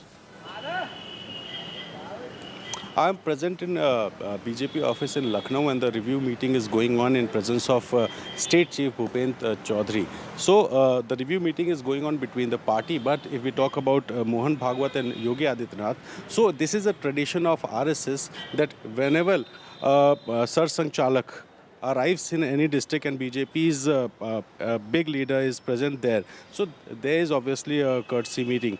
So Mohan Bhagwat is in Gorakhpur for organizational meetings, and this stay is for 5 days, and Yogi Adityanath will be visiting Gorakhpur tomorrow. So there will be a courtesy meeting, and there will be obviously, when two leaders meet each other, they will talk about political situations in Uttar Pradesh. So RSS chief, he will ask about the reasons behind the defeat. If constitution, the political agenda of constitution change is the reason behind BJP's defeat in 44 seats or some other regions. So Yogi Adityanath will be in Gorakhpur, and if Mohan Bhagwat will ask about the reasons behind defeat, Yogi Adityanath will try to convince him about the reasons of the defeat in Uttar Pradesh on 44 seats. Right. Ranveer, quickly before we let you go, there's of course a lot of review, as you were mentioning, taking place after the election results have come out. But what about the internal tiff in a way that we are already noticing within the BJP, specifically in the Uttar Pradesh BJP? We've already seen Sangeet Som and Sanjeev Balyan in a way blaming each other for the kind of results that Uttar Pradesh saw this time around. But this inner tension within the BJP is coming out more in the public eye now, just days after the elections. And what has been Uttar Pradesh Chief Minister Yogi Adityanath's stand on that? BJP is trying to identify the reasons behind defeat on all 44 seats. And a few minutes back, I was talking to former Banda MP, R.K. Singh Patel, and he said, "हमें तो अपनों ने लूटा, गैरों में कहाँ दम था." So obviously he is trying to tell BJP that the reason behind his defeat was internal politics in Banda. And if we talk about overall perception, then there are so many different reasons. It differs from seat to seat. So BJP is trying to identify those reasons why they were defeated on 44 seats, and the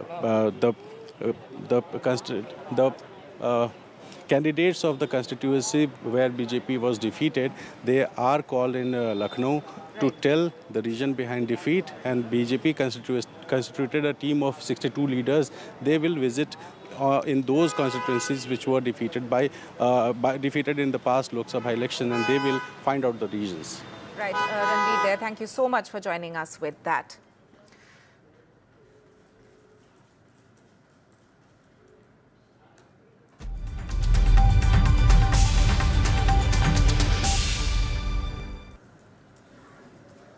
On to one of our top focus stories now, and Prime Minister Modi is in Italy to attend the G7 summit. And this is, of course, the roundtable, the gathering of the most influential leaders in the world. Now, there are several big bilateral meetings which are lined up for Prime Minister Modi today. He is expected to hold talks with Italy's Italian Prime Minister Giorgia Meloni. Italy, of course, is the host country. And he's also expected to meet Emmanuel Macron. A meeting with Pope Francis is also on the sidelines. In fact, the focus for India at G7 is going to be on developments as far as artificial intelligence tech is concerned, also on energy and energy resources, and on Africa. Let's take a look at this report sent by my colleague Vishnu Shom, who's reporting from Bari in Italy.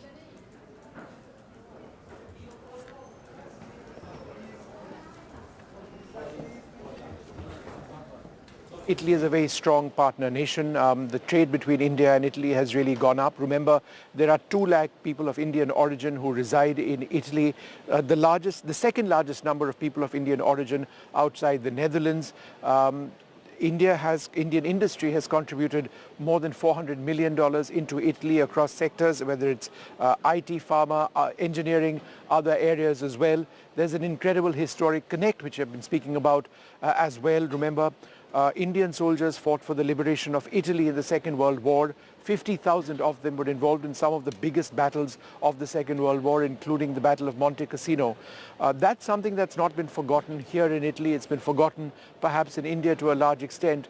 But Indian soldiers and their contribution for the liberation of Italy, even though that happened decades and decades back, liberation from fascism is something that is revered over here in India. Indians are really looked upon as Italian saviors in a certain sense, way back in the day.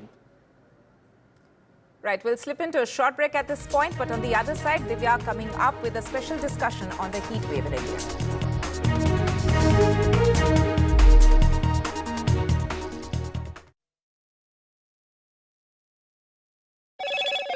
Hello, Moto. Motorola, India's best 5G smartphone brand.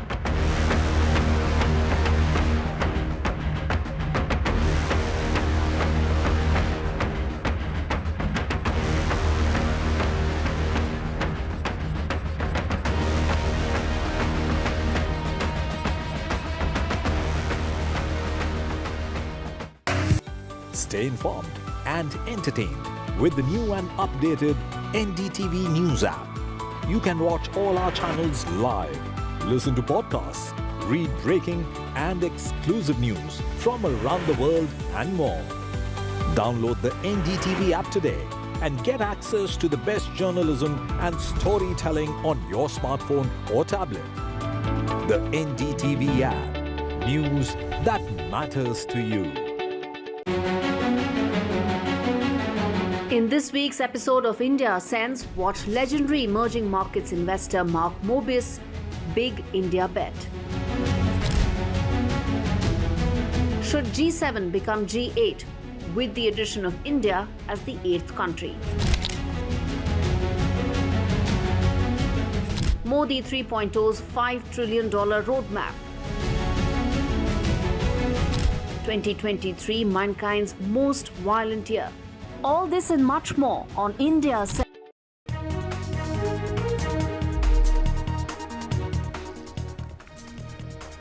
Welcome back. Let's get your check on the weather, and heat wave conditions that have been prevailing in the northern part of the country are going to continue over the next 5 to 6 days, is what the IMD has said. There's no respite even as far as the hilly areas are concerned. And we're talking about the Jammu division of Jammu and Kashmir, or whether it's Himachal Pradesh or even Uttarakhand, where heat wave conditions are going to last. But the area as far as Uttar Pradesh is concerned, there's a red alert warning that's been issued by the Met Office. Heat red alert has been issued, saying that it's going to be extremely hot. Temperatures there are going to be 5 to 7 degrees above normal than what's usually expected. When we talk about the national capital, the temperature here is touching 45 to 47 degrees, and that is going to continue. No respite in sight. To get more on this, we have Dr. KJ Ramesh, the former DIG of the Met Office, joining us. A very good afternoon. Thank you so much, sir, for speaking to us here at NDTV. When we take into account the kind of heat wave days that we are seeing, especially out of the 36 divisions, 15 or 14 of them, to be precise, has seen more than 15 days of heat wave. In Odisha, the heat wave days have been as much as 27. In Rajasthan, about 23. So is the case here in Delhi. In West Bengal, about 21 days. When we talk about these many days of heat wave, sir, the Met Office had said this time around it will be hotter than usual. Heat wave days will be more than usual. But they had said there will be an exception as far as the northwest plains are concerned. But this time around, we are seeing it's exceptionally hot. There's been just no exception whatsoever.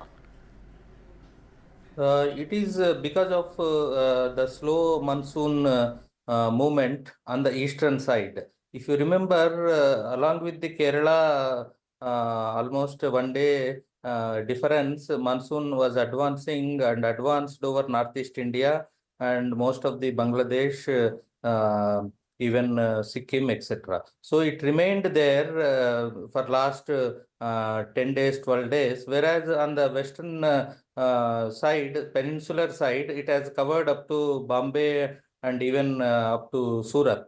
So that's how monsoon was sluggish in advancing over Gangetic plains because of the northwesterly flow coming from the northwest India and Pakistan side. So because of that, monsoon advancement is slow, and hence heat wave is prevailing. And as you have seen, we have seen extreme heat wave days and hotspots of heat wave starting from March itself this year. So until monsoon advances to Delhi and northwest India, particularly West Rajasthan, so heat wave conditions are expected to remain. At least for next 7-8 days, there is no respite. Sir, having said that, monsoon doesn't touch the northern part of the country. I mean, here in Delhi, it doesn't come till the 27th of June. From what we are seeing, it's not just now, the pre-monsoon phase, but even last month. And when we take into account the entire summer season that we are seeing, it's been exceptionally hot. You're saying that the monsoon so far has been stalled, especially the eastern branch of it. It hasn't moved since the 31st of last month. As far as it's now, right now, it's remained stuck as far as Mumbai is concerned. No movement seen there as well. Are we expecting the monsoon to remain stalled for another few days, or is it going to start progressing from now on?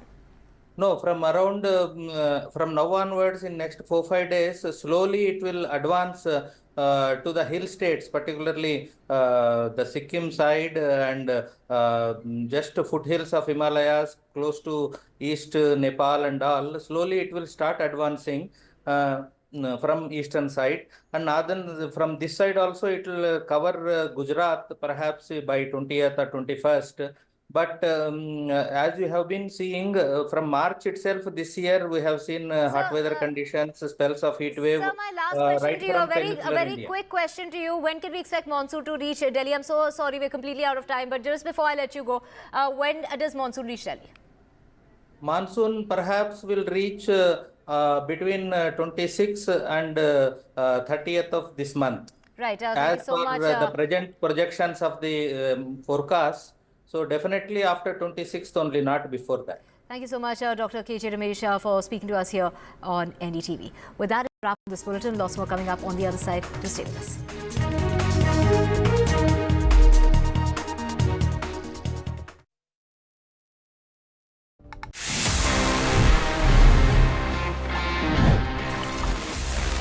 Let me give you a quick recap and let's discuss about how Sony used some brilliant marketing back in the 90s for its PlayStation.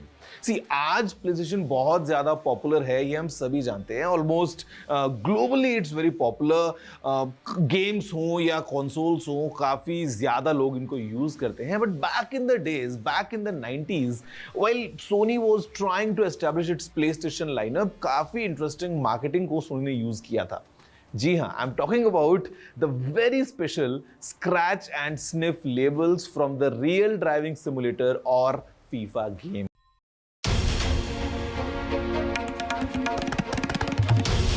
This is NDTV, and you're watching NDTV 24/7. Hello, Moto.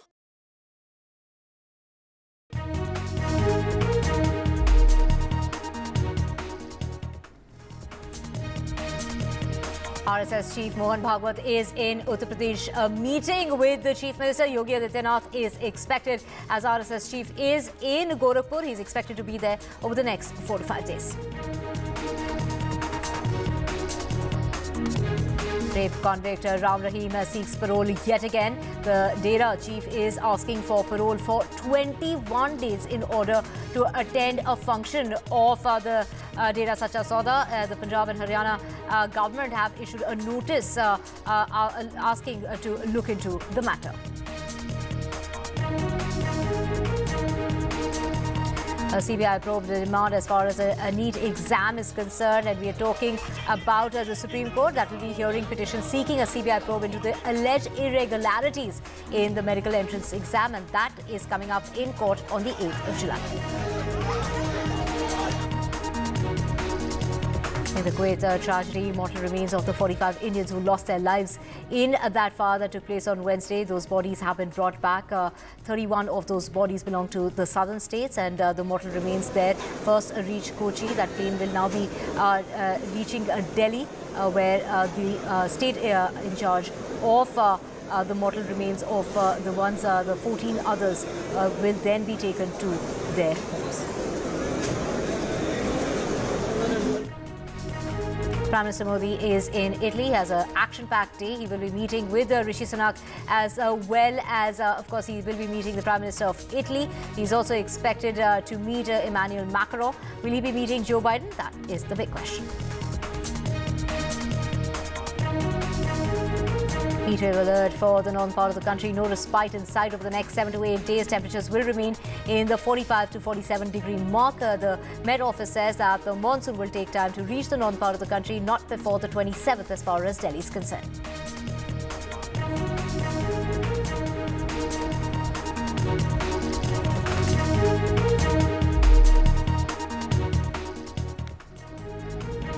Very good afternoon. You're watching NDTV 24/7. I'm Divya Vadva. Let's get your top story, and that's the RSS chief Mohan Bhagwat, who is in the state of Uttar Pradesh. He's in Gorakhpur. He got there on Wednesday. He's expected to be there over the next few days. We're saying about the next 4 to 5 days is when the RSS chief will be in the state of Uttar Pradesh. A key meeting is expected, and that meeting is expected to take place between the Chief Minister of the state, Yogi Adityanath, with the RSS chief. Yogi Adityanath is also heading back to Gorakhpur. So the RSS chief, who's already there in the eastern part of Uttar Pradesh, is expected to meet with the Chief Minister. But will this meeting mean a reflection as far as the BJP's performance in the state of Uttar Pradesh during the recently concluded Lok Sabha elections is concerned? Or will this just be a courtesy meet is the big question. And to answer that, we have my colleague Ranveer joining us. Ranveer, you know, the chief of RSS, Mohan Bhagwat, who has attended a Karyakarta camp in Gorakhpur on Thursday. He reached there on Wednesday. He's likely to stay there for another few days. Can we expect that meeting that's going to take place is what we're hearing from what we're picking up is that he's expected to meet with the Chief Minister, who's also expected back in Gorakhpur. Will that just be a courtesy meet, or can we expect a meeting that reflects on the poor performance as far as the state of Uttar Pradesh is concerned in the Lok Sabha elections? Look, RSS Chief Mohan Bhagwat arrived at Gorakhpur yesterday evening, and he will be staying in Gorakhpur for another 5 days for organizational meeting. And Chief Minister Yogi Adityanath visiting Varanasi today, and he will move to Gorakhpur tomorrow. So a courtesy meeting is expected between Mohan Bhagwat and Yogi Adityanath tomorrow in afternoon. Obviously, when two leaders will meet, there will be some political talks, and obviously about the past Lok Sabha elections, because the BJP's performance in Lok Sabha election was not up to the mark. So that's why it is expected that the meeting between Mohan Bhagwat and Yogi Adityanath will be a courtesy meeting, but there will be some political talks between the two leaders. And RSS, that is ideological mentor of the Bharatiya Janata Party. So RSS chief, Sar Sanchalak Mohan Bhagwat, if he'll meet Yogi Adityanath tomorrow in Gorakhpur, then he'll ask about the reasons behind BJP's defeat in 44 seats, because BJP alone won 33 seats, while NDA partners won 3 seats. So the total number is 36, and BJP lost on 44 seats. So there will be a meeting between Yogi Adityanath and Mohan Bhagwat tomorrow. That is expected, because Yogi will be in his hometown Gorakhpur, and Mohan Bhagwat, obviously, he is in Gorakhpur for a 5 days organizational meeting, a pravas of the Rashtriya Swayamsevak Sangh. So if Yogi Adityanath will be visiting Gorakhpur tomorrow, then obviously Yogi Adityanath will meet Mohan Bhagwat as a courtesy. But if they'll meet, there will be some political talks about the past Lok Sabha election and the reason behind BJP's defeat on 44 seats. Ranveer, also take us through what are the days ahead looking like for Mohan Bhagwat. He is going to be in Uttar Pradesh, given the fact that what we're hearing is he's there for a few days. I think, look, RSS always conduct pravas of the RSS chief, and he moves from one state to another for organizational meetings. So this time Mohan Bhagwat is in Gorakhpur for organizational meet. Tomorrow Yogi Adityanath will be visiting Gorakhpur, so obviously they will be meeting. And if we talk about BJP's review meetings, I'm in BJP office in Lucknow and there is a meeting going on about the reasons behind the defeat on 44 seats. So State Chief Bhupen Chaudhary, Mahamantri Sangathan, Dharampal Singh, both the leaders are here and they have asked the defeated candidate to mention the reasons behind their defeat, and obviously BJP constituted a 62-member committee. They will visit on different seats and they will find out the reasons about the defeat, if there is an internal conflict between the party or the regions are some other regions. So they will find out the reasons, and BJP is planning to go on by-polls on the 9 seats which are vacated due to the MLAs winning Lok Sabha elections. So BJP is preparing for the by-elections and obviously for 2027's UP Assembly elections. So this time, after the defeat of the Bharatiya Janata Party on 44 seats, a review meeting is going on in BJP office Lucknow, and all the BJP's top leadership, they are trying to find out the reasons on each and every seats which were defeated in the Lok Sabha election. Right. Thank you so much, Ranveer, for joining us. We will keep tracking that story and coming back to you for more on that. Moving on to more news now, and rape convict Gurmeet Ram Rahim has filed for another petition in the Punjab and Haryana High Court for a 21-day parole. The Dera Sacha Sauda chief was granted a 50-day parole in January for a 7th time in just 10 months. Ram Rahim in his petition has said that he needs parole in order to participate in a program that's being hosted by the Dera Sacha Sauda. After admitting his petition, the High Court issued a notice to the Haryana government and also the SGPC and sought a reply by the 2nd of July. We have Gurpreet joining us. Gurpreet, Ram Rahim there seeking yet another parole. It's hard to even keep count of the paroles that have been granted to him in the past few months alone. Well, we have seen once again this issue has become one of the major issue in the state of not only in Haryana, in Punjab also. And today we have seen the court has already issued notice to SGPC and others so that on July 2nd they are going to hold a marathon discussion whether this parole will be granted to rapist Gurmeet Ram Rahim or not. We have seen a lot of questions are being raised by SGPC when he was able to secure multiple times parole from this Haryana government. We have seen Haryana government was in a denial mode at that time.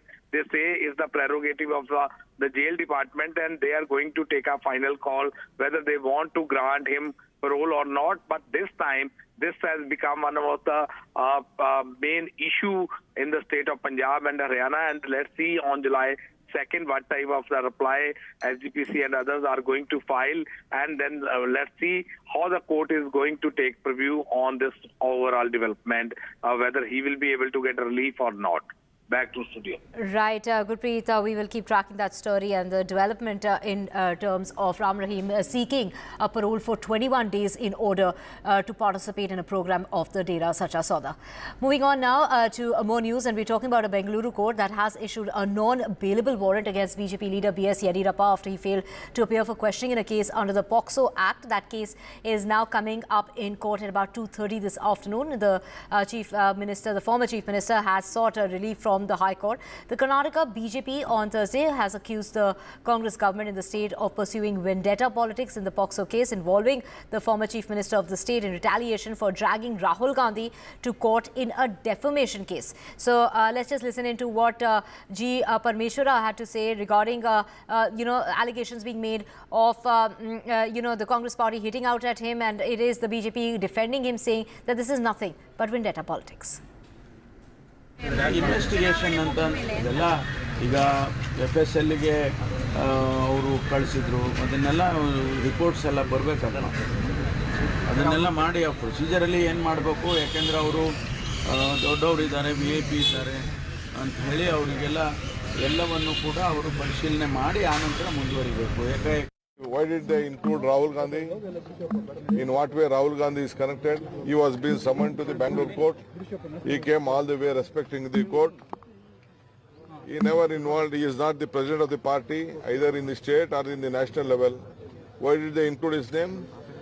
Why did the BJP MLC file a complaint? no point of time. We don't want to do vindictive politics. We are very large-hearted. Congress party is looking at very large-hearted. In our tenure, as of 10 years tenure or any term, we never vindicated anyone. It is the basic concept of BJP, which they always do. And of course, the case revolves around a 17-year-old girl. It was the mother of the girl who had filed this complaint. She had gone on to accuse the senior BJP leader of sexually assaulting that 17-year-old during a meeting at his residence back in February of this year. A police case was registered on the 14th of March and the probe was transferred to the CID. However, unfortunately, the 54-year-old complainant died of lung cancer last month. Of course, it is Yediyurappa who's gone on to deny those allegations. And, we did hear the BJP come out in support of him. The Congress there attacking him. Of course, this is revolving that case that was reported by the mother. Unfortunately, the mother has passed away. But, it is a case that's coming up in court today. And the Chief Minister who's seeking relief from the High Court, the matter that will come up in court at about 2:30, so just minutes from now, for his anticipatory bail application, his plea to quash the FIR, that will be heard in the Karnataka High Court at about 2:30 p.m. So he has been booked under the POCSO Act and the IPC sections relating to sexual harassment after that woman that alleged that the senior BJP leader had sexually assaulted her daughter, who was all of 17 years of age. This incident that took place at their residence, she had gone to make a complaint regarding, a sexual assault, and that is when she was apparently assaulted by the BJP leader. So that case is coming up as Yediyurappa has denied all kind of allegations. He is seeking an anticipatory bail and his plea to quash that FIR that will come up in court in minutes from now. Switching tracks now to the latest as far as the case involving the Kannada actor Darshan is, in that case, the latest development is that the driver who ferried the victim has surrendered. We're talking about Ravi, the driver, who was, in fact, he has surrendered to the police in the sensational details that have now come out in the case. As far as actor Darshan is concerned, do remember it was Renuka Swamy who was murdered on the 88th of June this month. His body was recovered on the 9th. It is now, the details that are coming out also include CCTV footage, and also there are 3 men who have said that they were asked to take the blame, to take the fall in the case in exchange for money. It's the actor who apparently had offered money to those 3 men. They were offered 5 lakh rupees each to implicate themselves in the case. We have my colleague Radhika joining us to get us more on this. Radhika, take us through the details of this driver who's finally, gone ahead and surrendered to the police. There's also CCTV footage. There's also men who have gone on record to say that they were being paid money to take the blame for the actor. That's right. Multiple fast-paced developments happening in this case. Ravi, who was the driver who ferried the victim as well as the accused from Chitradurga to Bengaluru, has surrendered before Chitradurga police. He is now taken into custody. Of course, he is a key link in the case, as he would be able to speak about the sequence of events, instructions given to him, and the kind of conversations and the plan they devised when they were traveling. Yes, there is a CCTV footage which shows Ravi's car that was traveling from Chitradurga to Bengaluru. The car had in fact, Renuka Swamy as well as some of the accused inside the car, of course. And now also the information that we are getting is that as far as the entire sequence of events are concerned, there are multiple, people who are being questioned at this point. The cops, in fact, also conducting an inquest, a spot inquest also last night in Chitradurga. That was done along with one of the main accused in the case, who is Raghavendra. He was also, taking the cops through the sequence of events and how they sort of travel from Chitradurga to Bengaluru along with the victim and what exactly transpired on that fateful day. Of course, multiple people being questioned.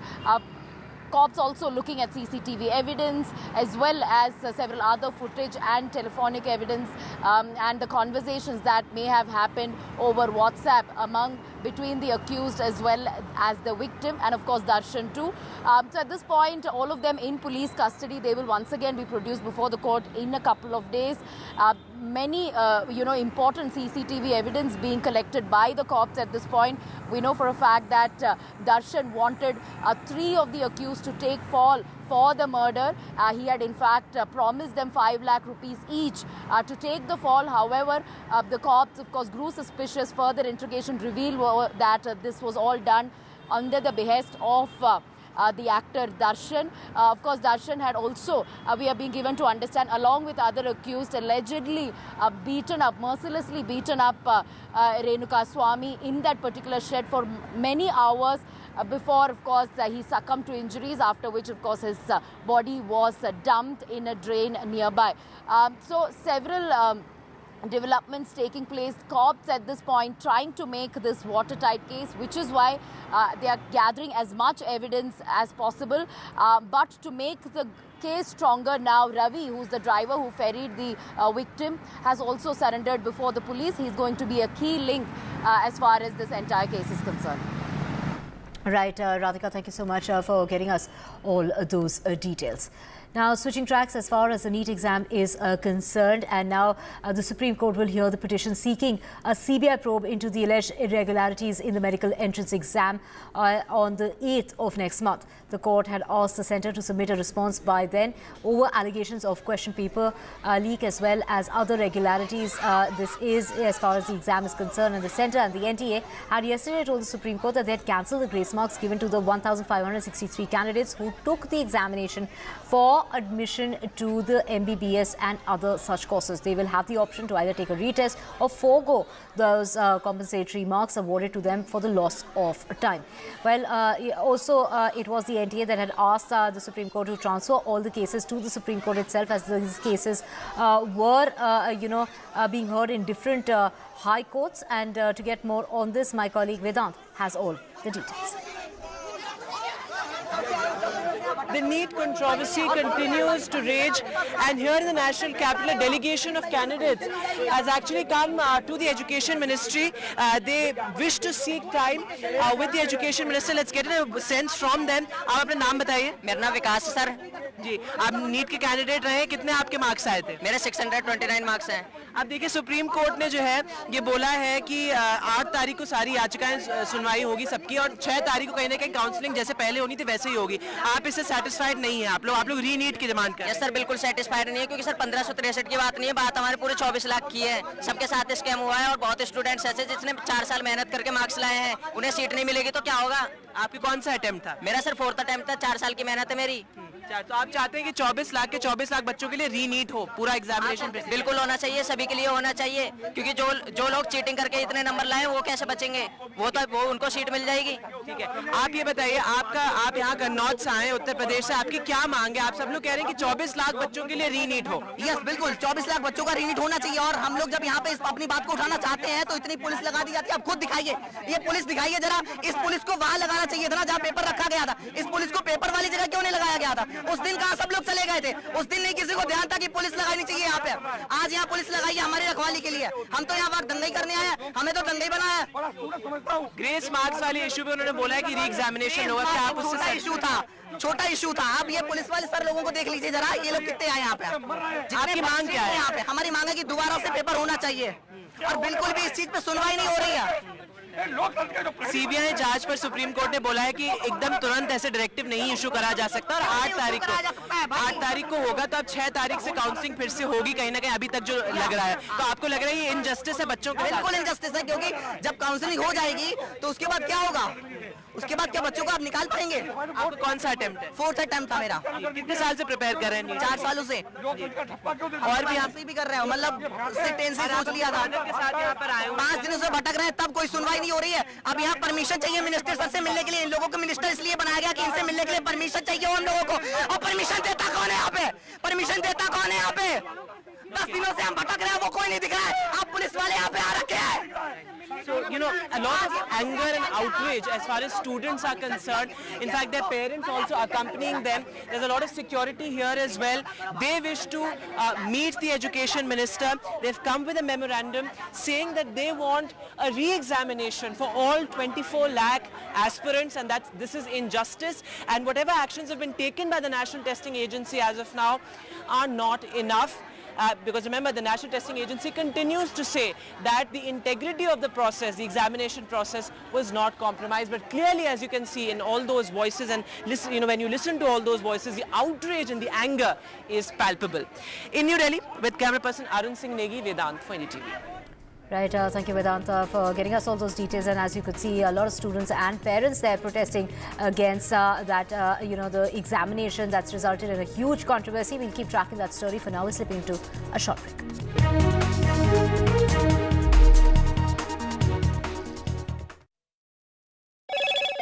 Hello, Moto.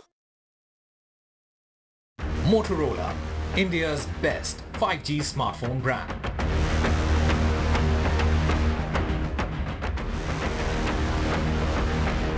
RSS Chief Mohan Bhagwat is in Gorakhpur of Uttar Pradesh. He is expected to meet with the Chief Minister of Uttar Pradesh, Yogi Adityanath, who will be back in Gorakhpur tomorrow.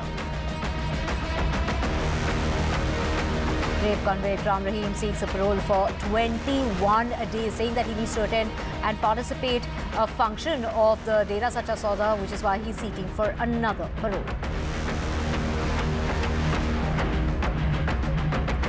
The CBI is a CBI probe. It has been demanded by the Supreme Court in the NEET row, and that case is going to come up on the 8th of July.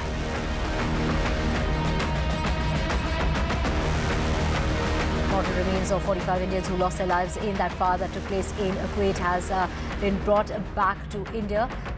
They landed at the Kochi airport, as far as the mortal remains are concerned, at about 11 o'clock this morning.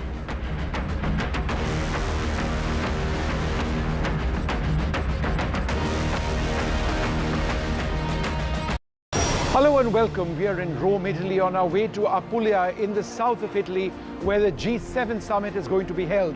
The Prime Minister will be here tomorrow. It's his first international visit since the NDA-3 government came into power. Why is G7 important? Because it is a collection of the world's most powerful nations. India now is in fact got a bigger economy than 3 of those nations. Italy, the host, Canada, and also France. What are the key issues over here? Why is it important for India to be attending? Join me, Vishnu Shom, for very special programming right here on NDTV 24/7. Stay informed and entertained with the new and updated NDTV News app. You can watch all our channels live, listen to podcasts, read breaking.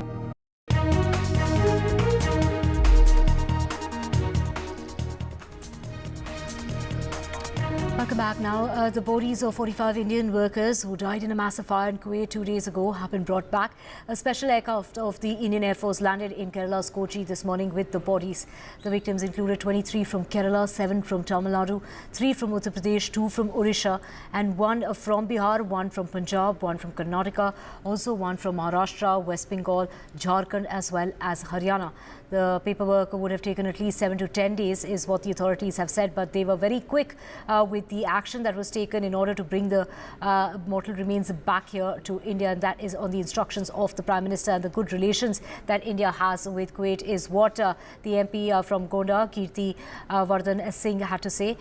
He's also gone on to say that 3 people are believed to be in the ICU, 2 of whom are okay and said to be stable. There's 1 person who might require some more time, but all in all, they will all be discharged, is what he had to say. Kerala's Chief Minister, as well as Union Minister Suresh Gopi and former Union Minister Muralidharan were all present at the airport. A massive fire that erupted in that 6-storied building killed at least 49 people, of which 45 were Indians. The local administration is also probing as to how close to about 200 people were cramped up in a building that was 6 stories high. The moment our government got to know that such a tragic incident has happened, the Prime Minister immediately convened the meeting and instructed us to reach to Kuwait immediately and take all possible steps so that the mortal remains can be sent back as soon as possible, because that's the least that we could have done. So we reached Kuwait, and the Honorable Prime Minister had already spoken to the authorities there, to the Foreign Minister there, and to His Highness the Emir there. On Prime Minister's insistence, the authorities were very quick about it. They immediately undertook the task of completing the formalities, and we managed to bring back the bodies here as soon as possible. We also visited 5 hospitals where there were around 32 to 35 patients who were being treated of Indian origin who were injured in that fire. And we spoke to them individually, we inquired about their health, and all the hospitals and the directors were there. And I would also like to thank the hospital staff of each hospital that exceptional care is being taken by the hospital staff and the doctors of those patients. कुछ हमारे परिचित हैं वहाँ पर, already वहाँ से जानकारी मिली पहले तो, उसके बाद फिर हम लोगों ने नेट के माध्यम से देखा, टीवी के माध्यम से जानकारी मिली। कल प्रशासनिक तौर पर सारी चीज़ों की जानकारी उनकी तरफ से पुष्टि की गई, तब जाके हमको इस बात की कंफर्मेशन मिला कि नहीं, चूँकि हम तो मिसिंग के तौर पर या कहीं ना कहीं किसी हॉस्पिटल में एडमिट है, इस पर्पज़ से अनभिज्ञ थे और जानकारी में लगे हुए थे कि भाई हमको कहीं नहीं मिले उस जानकारी हम लोगों को। We have my colleague Sam joining us. Sam, 45 people lost their lives in that fire, 31 of whom belong to the southern states of India. The remaining 14 mortal remains to be carried in that flight to Delhi. Has that flight, what time is that flight expected to reach Delhi? Divya, we understand that flight has taken off towards Delhi with the mortal remains of the 14 other Indians who were killed in that terrible fire tragedy in Kuwait.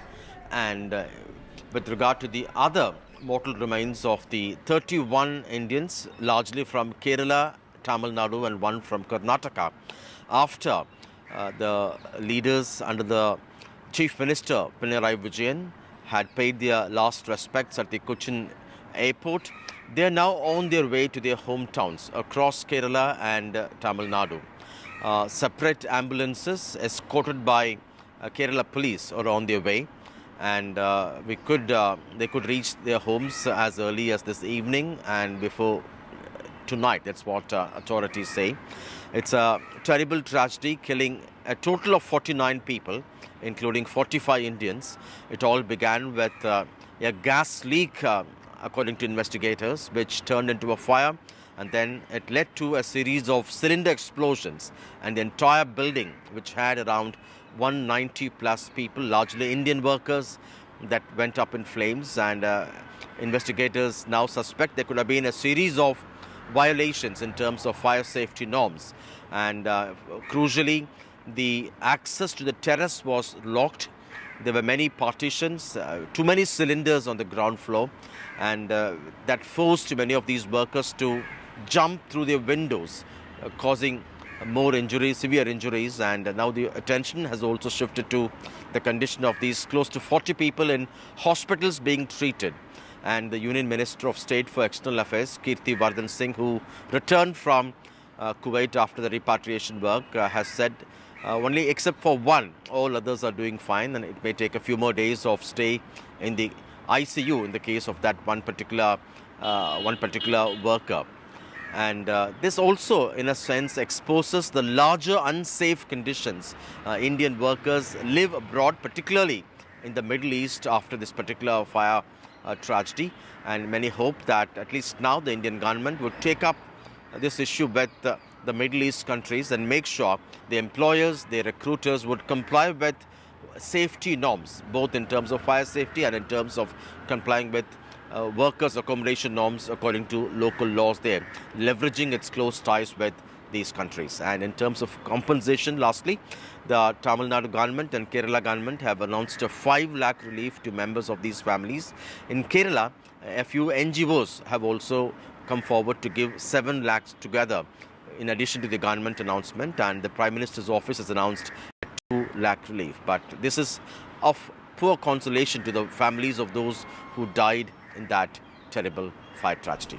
Right. Thank you so much, Sam, for getting us those details. We will keep tracking that story. That flight, like Sam said, has taken off from Kochi, will be in Delhi, and then the representatives of the various states will then be carrying those mortal remains to their respective homes. With that, slipping into a short break, back with the whole lot.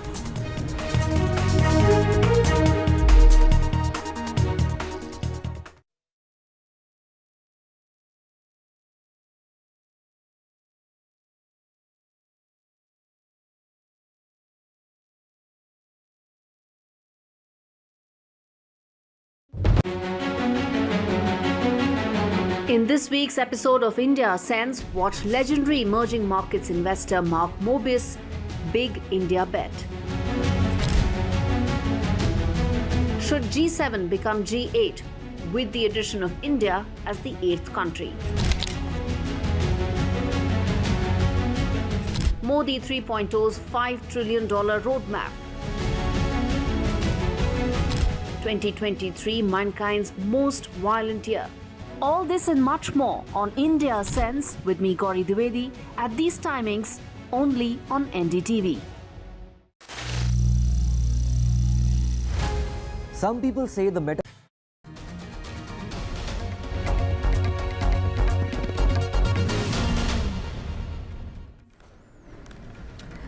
Welcome back. Let's get you the very latest, and this is in regard to that flight that was carrying the mortal remains of the 45 Indians who lost their life in Kuwait. The mortal remains have been brought back this was on a special Indian Air Force flight. The mortal remains have been brought back to the airport. The victims include 23 from Kerala, 7 from Tamil Nadu, 3 from Uttar Pradesh, 2 from Odisha, and 1 each from Bihar, Punjab, Karnataka, Maharashtra, West Bengal, Jharkhand, and Haryana, is what the Indian Embassy in Kuwait had to say. The paperwork would have taken at least 10 days, but the authorities were quick about it due to the instructions from the Prime Minister of India, Narendra Modi, is what the MP of Gonda, Kirti Vardhan Singh, had to say, who had to rush to Kuwait soon after taking charge as a junior minister in the Foreign Ministry. Kerala's Chief Minister Pinarayi Vijayan, as well as Union Minister Suresh Gopi and the former Union Minister V. Muralidharan, were also present at the airport at the time the mortal remains landed here in Kochi. A massive fire erupted in a 6-storied building in the Mangaf city of Kuwait on Wednesday, killing 49 people. Out of them, 176 Indian workers were in that housing facility. 45 died and 33 were hospitalized, is what the embassy had to say. The rest are reportedly safe. The local administration in Kuwait is also probing as to how close to 200 people were staying in one building.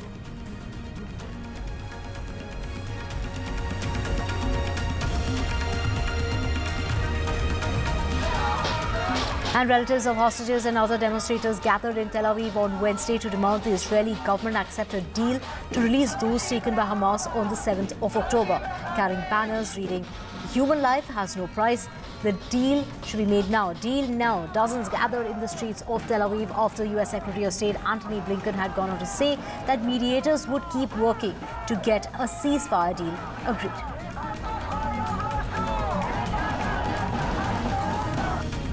Dozens of people gathered in the southern Lebanese town on Wednesday to mourn the death of a public utility worker killed by an Israeli drone strike.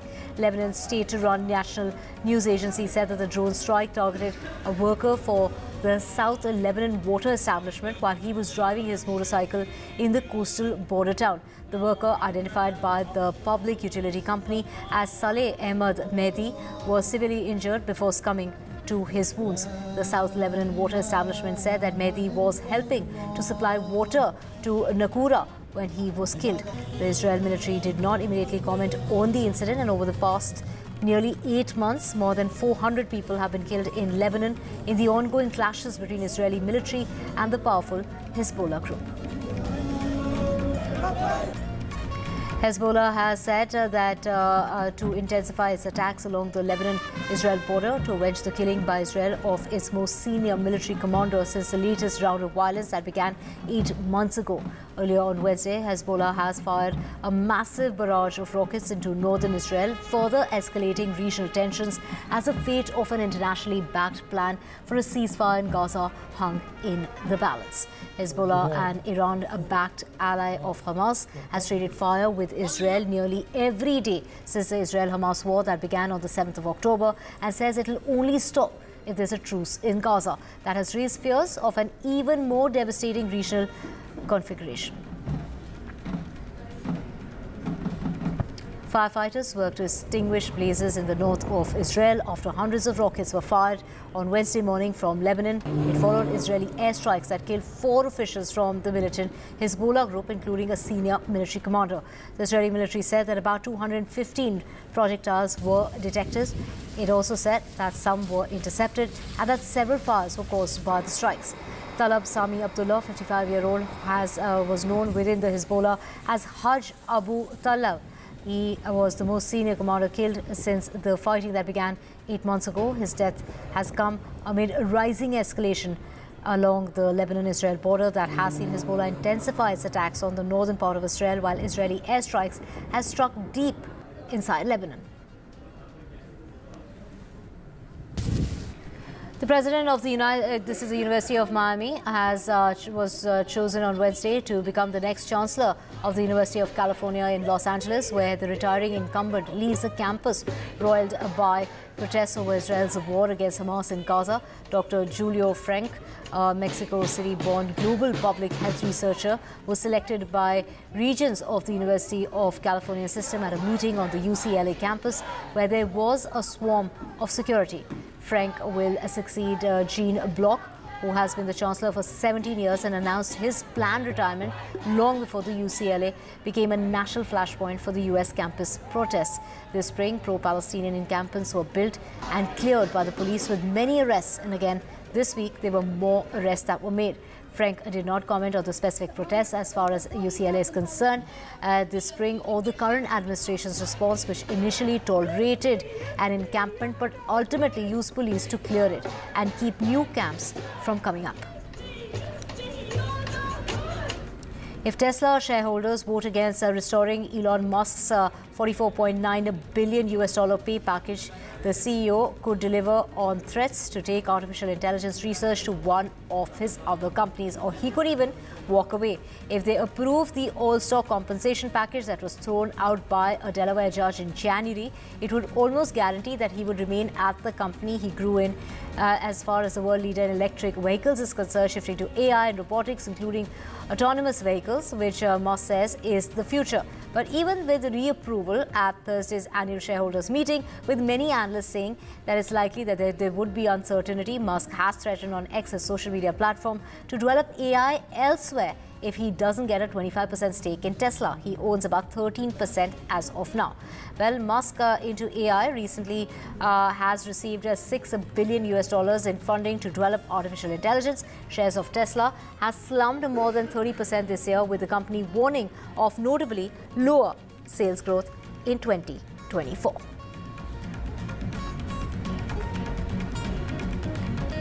Serena Williams has said that her public persona of being guarded was due to her having to stay sane as she was growing up and navigating her meteoric rise through the ranks of professional tennis as a teenager. The 23-time Grand Slam champion opens up about many of her greatest matches in the intimate new docu-series called In the Arena, Serena Williams. In the Arena, Serena Williams will premiere on ESPN+, and that's going to happen on the 10th of July.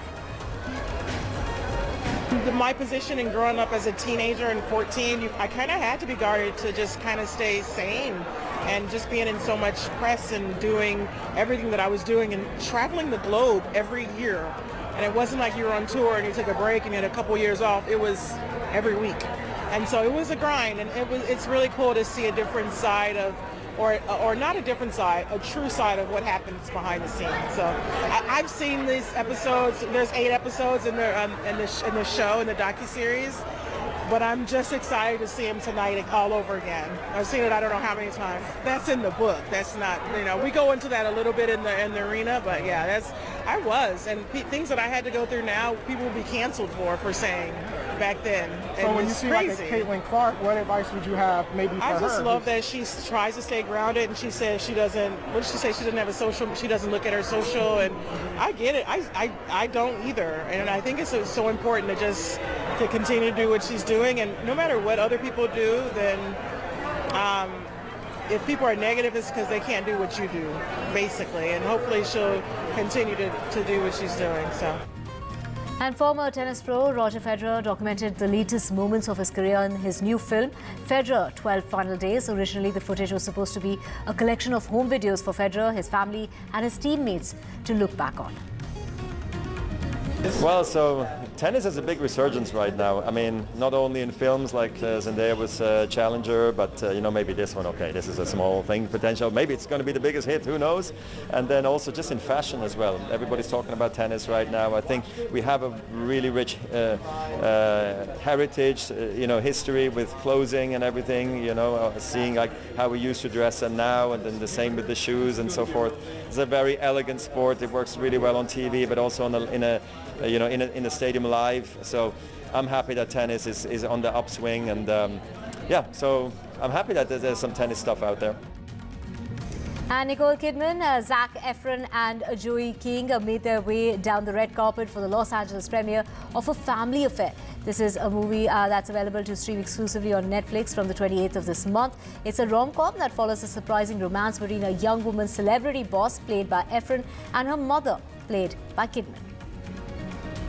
No, I wanted to have something where I was able to, I'd come off expats, and that was a harrowing sort of journey, and so the idea of going and doing something that celebrates love and just being around people that could make me laugh, and Carrie Solomon had written a really funny script, and to have a woman who'd written this script that was really funny and lighthearted, I was like, okay. And then also Kathy Bates. None of us are talking about Kathy, who's in the movie, who's just she's just divine, and she's given some of the greatest performances. So it was just one of those things where you go, yes, I'm ready.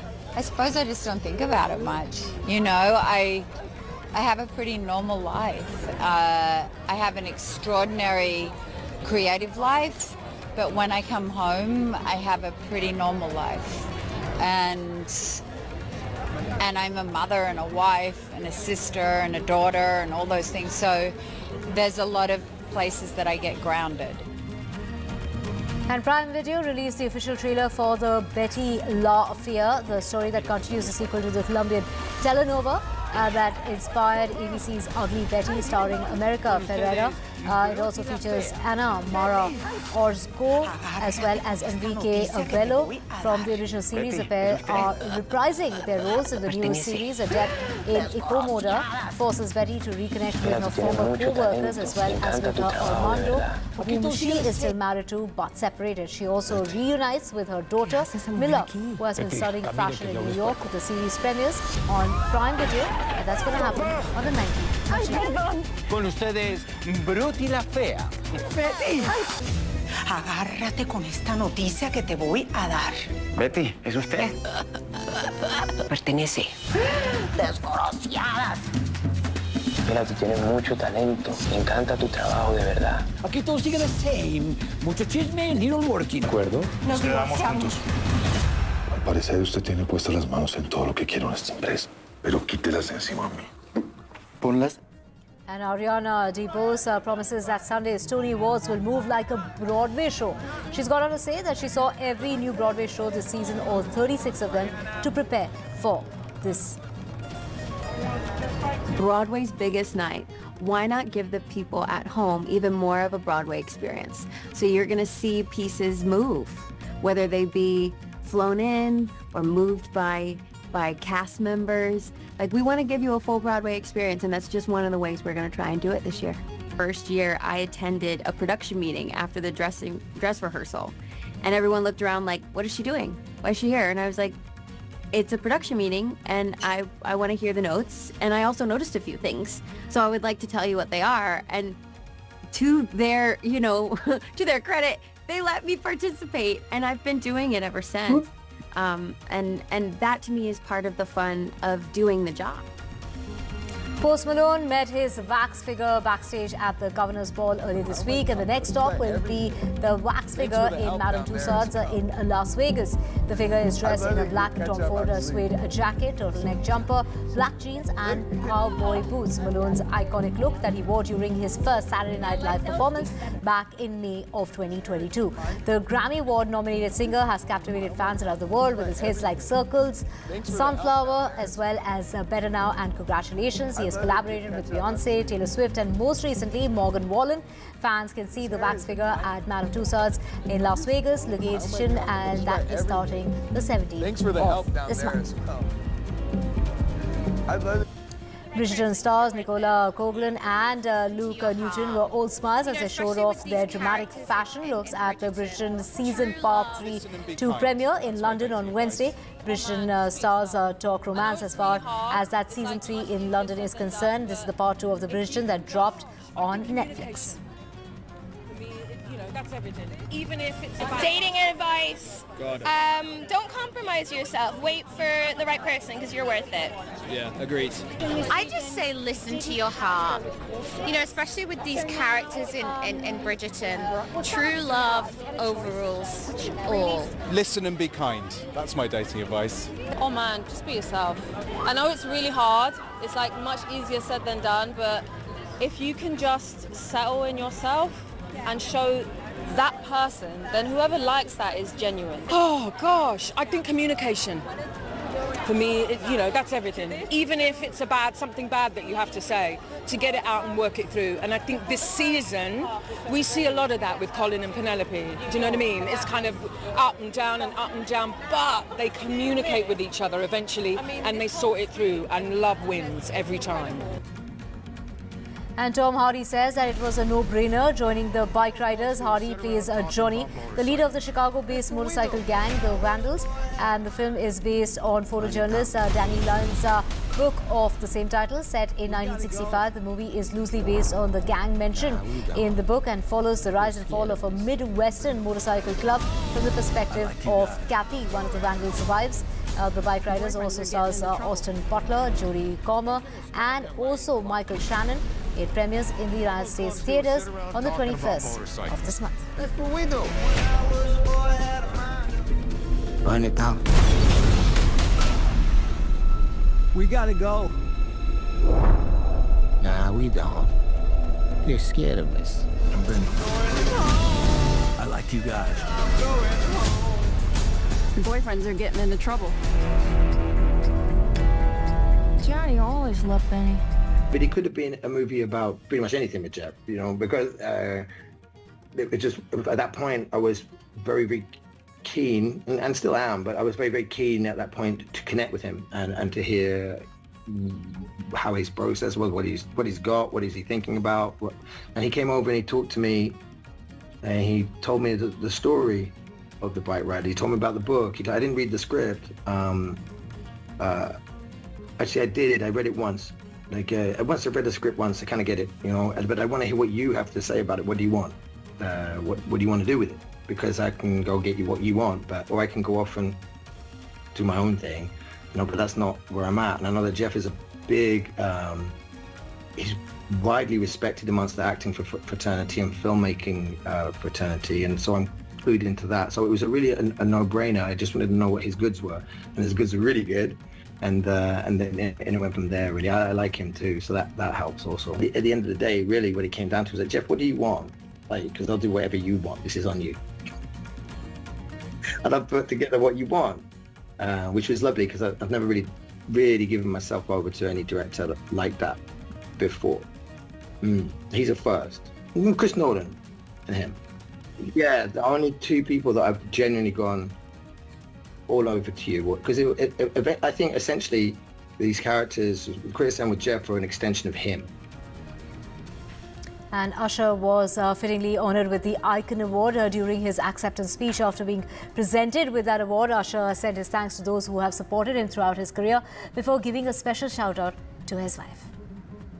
I mean, this is a prestigious award, and while I've been recognized by a lot of people, judging from the people who have been honored by the Apollo, you have to be special, and you have had to, you know, have done something really incredible in this lifetime to be recognized, celebrated. You know, every day I wake up feeling like, yo, this is supposed to be.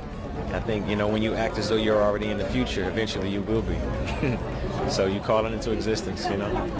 You say you're going to be successful, you say you want to be successful, and claim it, say it. Yeah.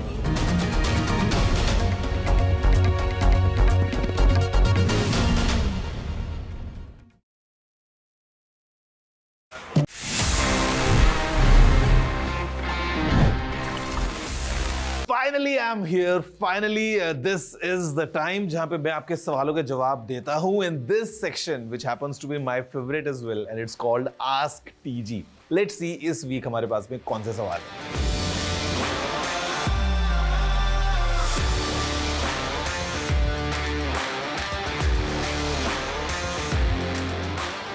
हैं. To be honest, in Android TV, we don't have any such features जहाँ पे आपको live जो सामने speech आ रहा है उसके captions screen पे दिखाई दे जाएं. We are expecting this feature to come कभी भी जब Google इसको unveil करता है, but as of now we don't have it.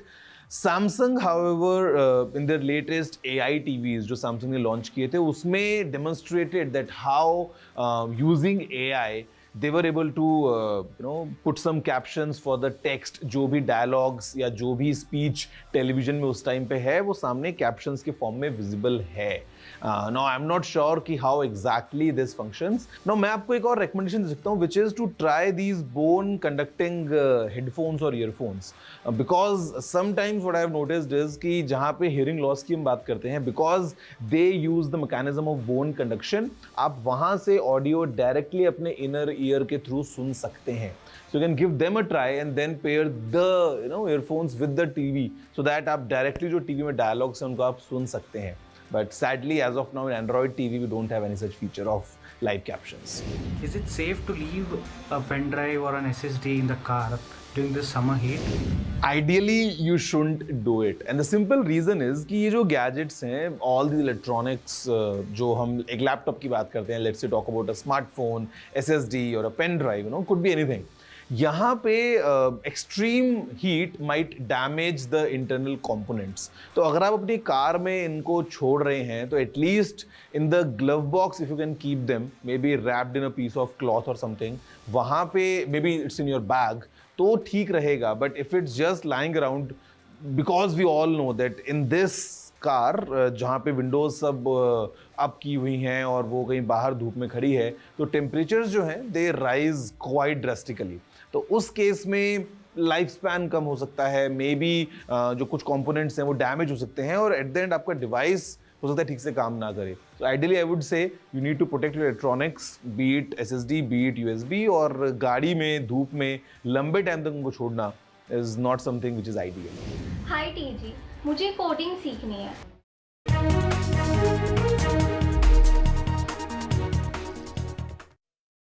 Let's get your check on the weather, and heat wave conditions that have been prevailing in the northern part of the country are going to continue over the next 5 to 6 days is what the IMD has said. There's no respite even as far as the hilly areas are concerned. We're talking about the Jammu division of Jammu and Kashmir, or whether it's Himachal Pradesh or even Uttarakhand, where heat wave conditions are going to last. But the area as far as Uttar Pradesh is concerned, there's a red alert warning that's been issued by the Met Office.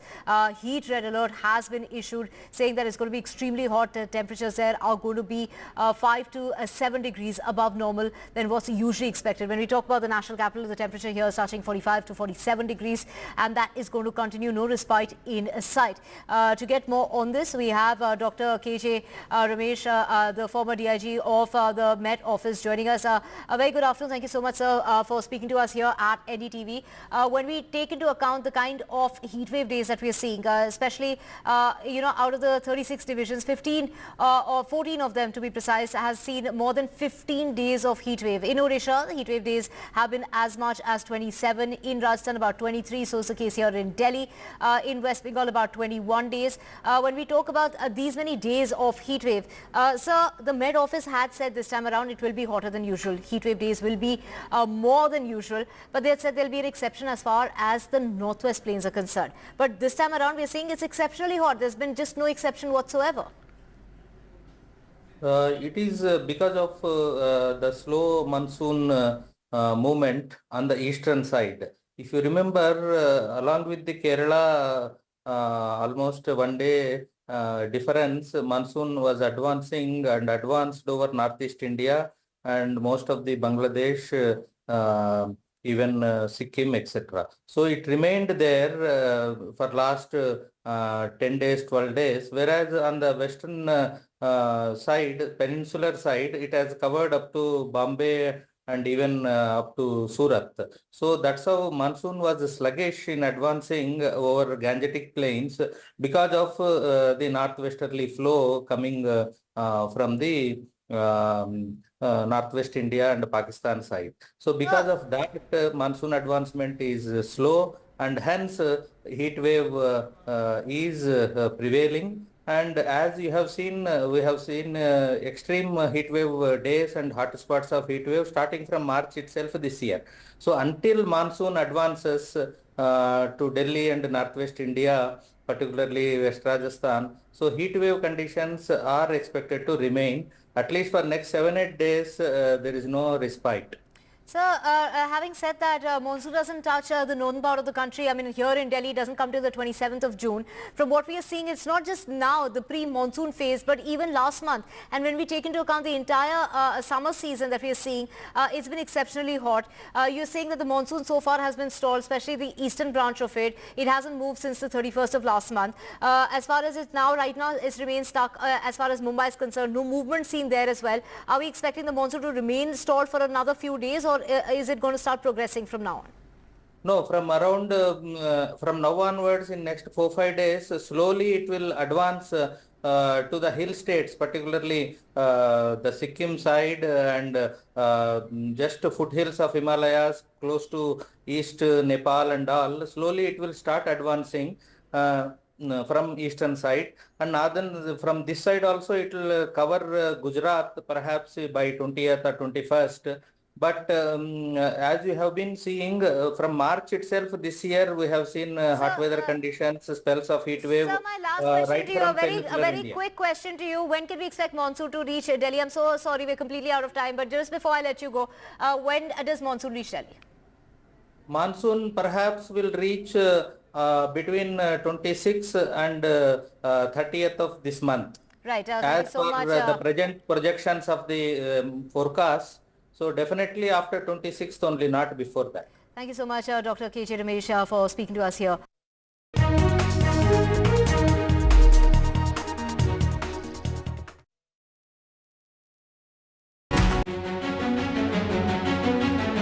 In this week's episode of India Sense, watch legendary emerging markets investor Mark Mobius' big India bet. Should G7 become G8 with the addition of India as the 8th country? Modi 3.0's $5 trillion roadmap. 2023, mankind's most violent year. All this and much more on India Sense with me, Gauri Dwivedi, at these timings only on NDTV.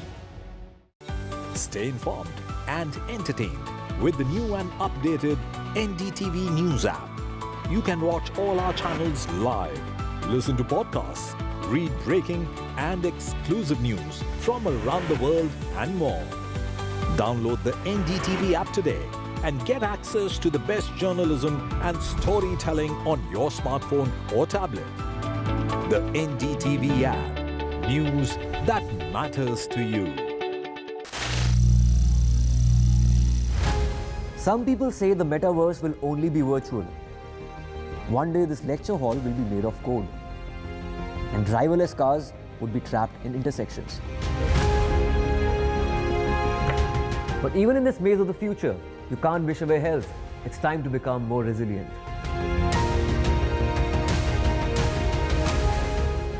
10 years of Banega Swasth India, we have grown and achieved so many milestones.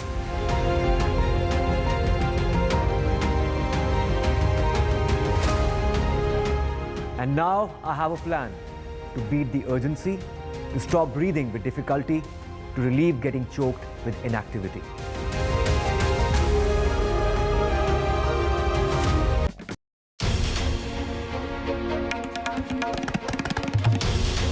This is NDTV.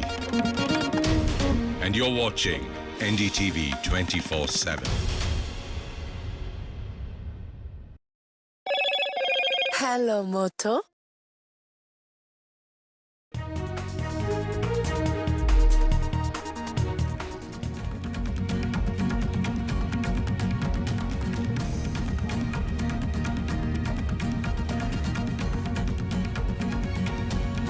Actor Darshan case, fresh CCTV visuals. In fact, footage has emerged which shows car was used in abduction. In fact, victim Renuka Swami was driven to Bengaluru.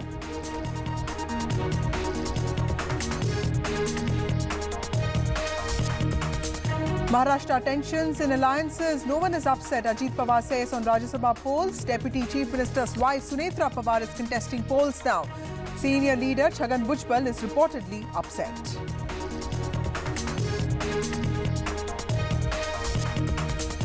In the NEET controversy, CBI probe demand has been raised by opposition. Top court puts testing agency on notice. Supreme Court notice to CBI investigation plea. The Supreme Court will hear petition seeking a CBI probe into alleged irregularities in the medical entrance examination NEET on the 8th of July. Prime Minister Narendra Modi is in Italy for the G7 summit. Prime Minister will hold bilaterals with the top world leaders. Prime Minister Narendra Modi, President Biden meet is expected shortly. In fact, NDTV is reporting from Italy from the ground.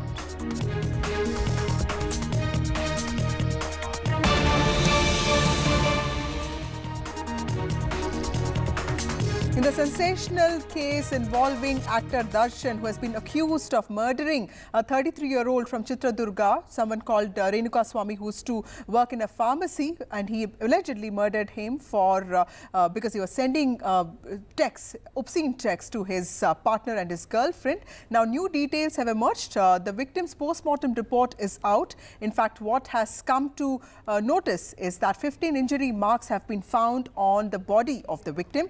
The injury marks are on the head, chest and abdomen areas of the body of the victim. The report also says that the victim's head was banged on a truck. So actor Darshan case, very sensational details have emerged which show that the victim was assaulted physically horribly before he, of course, was killed. These are fresh CCTV visuals that have also emerged. The footage shows a car was used in the abduction of Renuka Swami, who was a 33-year-old from Chitradurga who was working in a pharmacy. When this victim was also was also a fan of this actor Darshan, a popular actor in Karnataka. Now this actor and his partner are under arrest for allegations of murdering Renuka Swami, who allegedly sent obscene texts to Pavitra.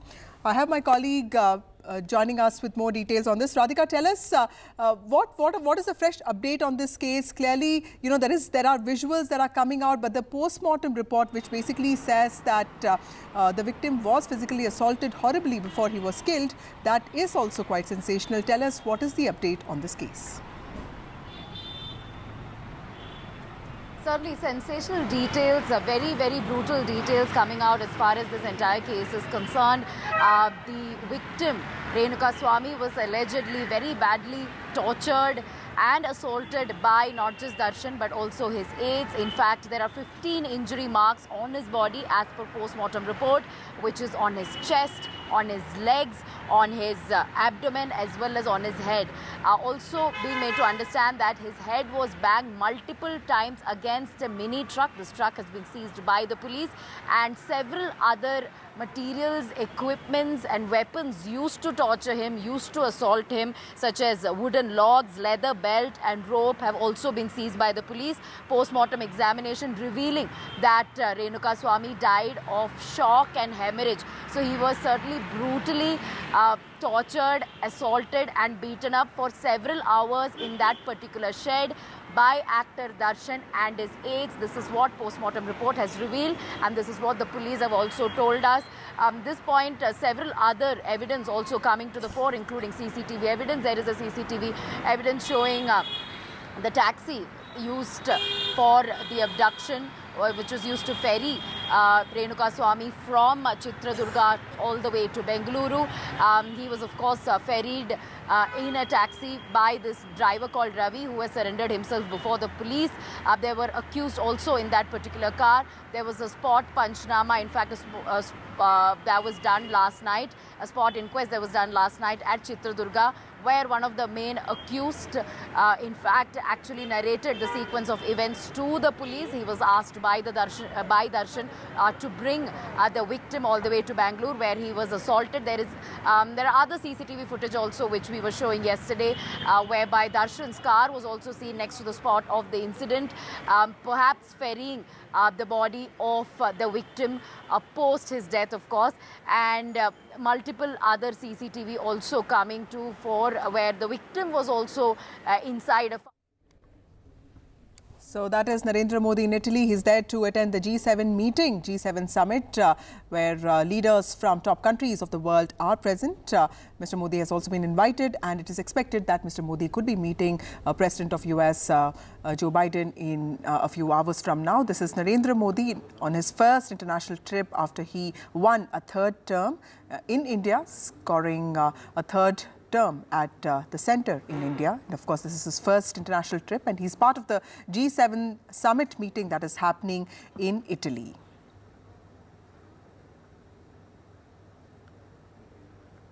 There are several meetings happening there. In fact, the Indian Prime Minister is holding bilateral talks with several world leaders, including with French President. The Prime Minister is attending G7 summit in Italy. In fact, NDTV's Vishnu Shom is also reporting from the ground there, from Bari in Italy. And Prime Minister Narendra Modi is also expected to hold talks with the Prime Minister of UK, Rishi Sunak. He's also expected to talk to Joe Biden, the President of the United States of America. He's expected to speak to several world leaders. In fact, G7 has agreed to use frozen Russian assets to raise assets for Ukraine, which is involved in a war with Russia. This is to help the country to fight invading Russian forces, even as Russian forces gain momentum on ground. Prime Minister Narendra Modi is in Italy to attend this G7 meeting. G7 is dominated, of course, by the talks, by the speculations of a ceasefire in Gaza, and of course what is happening with respect to Ukraine and Russia.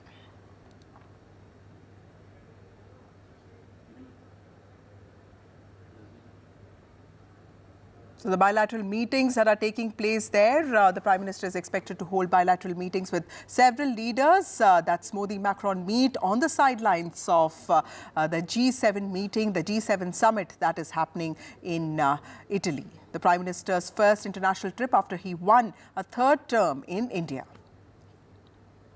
He's also expected to meet several other world leaders, including Joe Biden and, of course, Rishi Sunak. He is in fact holding talks with French President Macron now, and these are part of the several bilaterals that the Prime Minister will be holding as part of his visit to the G7 summit in Italy.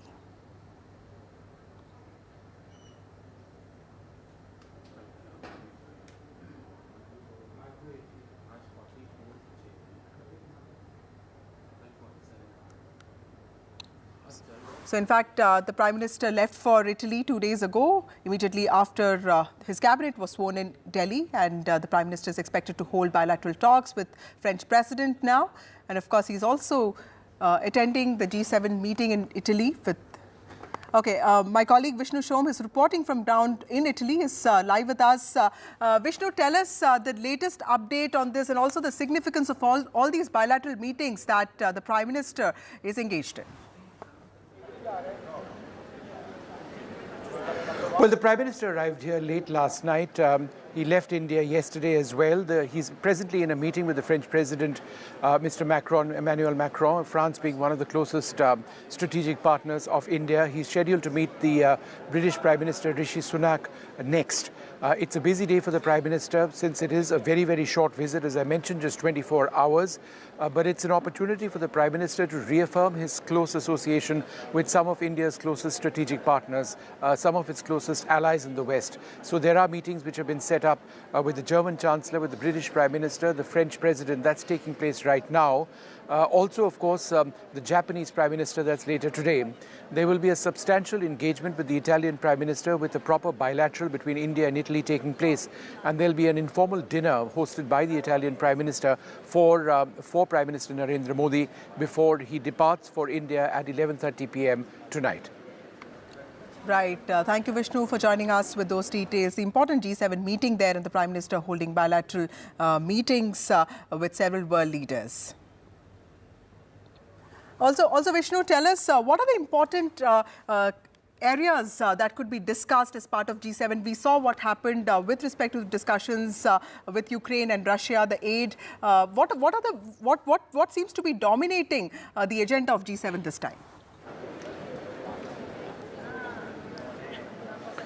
Well, firstly, let me tell you a little bit about what is interesting as far as India and France is concerned. Since President Macron is meeting Prime Minister Modi now, India and France are deep in negotiations for a second tranche of Rafale fighter aircraft. These would be for the Indian Navy. These are jets. It's a multi-billion-dollar deal which is still in the process of being negotiated. In fact, those negotiations taking place in Delhi even as we speak.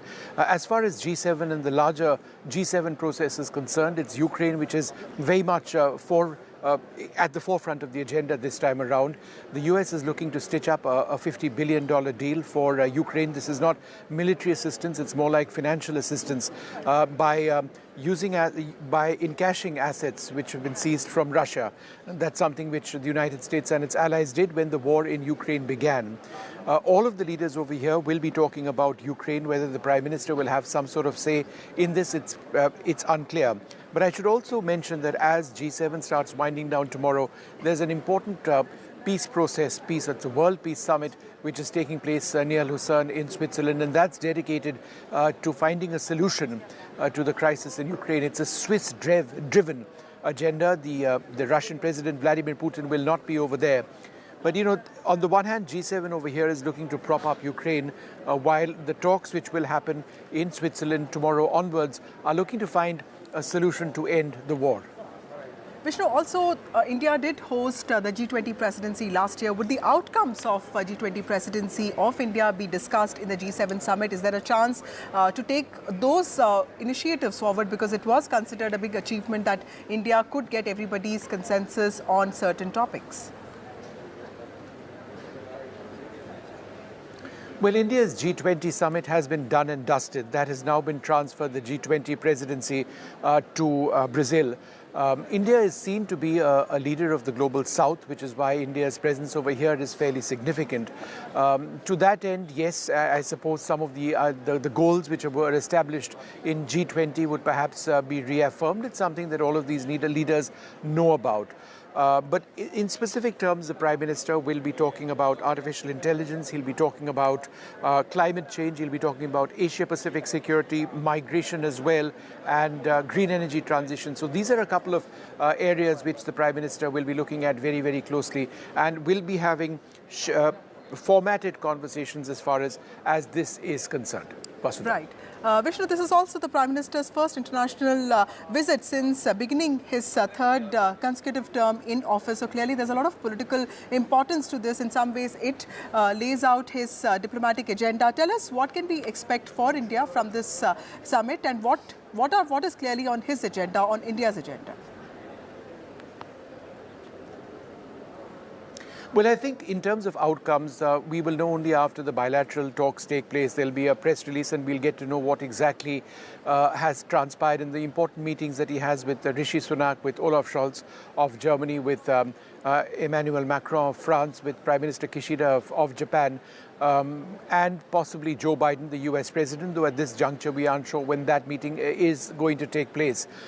So, I don't really see very many anything tremendously or dramatically new as far as these bilateral agreements are concerned. It's an opportunity for all of these world leaders to congratulate Prime Minister on being sworn in on a third occasion.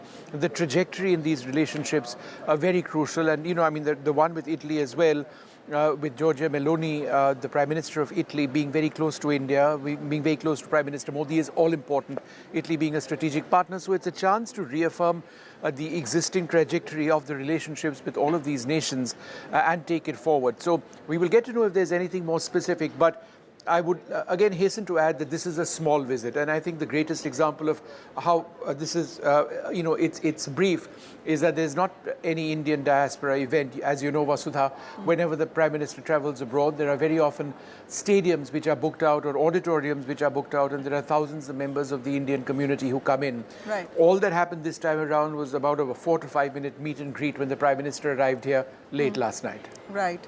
Also, Vishnu, help us understand what is the significance of the G7 summit for the entire world, because we know there's a conflict going on. There have been consequences, economic as well as political and geopolitical consequences. What kind of solutions or expected solutions can we sort of anticipate from, all these big meetings that are happening, which have top leaders present there? There are talks about ceasefire in Gaza that seems to be dominating the meeting. But clearly, this is India's 11th participation and Prime Minister's 5th participation. Is there something that we can expect for the world, for the present geopolitical situation across the world?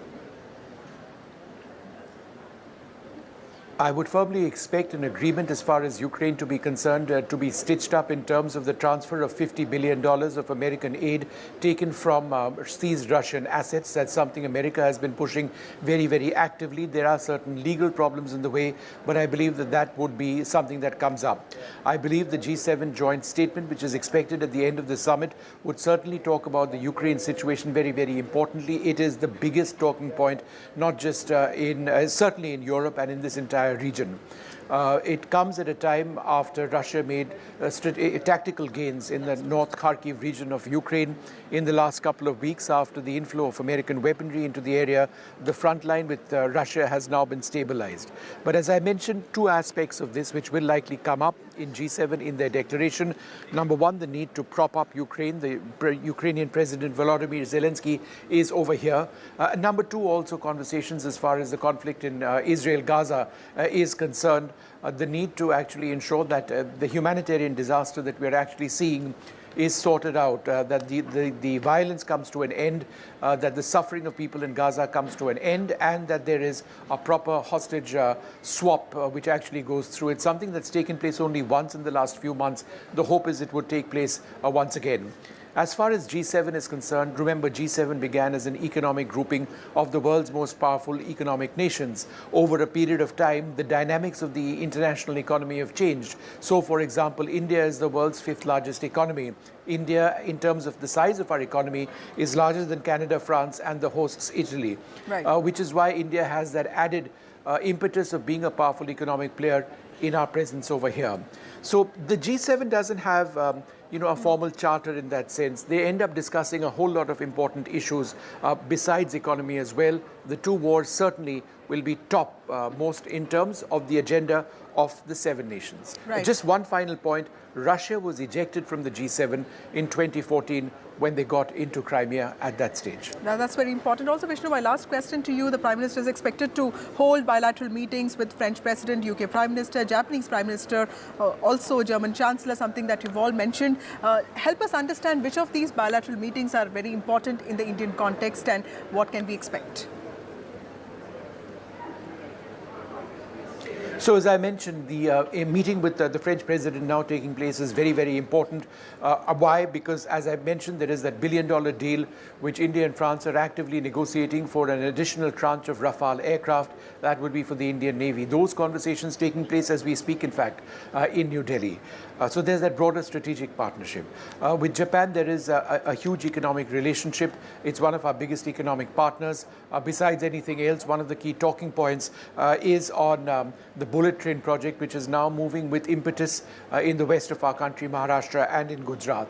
With Germany, it's one of our largest trading partners. It's a relationship based on a huge investment of German firms in India, also a growing presence of Indian firms in Germany. Also, there is a military dimension of the relationship with Germany.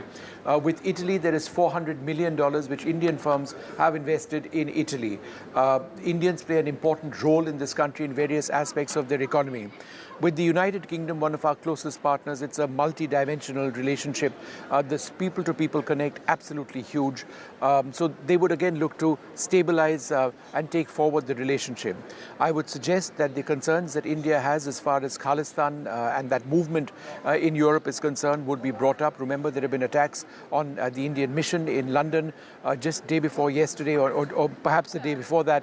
There was a bust of Gandhiji in Brindisi, which is under construction, which was defaced by those sympathetic to Khalistan, and that's something which the Indian ambassador yesterday told us has been brought up with the Italian authorities over here.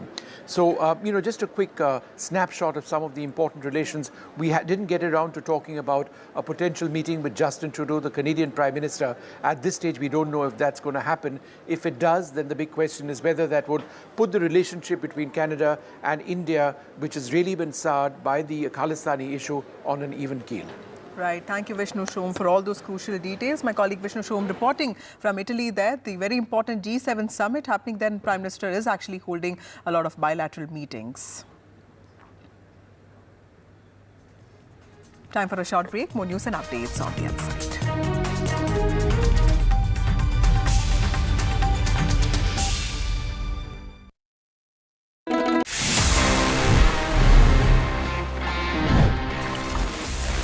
Life is anyway quite easy these days because हमको वो cash carry नहीं करना पड़ता है. We can make the payments just using UPI. हमारे phone से instant एक QR scan करके हम payment कर देते हैं. But the question is कि अगर आपके पास में आपका wallet नहीं है और आप UPI के भरोसे घर से निकल गए, let's say you don't get internet signal as well. Sometimes ऐसा होता है और आपको अगर वहाँ पे UPI से payment करना है, how would you do it? Guys, the simple answer is कि आप बिना इंटरनेट के भी UPI से पेमेंट्स कर सकते हैं if you just follow the following instructions. सबसे पहले आपको आपके फोन से डायल करना है *99#. जी हाँ, ये कुछ ऐसा ही है जो पहले हम डायल करते थे *123#, *121#, for all our balance check inquiries. तो जब आप इस नंबर को डायल करते हैं उसके बाद you can follow the prompts और आप जिसको भी पैसा भेजना चाहते हैं उसका UPI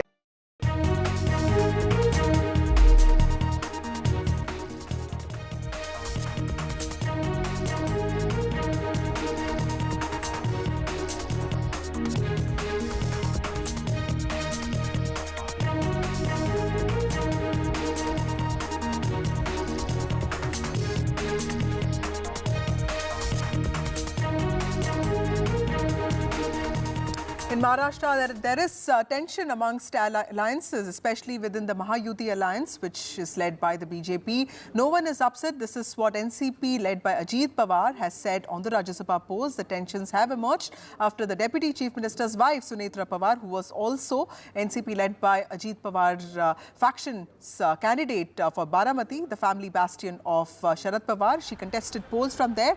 Now she will be, of course, the candidate for Rajya Sabha polls. Senior leader Chhagan Bhujbal is reportedly upset. That is what sources have told NDTV.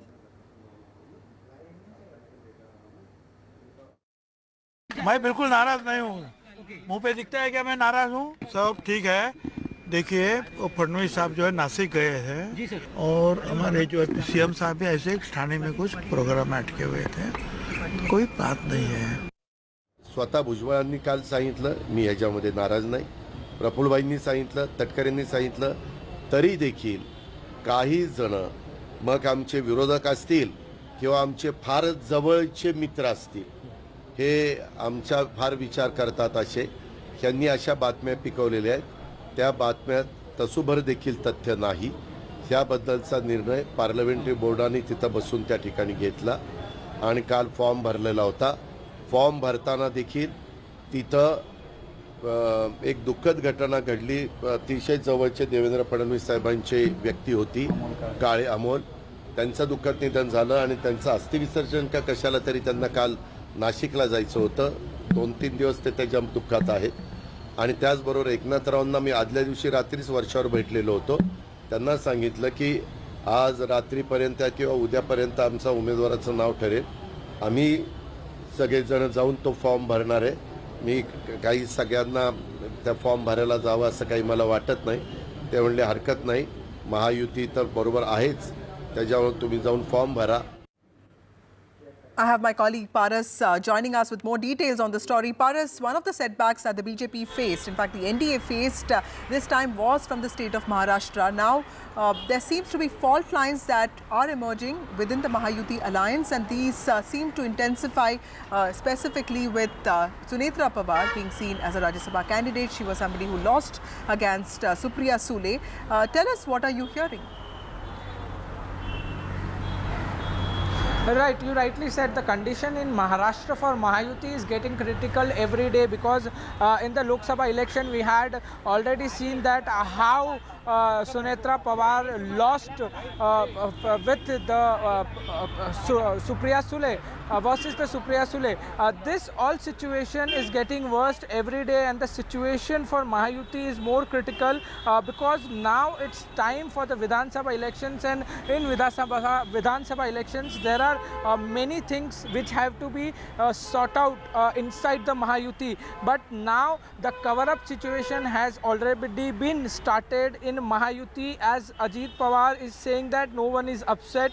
Bhujwal and Praful Patel already cleared it. Our parliamentary board have decided about it. Devendra Fadnavis was in funeral, therefore he could not come for the meeting. CM Shinde was also informed about a night ago about this entire situation, about Sunetra Pawar going to file nomination for Vidhan Sabha. No one is upset, and it's all on media only, which is not true. Nomination has been already filed today. We also got to know that the nomination has been accepted also, but if no one files nomination against Sunetra Pawar, it will be unopposed election. So there are many things which is coming already in this entire situation. There are some situation which is happening inside the Mahayuti, but now the cover-up process has been already started. Mahayuti in NCP, or it be Bharatiya Janata Party or Shiv Sena Eknath Shinde, all are saying that there is nothing wrong between us, but there are many things which need to be sought out by Mahayuti before the Vidhan Sabha elections. Well, also Paras, tell us with respect to these rumours and speculations that some members of the Ajit Pawar faction could actually be headed to the Sharad Pawar faction, because the strike rate of Sharad Pawar has been commendable this election. Is there any truth in that kind of, those rumours, those speculations?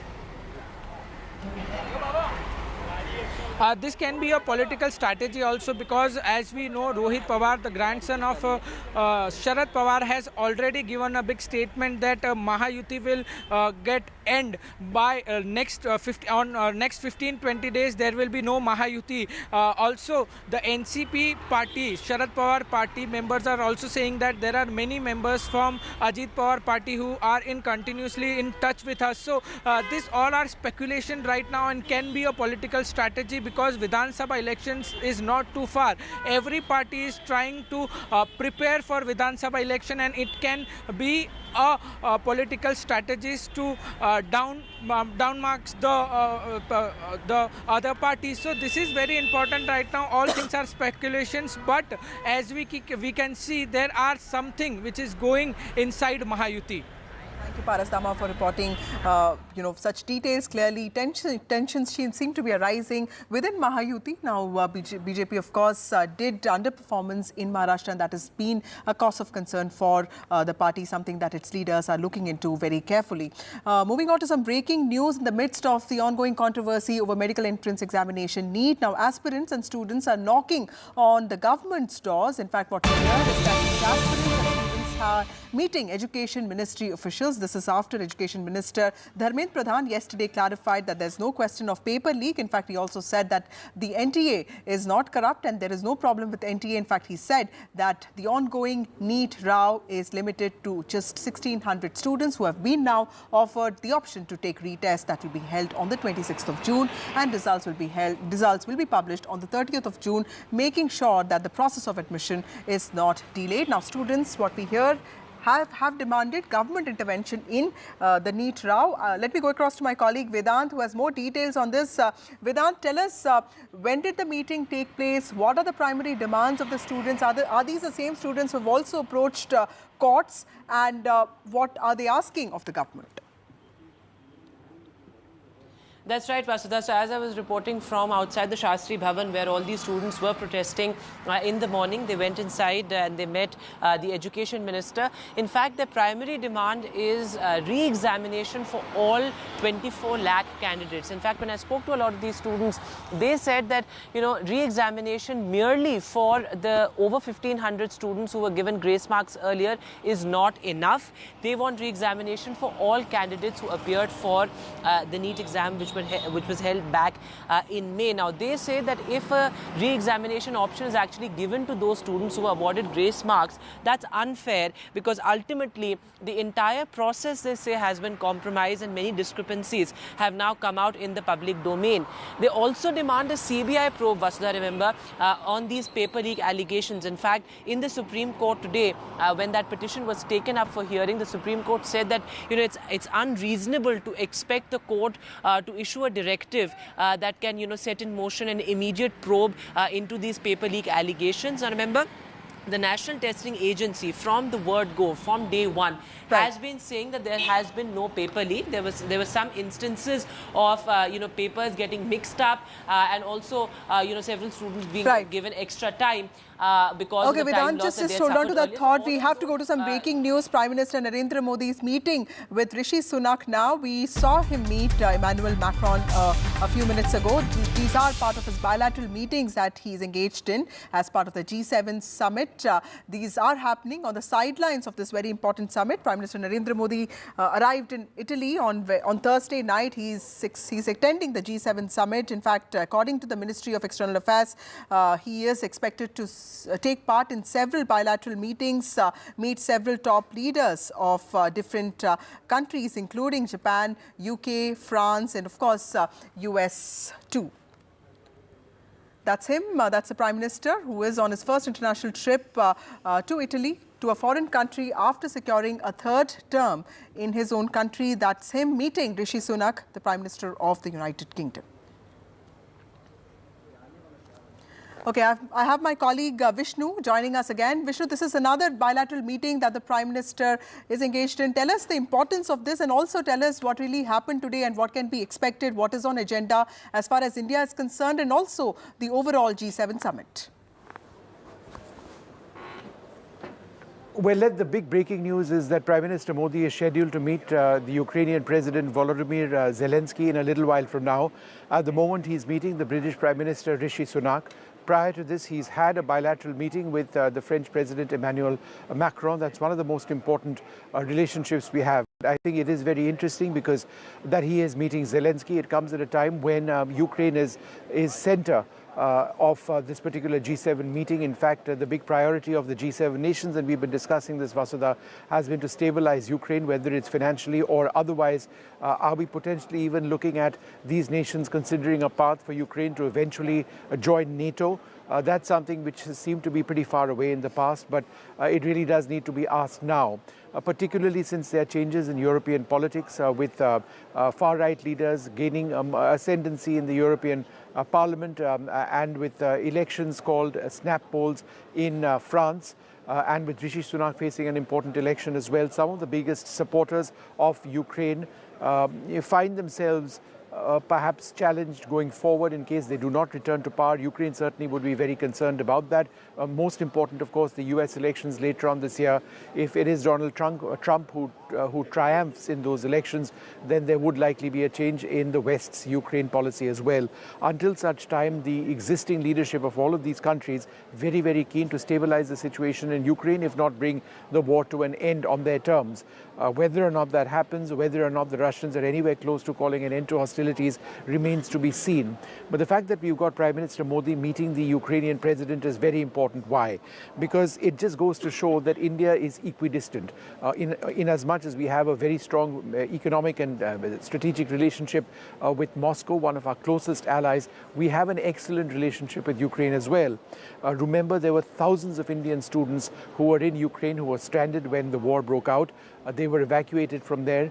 There is a strong military relationship which we've had with Ukraine as well. Just as an example, the Antonov AN-32 aircraft of the Indian Air Force, one of the primary transport aircraft of the IAF, are in fact Ukrainian manufactured. The gas turbine engines of our frontline frigates and destroyers are manufactured in Ukraine. So there is that aspect of that relationship as well. So the Prime Minister meeting Volodymyr Zelensky comes at a time when, as I mentioned, G7 right in the forefront, Ukraine right in the forefront of G7 this time around. So let's see what comes of that meeting. That's Vishnu Shom reporting that PM Modi is also likely to meet Ukrainian President Zelensky. And that, of course, has a lot of political undertones. But Vishnu, before this meeting with Rishi Sunak, he also met the French President. You have reported extensively on jet technology. Tell us what was on agenda then, and what are the most important bilateral meetings that we should be keeping an eye for, because he seems to be really meeting a lot of people, including the Japanese Prime Minister, German Chancellor. So which are the most important bilateral meetings in the context of Indian interest? All of them are important equally because all of these are our closest Western allies. Japan, of course, is an Eastern ally, but one of India's primary economic partners, strategic partners. The meeting with Macron particularly important. Why? Because India and France right now are negotiating a 50,000 crore plus rupee deal for 26 Rafale M fighter jets for the Indian Navy. This would be the second tranche of Rafale fighters should the deal be concluded.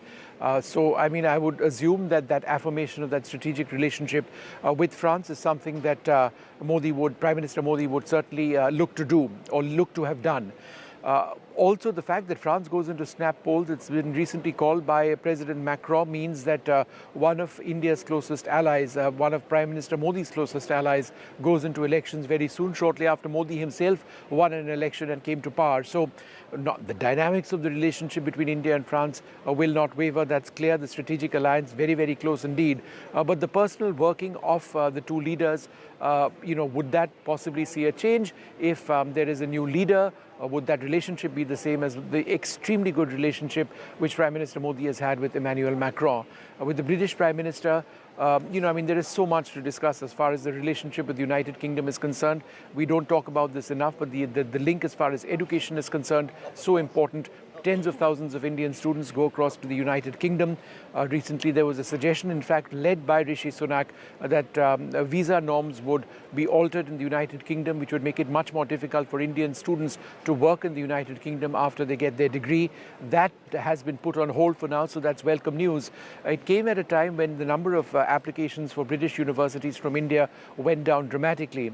Of course, there's that strong economic relationship between the two countries as well, and that strategic relationship with the Indian Navy, practicing with the Royal Navy all the time, our land forces also practicing, our air forces also practicing.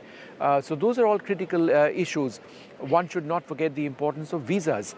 The fact that there is the relationship between India and the United Kingdom is bedrocked by that relationship between people of both countries means that visas are so important. The fact of the matter is that visas are not being given in time. It takes several weeks, at least 3 weeks or possibly more, depending on the rush, for visas to be granted. Indians certainly want that to be improved. Would that actually come up? We'll have to wait and see. But, there will be talks with the Japanese Prime Minister, Mr. Kishida, as well, the German Chancellor, as important as any other leader. And, of course, let's never forget about Italy, Giorgia Meloni. We are in Italy right now, a huge partner of India. There are 2 lakh Indians, people of Indian origin rather, in Italy. The second largest number of Indians, people of Indian origin in Italy after the Netherlands. So, again, that's such an important part of this relationship. So all of these are important. I would not suggest one is more important than the other. They're just different negotiations, different parts of the individual association with all of these countries that we're now seeing. Unclear at this stage whether Joe Biden, the US president, would meet Prime Minister Modi. I fully expect them to actually do that at some stage today, but Whether there'd be a meeting with Prime Minister Justin Trudeau of Canada, if that does happen, that would perhaps be the biggest surprise. Ukraine seems to have dominated the first day of talks, in G7 with respect to the loan that was sort of proposed by G7 members. Is there an idea that we have with respect to China? Are the members expected to discuss, Chinese excessive industrial capacity, or for that matter, the support that China gives to Russia? Is that even something that the G7 members could be looking at? Well, for starters, China isn't over here as part of the G7, but be that as it may, Pacific issues, Pacific Ocean issues are something that the Prime Minister will personally be talking about. And if we look at Pacific issues, then certainly the situation as far as Taiwan is concerned may actually come up. Remember, Taiwan faces hostilities from China, intent on stating that Taiwan is in fact part of mainland China. That's something which the Taiwanese, who are a fierce democracy, want to avoid, want to ensure it doesn't take place at all. But there are military exercises that China has been holding. They've been crossing over, a certain line across the oceans, which is, in a sense, segregate Taiwanese interests in Taiwanese waters and Chinese waters. There have been violations of that constantly. That's something which certainly concerns the Taiwanese. It would concern Taiwan's allies, the closest of whom is the United States. China is growing militarily at a pace that is unprecedented. The Chinese Navy already possibly the world's largest. So they compete directly with American interests. Whether China and the strategic concerns of China do come up in as direct a manner as I'm speaking, again, we need to wait to see what happens as far as the final G7 declaration is concerned. But that, yes, is something which, in fact, the Prime Minister would also be looking at. Pacific issues is something that the Prime Minister would be addressing personally. The war in Gaza seems to be, dominating what's happening at G7. So in that context, Prime Minister Narendra Modi meeting President Zelensky, how do you see that? Could you help our viewers understand the political undertones and also the diplomatic undertones in a meeting like that?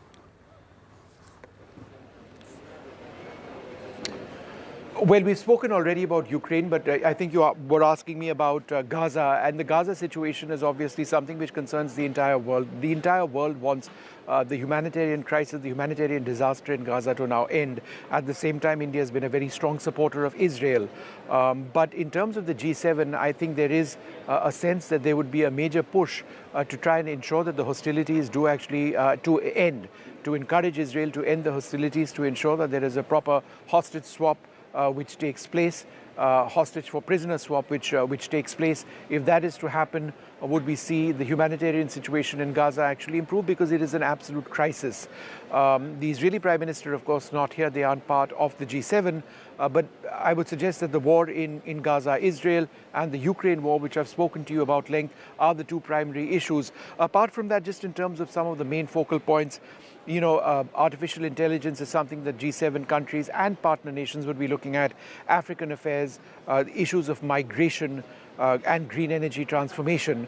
But those are broader themes, and they are broader themes because the G7, which began as an economic association or partnership of affiliated nations, the world's strongest economies, has now graduated over a period of time to discussing all issues. So there is no charter per se, but these are some of the other issues which would certainly be looked at.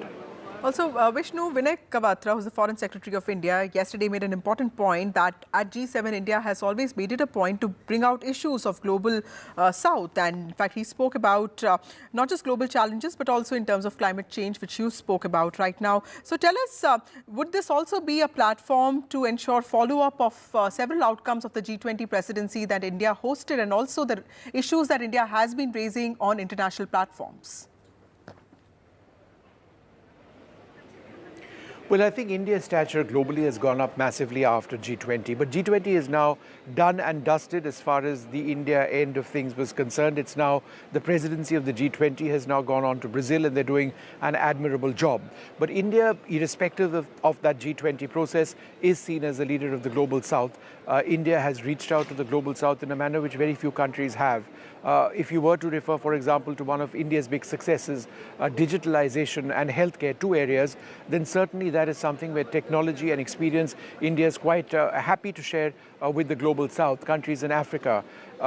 Making lending mechanisms better. The transformation of multilateral development banks has been pushed by India through the B20 process, the Business 20 process on the sidelines of G20. Again, that's something which adds to India's reputation. As far as healthcare is concerned, India was a huge exporter of vaccines from the Serum Institute of India. The Covishield vaccine vaccinated perhaps the largest number of people anywhere. It was, distributed through the international. It was distributed through international health agencies, and it was widely available in Africa and elsewhere. So again, that's something which showcases India's contribution across the region. Thank you, Vishnu Shom, for joining us. That's my colleague reporting from ground there, and he is reporting from the ground in Italy, covering the G7 summit, and we are bringing you all details as and when the bilateral meetings happen. Prime Minister Narendra Modi is in Italy to attend the G7 summit. He is in fact having bilateral meetings with several leaders, including Rishi Sunak and also Emmanuel Macron. Time for a short break. More news and updates on the other side.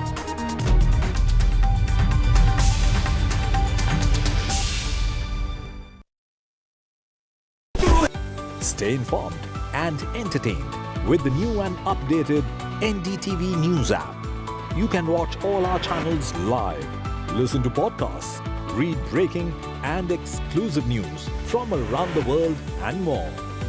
Download the NDTV app today and get access to the best journalism and storytelling on your smartphone or tablet. The NDTV app. News that matters to you. In this week's episode of India Sense, watch legendary emerging markets investor Mark Mobius' big India bet. Should G7 become G8 with the addition of India as the 8th country? Modi 3.0's $5 trillion roadmap. 2023, mankind's most violent year. All this and much more on India Sense with me, Gauri Dwivedi, at these timings only on NDTV.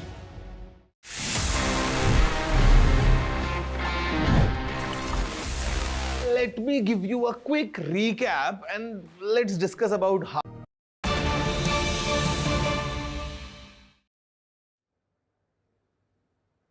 Welcome back. In the midst of the ongoing controversy over medical entrance examination NEET, now aspirants and students are knocking on the government's doors. What we hear is that NEET aspirants have met Education Ministry officials. Students are demanding government intervention in the NEET row. In fact, this comes a day after Education Minister Dharmendra Pradhan clarified that there is no chance of a paper leak. In fact, he also said that the NTA is not corrupt. In fact, he has refuted allegations of corruption and paper leaks with regard to the controversy. He has in fact said that this is an issue that is limited to 1,536 students, and in fact all those students who are given grace marks for loss of time have been given an option to take the test again, which will be held on the 26th of June, and the results will be published on the 30th of June. I have my colleague Vardhan joining us with more details. Vardhan, tell us, when did the students meet the ministry officials and what are the outcomes as far as we know?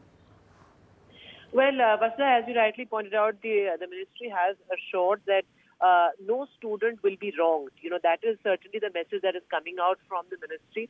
In fact, a delegation of 10 to 12 students met the Union Education Minister with a charter of demands. So they say that they want re-examination for all 24 lakh aspirants who appeared for the examination back in May, saying that re-examination option merely for those students who are awarded grace marks is not a solution to the problem, because they say that the integrity of the entire process was compromised and that many discrepancies have now come out in the public domain, and those need to be addressed with a new committee and with re-examination for all candidates who took the exam.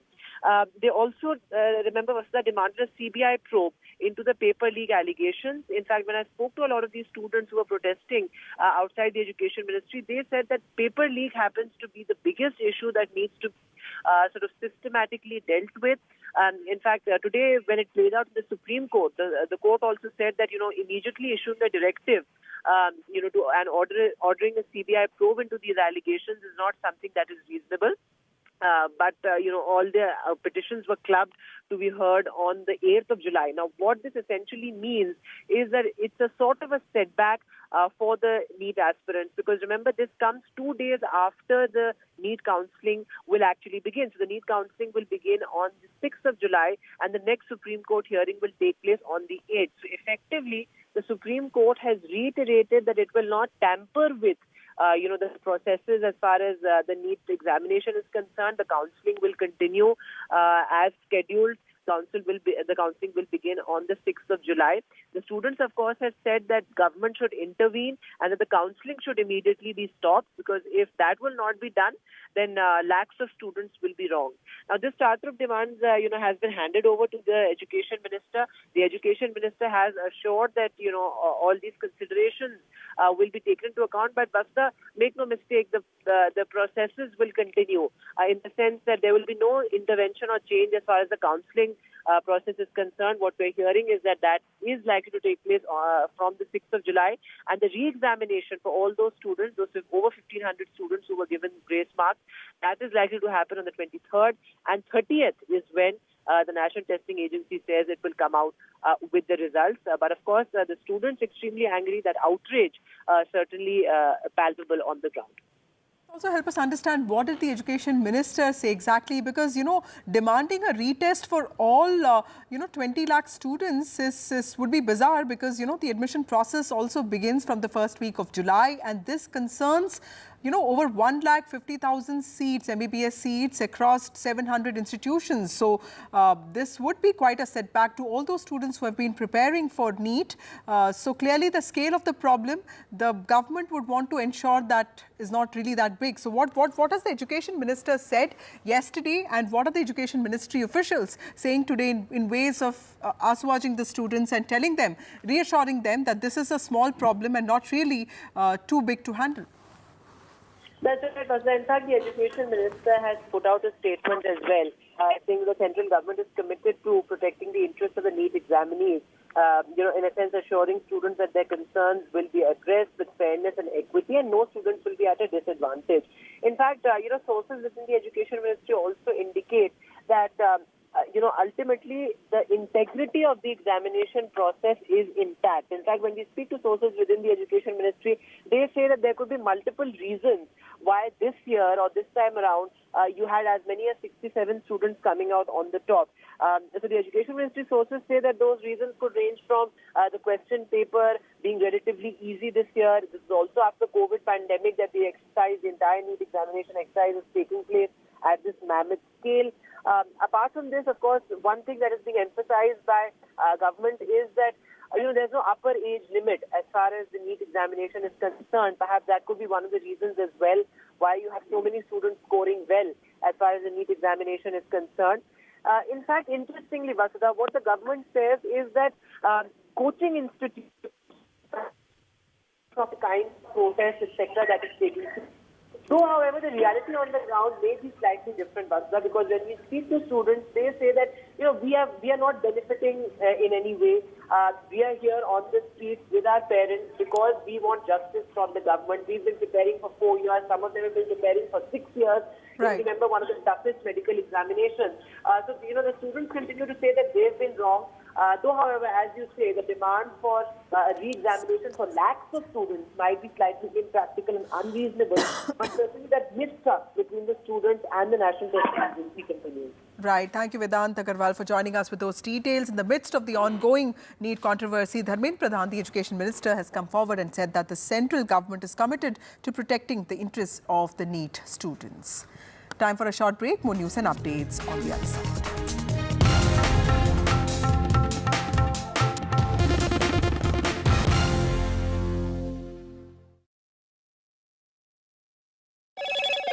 Hello, Moto.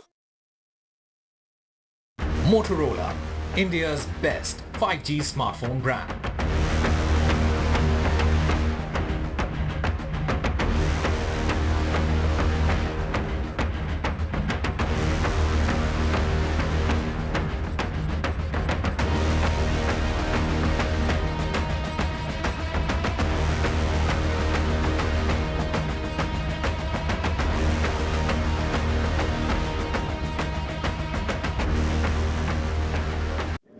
Hello and welcome. We are in Rome, Italy, on our way to Apulia in the south of Italy, where the G7 summit is going to be held. The Prime Minister will be here tomorrow. It's his first international visit since the NDA-3 government came into power. Why is G7 important? Because it is a collection of the world's most powerful nations. India now is in fact got a bigger economy than 3 of those nations. Italy, the host, Canada, and also France. What are the key issues over here? Why is it important for India to be attending? Join me, Vishnu Shom, for very special programming right here on NDTV 24/7. Stay informed and entertained with the new and updated NDTV News app. You can watch all our channels live, listen to podcasts, read breaking and exclusive news from around the world and more. Download the NDTV app today and get access to the best journalism and story.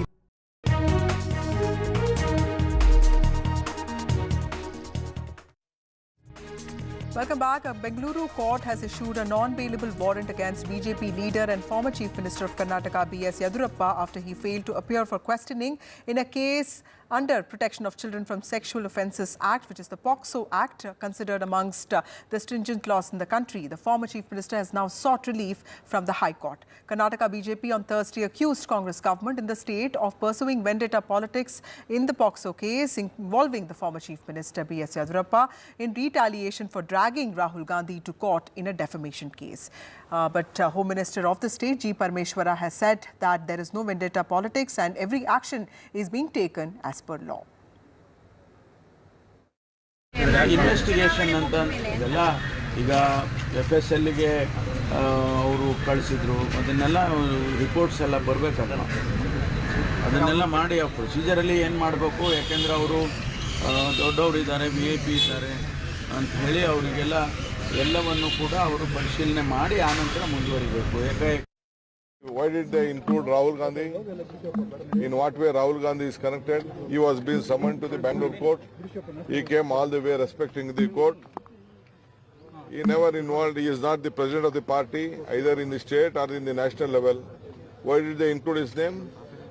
Why did the BJP MLC file a complaint? No point of time. We don't want to do vindictive politics. We are very large-hearted. Congress party is looking at very large-hearted. In our tenure, as of 10 years tenure or any term, we never vindicated anyone. It is the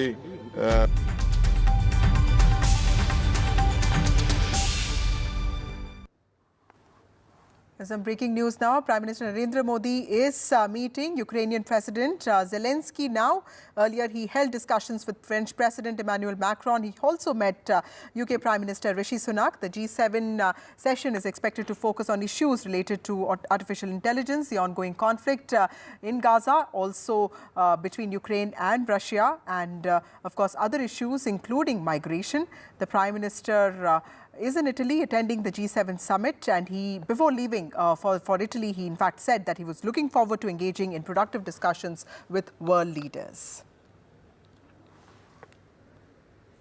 So that's the Prime Minister of India, Narendra Modi, meeting the President of Ukraine, Zelensky, and this comes at a time when the crisis in Ukraine, the war in Ukraine with Russia, has dominated the G7 summit. In fact, Prime Minister Narendra Modi also held bilateral meetings with UK Prime Minister Rishi Sunak and also with French President Emmanuel Macron.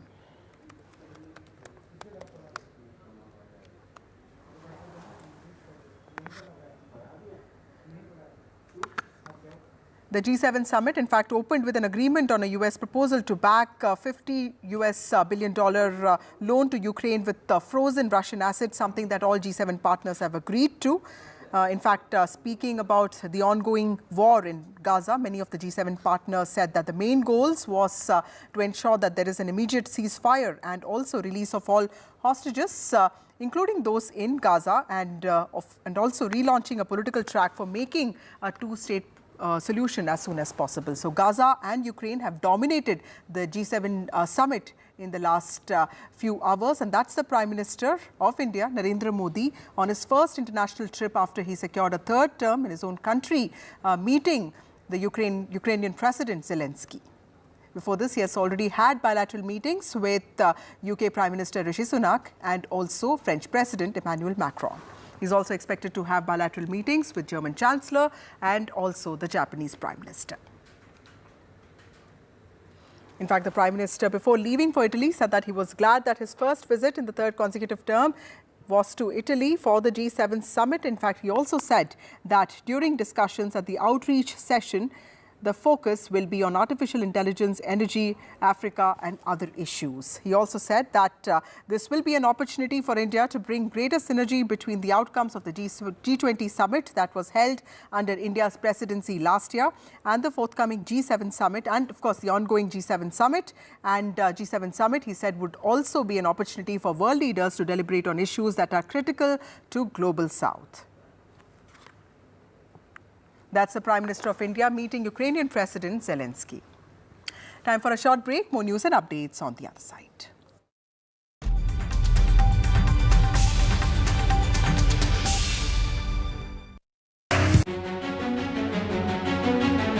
In this week's episode of India Sense, watch legendary emerging markets investor Mark Mobius' big India bet.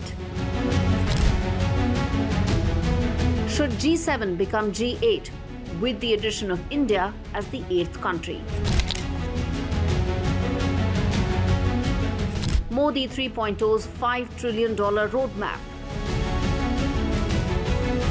2020.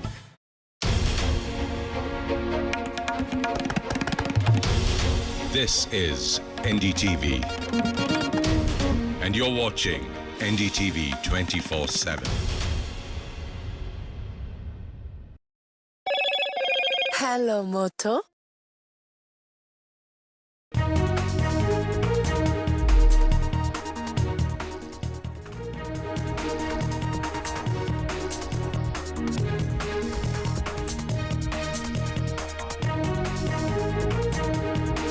Now, latest, that's the students and parents meet Education Minister. NEET aspirants demand government intervention. Aspirants seek re-examination for all candidates. Education Minister assures that the government is committed to protecting students' interests.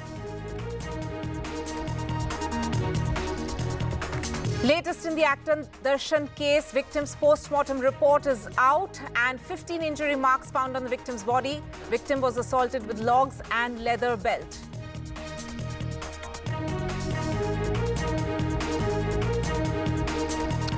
And tension continues within the NDA in Maharashtra. Latest is that there seems to be some friction point in the Ajit Pawar camp. Ajit Pawar denies all these remote reports, says no one is upset, and that also Deputy Chief Minister Ajit Pawar's wife Sunetra Pawar is contesting the Rajya Sabha elections from Maharashtra.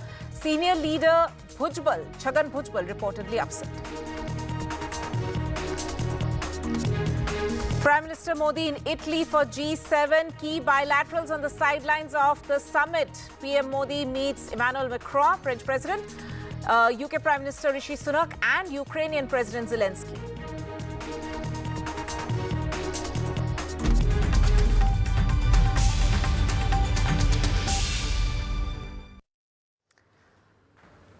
Right, let's go straight across to the shots coming in from Italy, where Prime Minister Modi has in fact just held a meeting. There, the visuals on your screen there right now with Ukrainian President Volodymyr Zelensky. These are the meetings, of course, which are taking place on the sidelines of the summit. I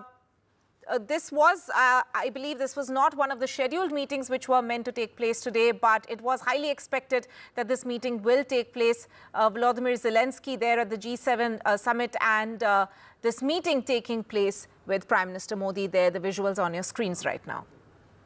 Let me go across to my colleague Vishnu Shom for more on this. Vishnu, this is highly significant. India, of course, as always, has in fact right from the beginning played a very significant role in terms of talking to both the Ukrainian side as well as the Russian side amid the war, the ongoing conflict in that region. And this meeting taking place in Italy at the moment with Volodymyr Zelensky will be in addition to the kind of support or, dialogues that India always has had with both sides in amid all this conflict.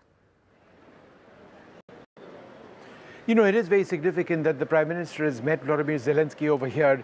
It wasn't clear whether or not this meeting would take place. It is significant because the primary agenda as far as G7 is concerned is Ukraine. And I think the fact that he is meeting the Ukrainian president sends a pretty strong signal to Moscow as well. Moscow isn't, Russia isn't here as a participant at the G7, but it does send a message to Russia that India isn't